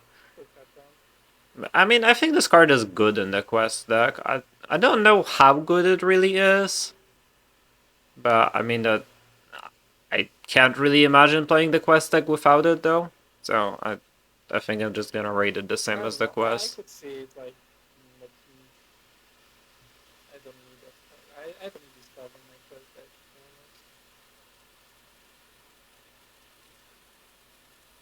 Alright. It's just a 5 mana with dash, 5 mana 5/5 with dash. I mean, it is a lot of stats that you put on the board, and it is reactive. God, I could see it being good, but also it might break my draws. That's what I'm scared of. Like, if I thought like this, I'm gonna lose it. That's the point. Yeah, it's a little bad. Like, it's really bad to draw it early. It's true. And if you're playing Playhouse Giant already in the deck, then yeah, I mean, I guess it's the question of, is this better than Playhouse Giant? And I think the answer is no. I low-key think you don't play neither of those. That is a bold claim. Yeah, I think this is worse than Playhouse Giant, so it might actually not make it in the deck though. Giants, I could see that better, but I think you just don't play either of those, and you tempo the 3 Maybe. I mean, I can imagine that. So you've talked me down to a 2 on this one.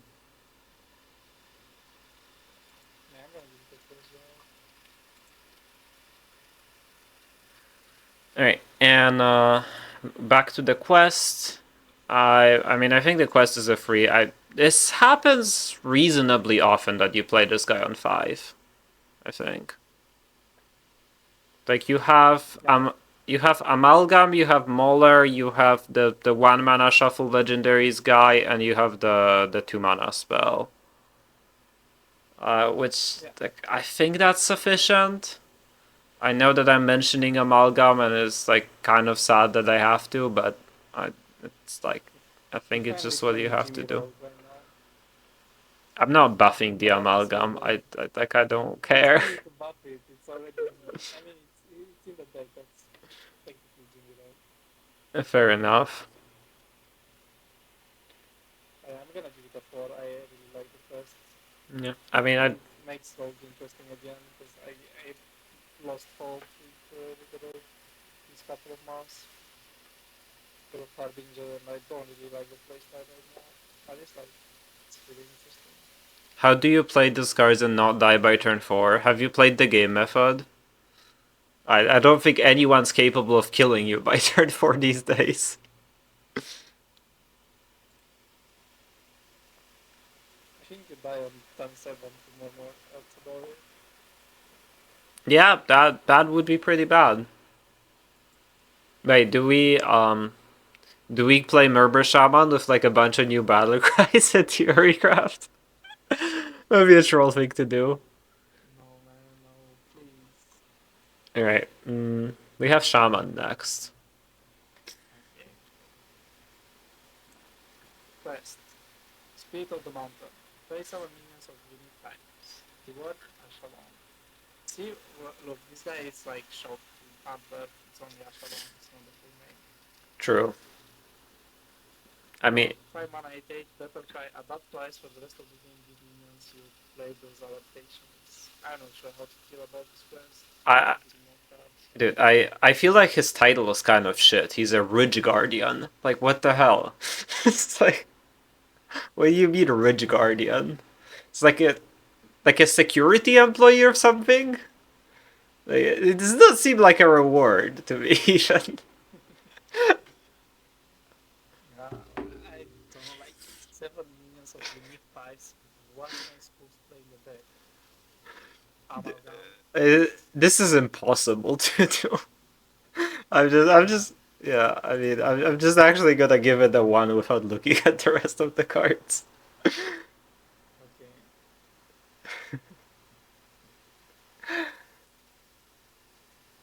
Okay. Mountain map. 1 mana red. Discover a minion with a type you haven't played. Play this turn also pick one of the others. I mean, this is really helpful for the quest. I'm gonna give it a 2 because it just maybe makes the quest work. I'm not sure. I'm not playing the quest, man. Yeah, I don't care. I'm not playing the quest. Hit the one, okay. This is gonna be a fast one then. No. I mean, there are some 2 interesting mana. cards. Okay, 2 mana, 1 2, Cinder Fiend, Death Echo, summon to 1, Sizzling Cinder. And another Sizzling Cinder, we've seen it before. It's an elemental and a moonlock. I mean, is it worth it? I mean, if Not sure how to feel about this card. there is like the whole Sizzling Sinner support, as far as I know. Okay. Okay. I'm gonna give it a 2 for now and just see if I'm gonna come back and look at something else. Yeah, I'll But I go wanna with the see the same. idea of cards. Yeah, I'll go with the same because I'm not actually familiar with that deck. Okay, 2 mana legendary, 1 5. Rama, Steelstone, your elementals will 1 extra from me. Yeah. Why So not make it a 1 6 like the parrot from Priest? I don't know. I mean, this card is, I think, really spooky because if you have like a bunch of sizzling guys, then that like it makes the Death Rattle missiles do 2 damage each. Yeah. I So like this card. I think it's really good tempo as well. yeah. I'm kind of surprised that it didn't make her an elemental. It seems very not thematic.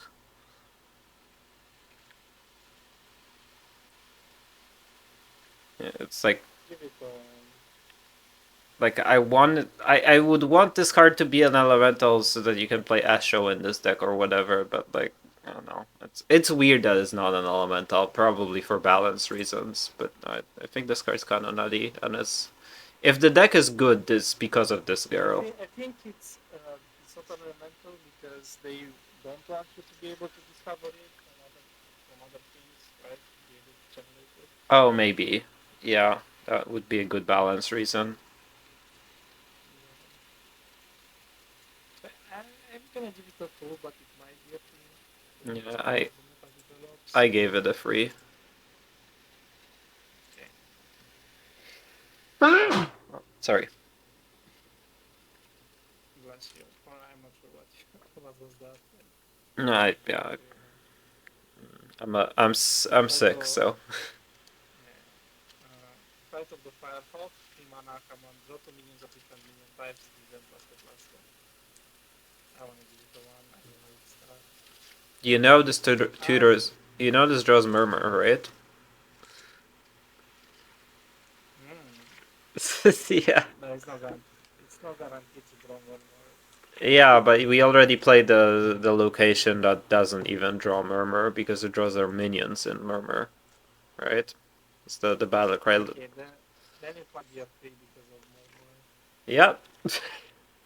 I mean, it might be a 4 because it just fucking makes murmur so good. Like But fucking Murmur, man, like, delete that deck, it's not balanced. Like, it's, why am I getting triple Giraffe and 7 to die? I think I'm giving it a yeah. I think I'm giving this a begrudging 4 because the Seas play in murmur and it's I And it also doesn't die to explosive ones anymore. yep. The fucking toxic card. Not this. Please. I mean, nerf Pass. delete murmur. Exactly.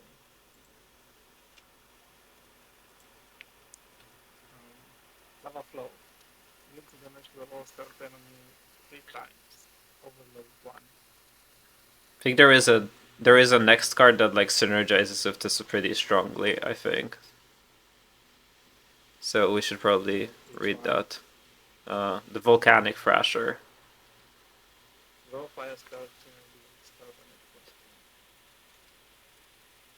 2. This one might be interesting. The stats are decent. It's a elemental.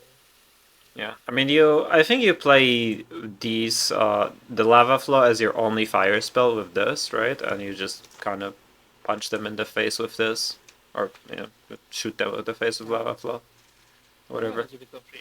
Looks like an interesting combo to both cards. I'm gonna give it a 3. Yeah, no, I'm not thrilled about the shaman card, so I think I'm gonna give both of those cards a 2. I don't know, maybe.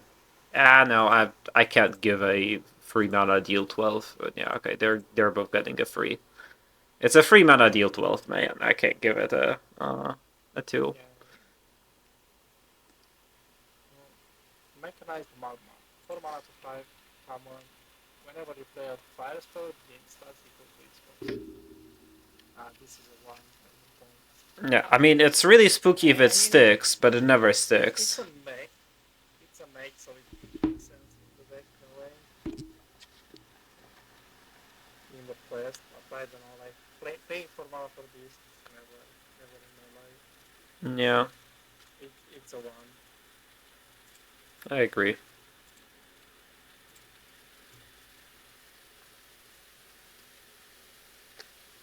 Slug Claw. Yeah, it's the This is lo- a card you revealed to the yeah. This is the card that Lorinda revealed. I couldn't pronounce it. 5 mana 3/4 epic. Battle Cry summon 2 to 1 Sizzling Cinders. Trigger your Sizzling Cinders death efforts. Yeah, this goes pretty hard, right? Bad. Yeah, it's like, especially if you have some more sizzling cinders on the board already, it just like super pops off. Wait, is the quest summon or play? Because you are. It's play. I mean, It is play. this is a dragon, right? I see what they're doing with this deck. They just like made all of them an elemental, and they give all of them a second random tribe, so that it completes the quest. That's actually a lot of support. Yeah. I really like what they did here, even though like the first word is not that great. It's not even for someone, which is kind of sad. Wait, But I really like this card, and I think it's gonna be a very strong card, right? I'm gonna give it a 3, but maybe a 4. I think it's a free. Does it mean something in British slang that I'm not aware of? The slack claw.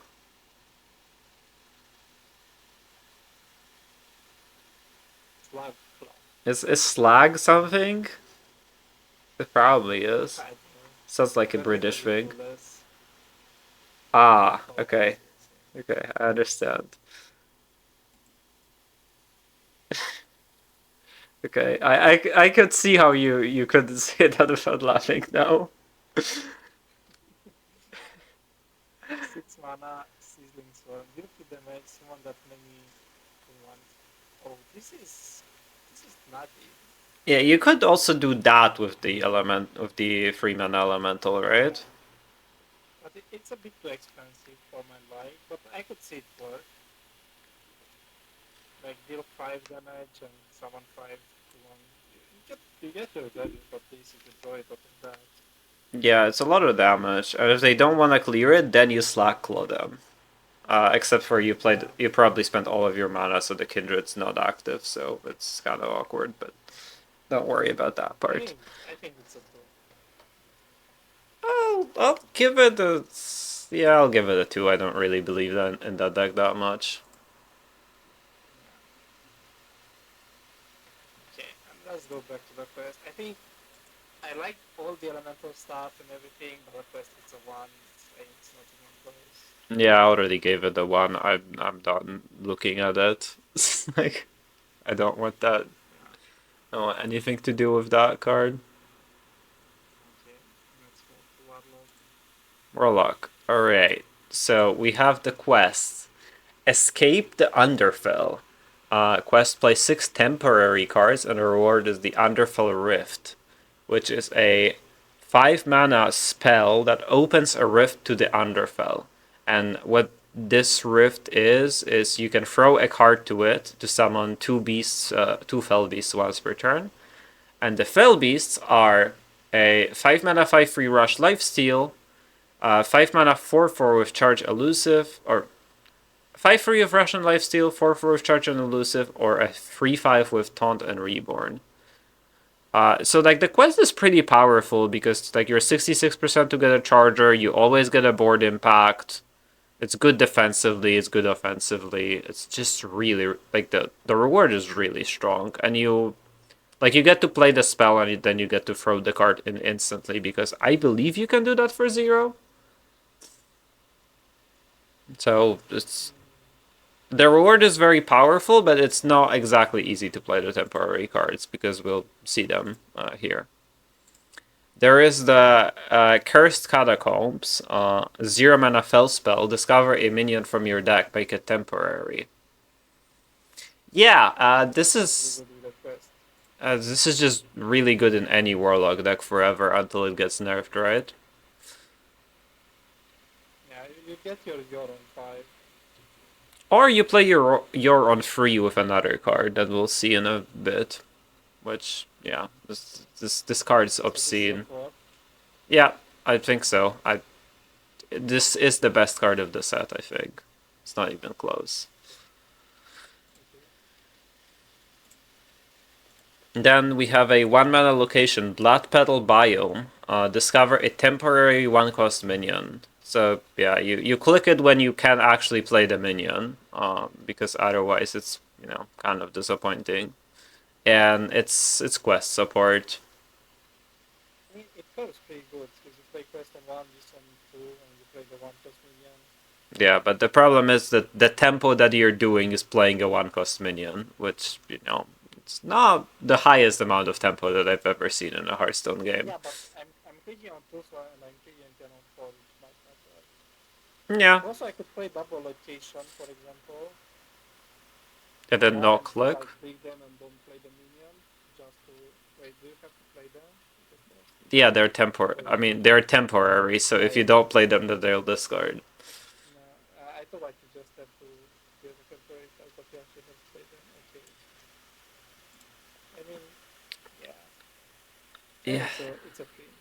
I'm gonna. It's good with the quest. I don't know. I mean, I guess it's one of the better quest activators. I'll give it a 3 because I want to believe in the quest. Alright.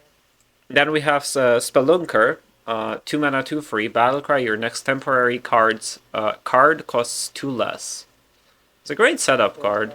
Yeah, it's It's one of the better cards. It's just it's a 0 mana 2/3 a lot of the time, and sometimes it's gonna be better than that. It's a 4 for sure. I don't know if I'd go that far. I, hmm. I mean, but it can be really, really good. It's like, I mean, obviously your on free is sounds ridiculous. I don't know if you play Spelunker in those decks.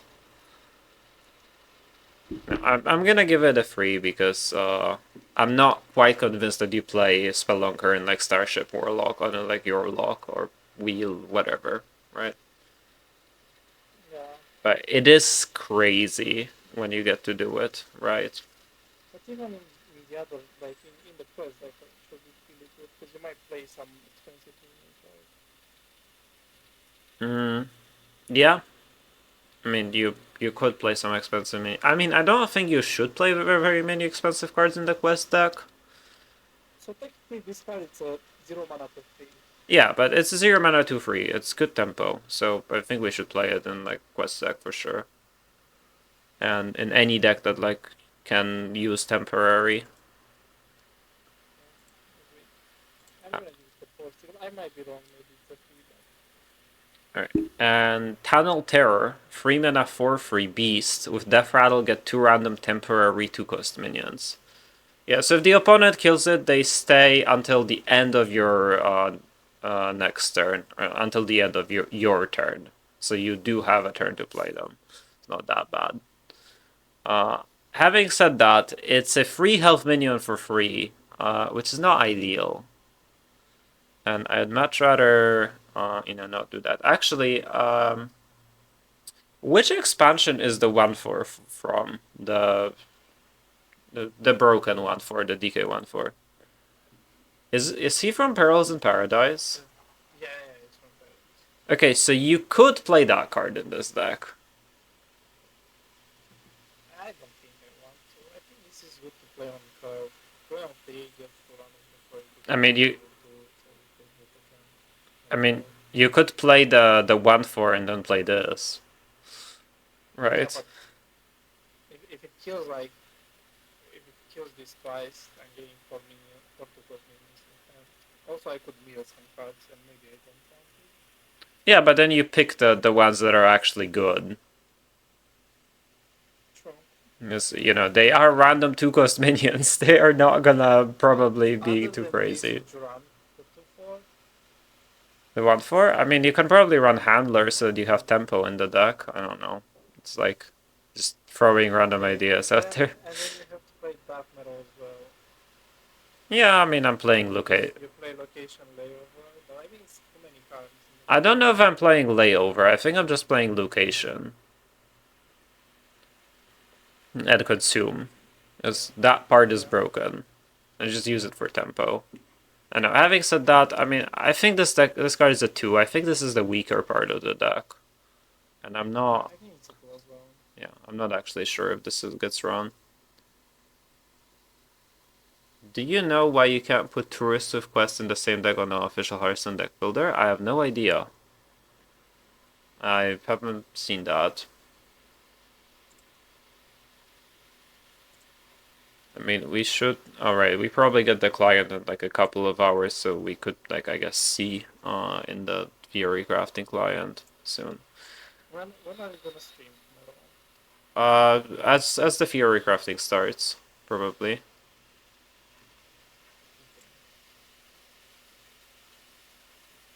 Not sure exactly when that is, but I think it's 6 the European time.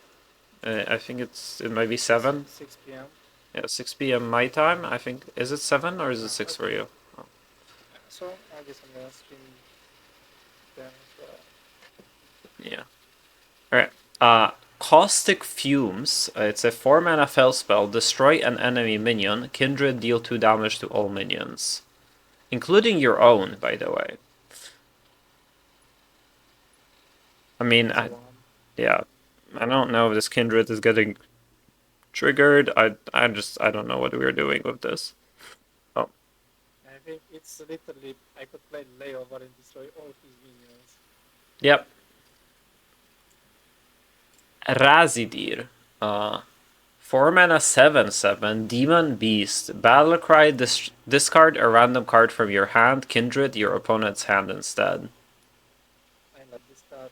I like this card in my opponent's hand.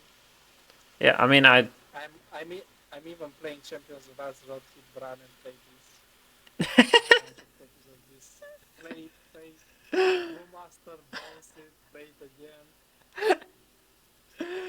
I think I'm just playing a tempo deck. Like Quest is probably a tempo deck, and it just goes in the tempo deck because it's so many stats. It's a 7/7. It's like they died. I'm gonna give it a 4. Yeah. Yeah, it's a 7/7, and I discarded their layover, so they can't clear it.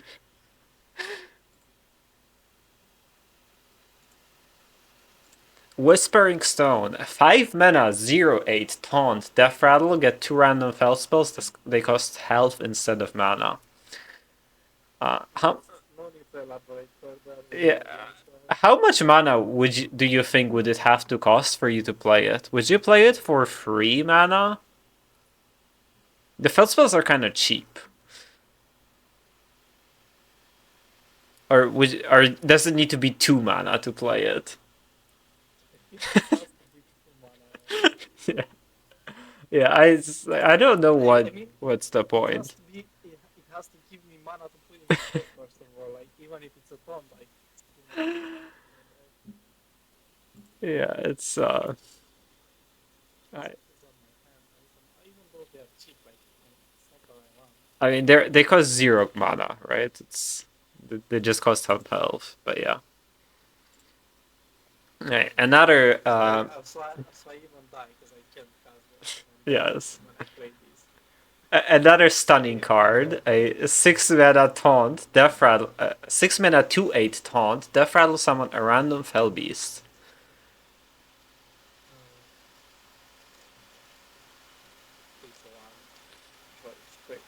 Yeah, this is a lot of stats. This is like comparable to Clay Matriarch, but Clay Matriarch has synergy and it also still doesn't see play. Yeah. It had synergy, it doesn't anymore.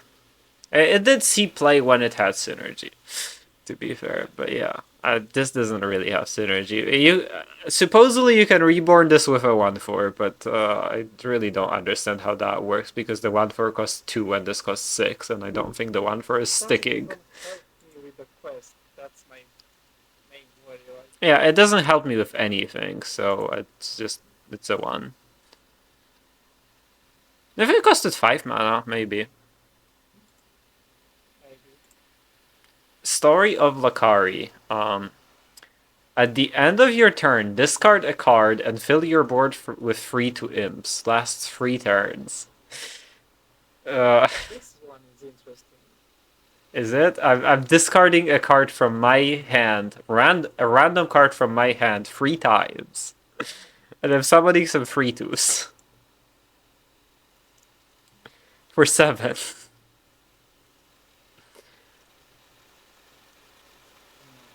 I feel like this goes. This is one of these cards where they've decided that they're gonna make a story for each of the old quests, and they had to come up with something for Warlock, and then they were like, "Well, god damn it." It's like this. There is no hope here. It's as hopeless as the old Warlock quest. Yeah, maybe I'm going to use the one also. I mean, 7 mana, that's the main problem. Yeah, and it's just some 3/2s, right? Like the 3/2s just get cleared because like you spend your entire turn doing They are this. annoying. They get cleared once, they get cleared twice, but even the third time, like, they get annoying at some point. Yeah, but you're discarding 3 cards from yourself, and then you're also. Okay, and what are you doing on turn 8, right? Like after you play this on 7. Like do you not want to put stuff on your board? You kind of don't because it's gonna be a 3/2 anyway. It's like, yeah, I just kind of don't get the idea of this. This card is a good, like, when your head is empty. That never happens in Warlord, so Yeah, it's a good arena. It's a good arena card.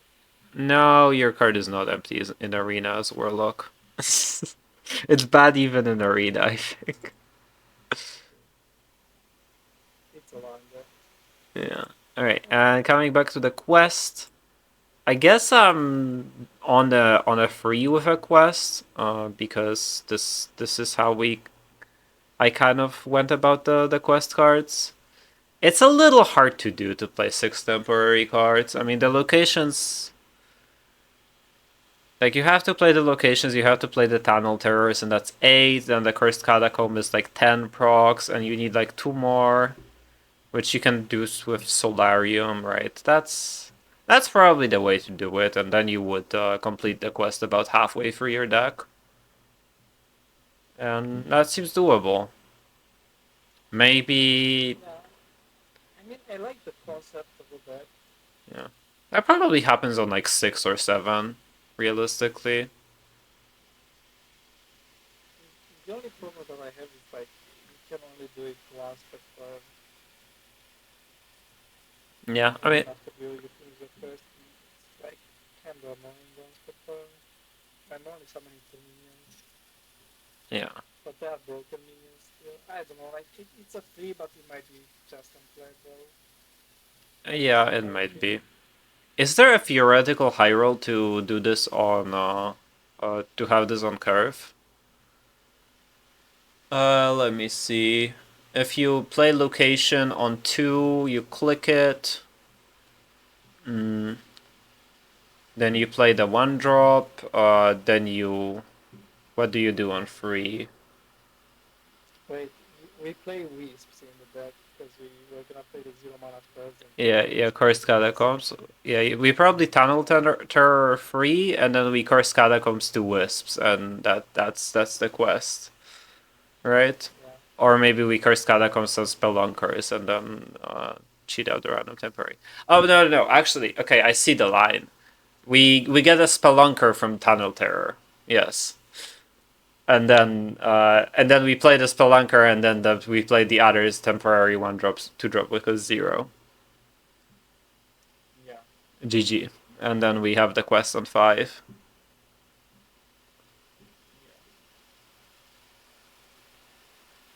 Okay, I mean it's a thing. Sure. Overall, it looks interesting. And the other thing is, throw a card in to summon 2 random terrorists. Like I need to discard the card.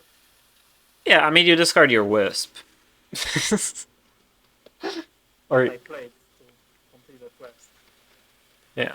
I mean, or you have like the location and you play the location and then you throw the temporary 1-drop into the portal, right?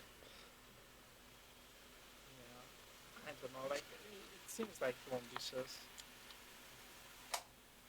Yeah, maybe. I want to do like pretty broken parties during this time, but I don't. Yeah, maybe. I mean, you throw the random temporary cards into the portal and then you play your tempo game and maybe that like gets somewhere. Yeah, I guess that's like that that's what it gets there, rather than the quest itself. Yeah, just you Just tend to the cards. or you play Kill Jaden and throw demons in there. Aren't you drawing like 1 demon per turn? I guess you're a warlock, so you're drawing 2. I don't think so. Does this quest beat? Oh god. Somebody is spoiling the party and saying, does the quest beat the full board of 10 drops? Oh, shut up with the full board of 10 drops. We don't think about that. This might be my most my most favorite quest. Really? So it's so funny. Survive 10 turns. Like I literally don't have to think about it. I literally have to play the game. I don't like this. I actually kind of hate this design. I want to do something for the quest. Why? What do you mean I gotta sit there for 10 turns to get my reward? I want to do things so that I can get the reward faster. This quest is genius. Like put all the removal in the warrior, gain some army of yours, whatever, and then you get your win for after all. Yeah, I think I would have preferred for this quest to be like let's say repeatable quest, gain 10 armor, and the reward is shuffle a random on Goro reward into your deck. And then you keep on repeating that every 10 armor. I think like that would be a very cool design. I don't like that they have to wait until turn 11 to do this. And I think this one we can like really rate without the support because like it's just kind of a standalone card, right? Yeah. I mean, I'm not sure if it's gonna be, but it's all like if I don't only remove can I get there? That's my question. Um, As much as pretty often get the third turn. Yeah, I think you can get there. Like you have Brawls, you have Chemspell Tortola still. You have some new removal. Now we got. I like it. This first just AFK and win. I And you believe. don't even have to play Marin KJ anymore. That's the part I like it. I don't know if these rewards win the game, man. I mean, It's the portal I think wins the game and time more well. maybe. And I think we can play, for example, if we get there with new fights, Crystal Core, Time Warp, and the portal. Yeah, I mean that is pretty strong. Yeah, and you can also throw in a Galvadon with like Wind Fury or whatever, and Yeah. a bunch of plus attacks. Yeah, I like this quest. I'm gonna give it a 3. It might be a 4 in my eyes. Yeah, I'm giving it a 3. I think it's gonna be played in Warrior because Warriors are control. So yeah. So I kind of agree. Let's see. Stone Harbor. At the end of 2 mana, at the end of your turn, choose one random heavy damage minion +2/+2 1 4. This can target itself. So Yeah, this one it's pretty good if you manage to play the 1/5 Tortola, and then play this and buff it. Because sometimes like killing the 1/5 Tortola is pretty difficult. okay, so hear me out. So you play the Enrage location, the one that deals damage to Yeah. on that you play that on 1, then you play Stonecarver on 2, and you location it, and then it's a 5/5 that keeps growing. Did I convince you? Yeah. This is kind of nutty. I like it. We play that. No, I mean it's not gonna be in the quest deck, but Yeah, of course not. It's like a different deck. I don't really know that's a deck because you have to play Tempo Warrior, and that has not been successful since I don't know Risky Skipper, I think. Uh, but yeah, I think this is very strong. yeah, I like it. Yeah, I'm gonna give it a 5/5. yeah. I'm Yeah. gonna give it a 3. Yeah, I'm gonna give it a 3 and see where that goes. Okay. X of 4 fathers. 3 mana to attack with your ability. After your hero attacks with 1 damage for minions. I think it's a really good removal. Yep. This warrior kind of struggles with removal, and it's a weapon, so it doesn't play into any secrets and everything. Yeah, and it's just like also I, yeah, it just also kills everything, right? It's like yeah, like I really like this card. I think this card might be a 4. It's really good removal. Saver says this weapon is supposed to be 2 mana. I think this weapon is really good at 3. Like Yeah. there used to be Blood Razor, which costed 4, which is basically this. It was a 2/2 weapon, Battle Cry, and Death Rattle deal 1 damage to all minions. Which is like basically the same text than like this. And like the Blood Razor was a good Hearthstone card, granted a long time ago. So I think this weapon's also really good. It's a 4. Yeah, and like Warrior struggles with these kind of tiny boards now. This kind of solves that problem. 3 mana, 45. Gain 3 armor, deal damage equal to your armor to an enemy. Ah, this is really bad, right? This is not, I mean, it could be Yeah, good in the quest if you run all the removal in the world, but overall it's really bad. this is just Shield Slam but worse, right? Because Yeah.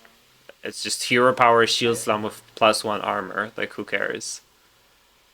I think it's like can be decent in the deck, like with the quest, and see just run all the removals if you don't run like the Tortola package, even though I don't think it never like you have to run the Tortola package, right? Yeah, I think you do. So might not have room in the deck. I'm gonna give it a one. I don't like it. Yeah, somebody is saying that this is old Bash with better upside. Are you aware of the fact that Bash is in standard and it costs 2 mana? So yeah, no, I'm not running this. This is a 1 to me.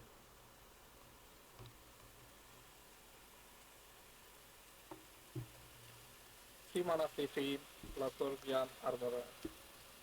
Petrify deal 2 damage to an enemy minion. If he dies, gain 5 armor.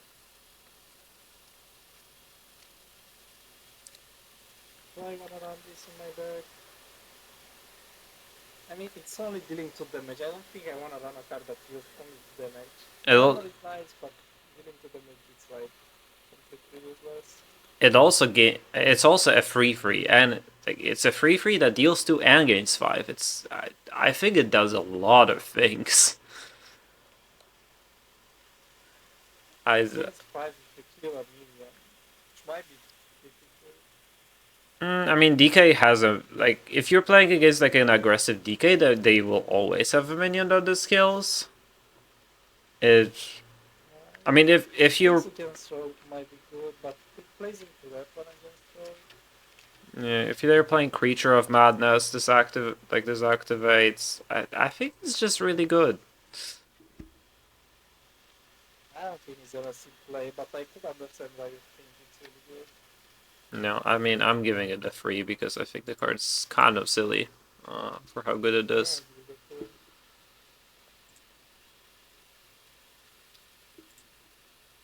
Okay, City Defenses. 4 mana, summon 2/06 utility return the guild plus 1 attack on window. I don't think you ever played this card. Nope, I don't think this is playable. I mean it's 12 health, but also, eh. I mean I don't know, man. Minus 1 card. It's 12 health plus but minus 1 card. I mean maybe 12 health is a lot. I don't know though. I mean I don't think I'm playing this in my tempo deck because in my tempo deck I have dragons and there are infinite dragons that I want to play that cost 4. And I don't think I'm playing this in my control deck because I have better tools that I think remove and it gain could be a life. good bait with the weapon. I mean, you play weapon and then play this, and then you wait for your opponent to develop his board even more to gain more value from the weapon. Yeah, but you play the weapon on 3 and you kill their minion, probably, realistically. Yeah, but I'm thinking of not swinging. That's the point. Yeah, but I Yeah, think do you. not swing. Play this on 4. Yeah, but I think you swing. I think you almost always swing on 3 with the weapon. I don't know. I mean, I'm not really thrilled about this. It's like, even if this is 1/5, it's not exactly exciting. Yeah, No, give it a 1. no, I'm giving it a 2 just because maybe, but it's like it does have a lot of HP or whatever, but I don't really see it.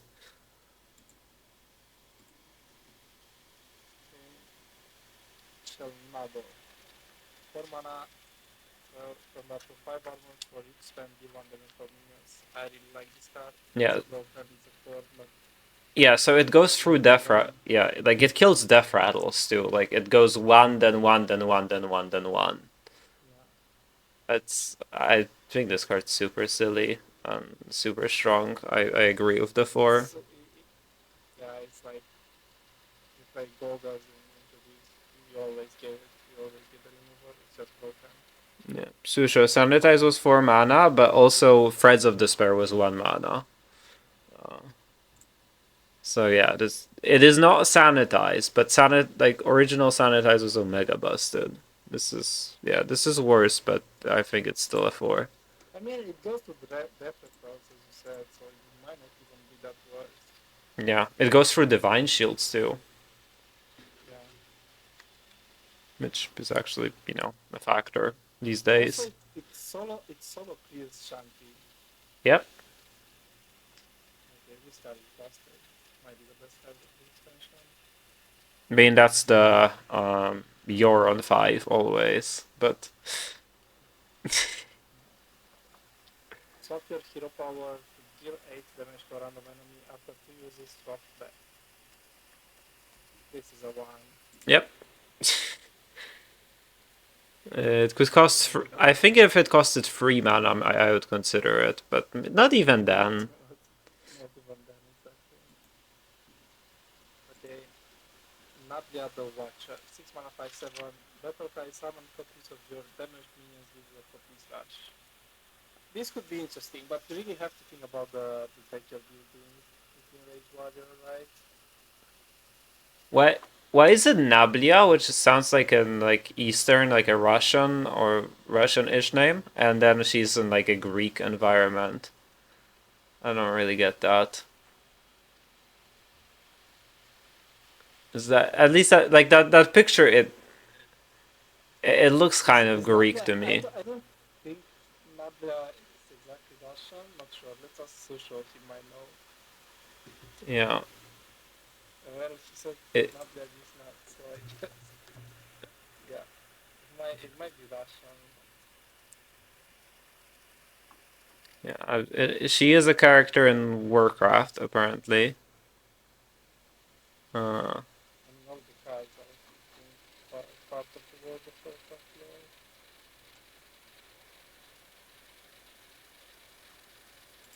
I don't know a lot of thing about this card. I mean, it depends on the deck. yeah. I'm not a believer of Image Warriors. I'm gonna give it a 2, but I can be decent. I'm not even sure if you play this in Enrage Warrior. It's so expensive, right? I guess it has like a large body, but like we used to play Blacksworn Mercenary. That was a 3 mana card. Yeah. And I'm gonna give it a 2 because I don't want to lose hope in Enrage Warrior, but that looks like one of the weaker Enrage Warrior cards. Okay. And the last card of the set. 8 mana 6/6 wing peak worm. Weird. Total 5 deal 5 damage and gain 5 armor, Kindred plus 3 less. What are the dragons that we can play? Yeah, so there is the 4/5 with taunt, and there is a warrior 4-drop that's 4 mana 6/6 that AoEs your board, and then the Fraddle AoEs their board. And I think you can play Gorgon's Armu maybe in that deck too, if you really want more dragons, which you might. Yeah, I think the 4 core is the one that you want to play with because it's pretty good, right? Yeah. Oh, and there is also Dragon Turtle, which is if you're holding a Dark Gift, and he's also a dragon. Yeah, so there is a lot that you would want that you would curve into this. So this is pretty much active on 5, I would say. Yeah. I like it, but I still don't think it's gonna be played. Like, I would rather take, instead of deal 5 damage, I would take deal 5 damage for minions. Get another minion.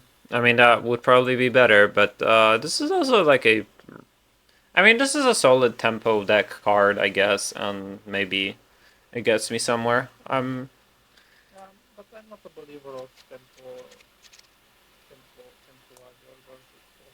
Me neither, but I'm gonna give it a 2 anyway because I'm going to try it at least.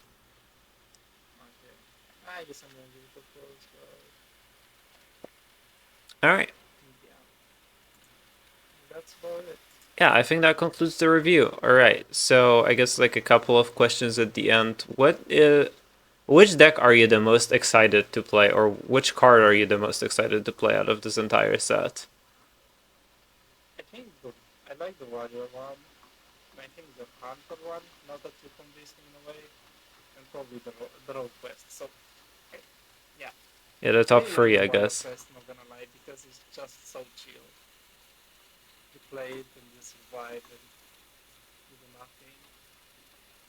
But the most satisfying quest that you could play is probably the rogue one, right? Yeah, we did neutrals at the start. For me, I think I'm the most excited to play both the priest decks, the quest priest and the rag priest. And I am also excited to play discover mage, and I'm also excited to play quest hunter, even though that one is probably not gonna be that good. And I want to play I think the quest DH. Man, I'm excited about so many things.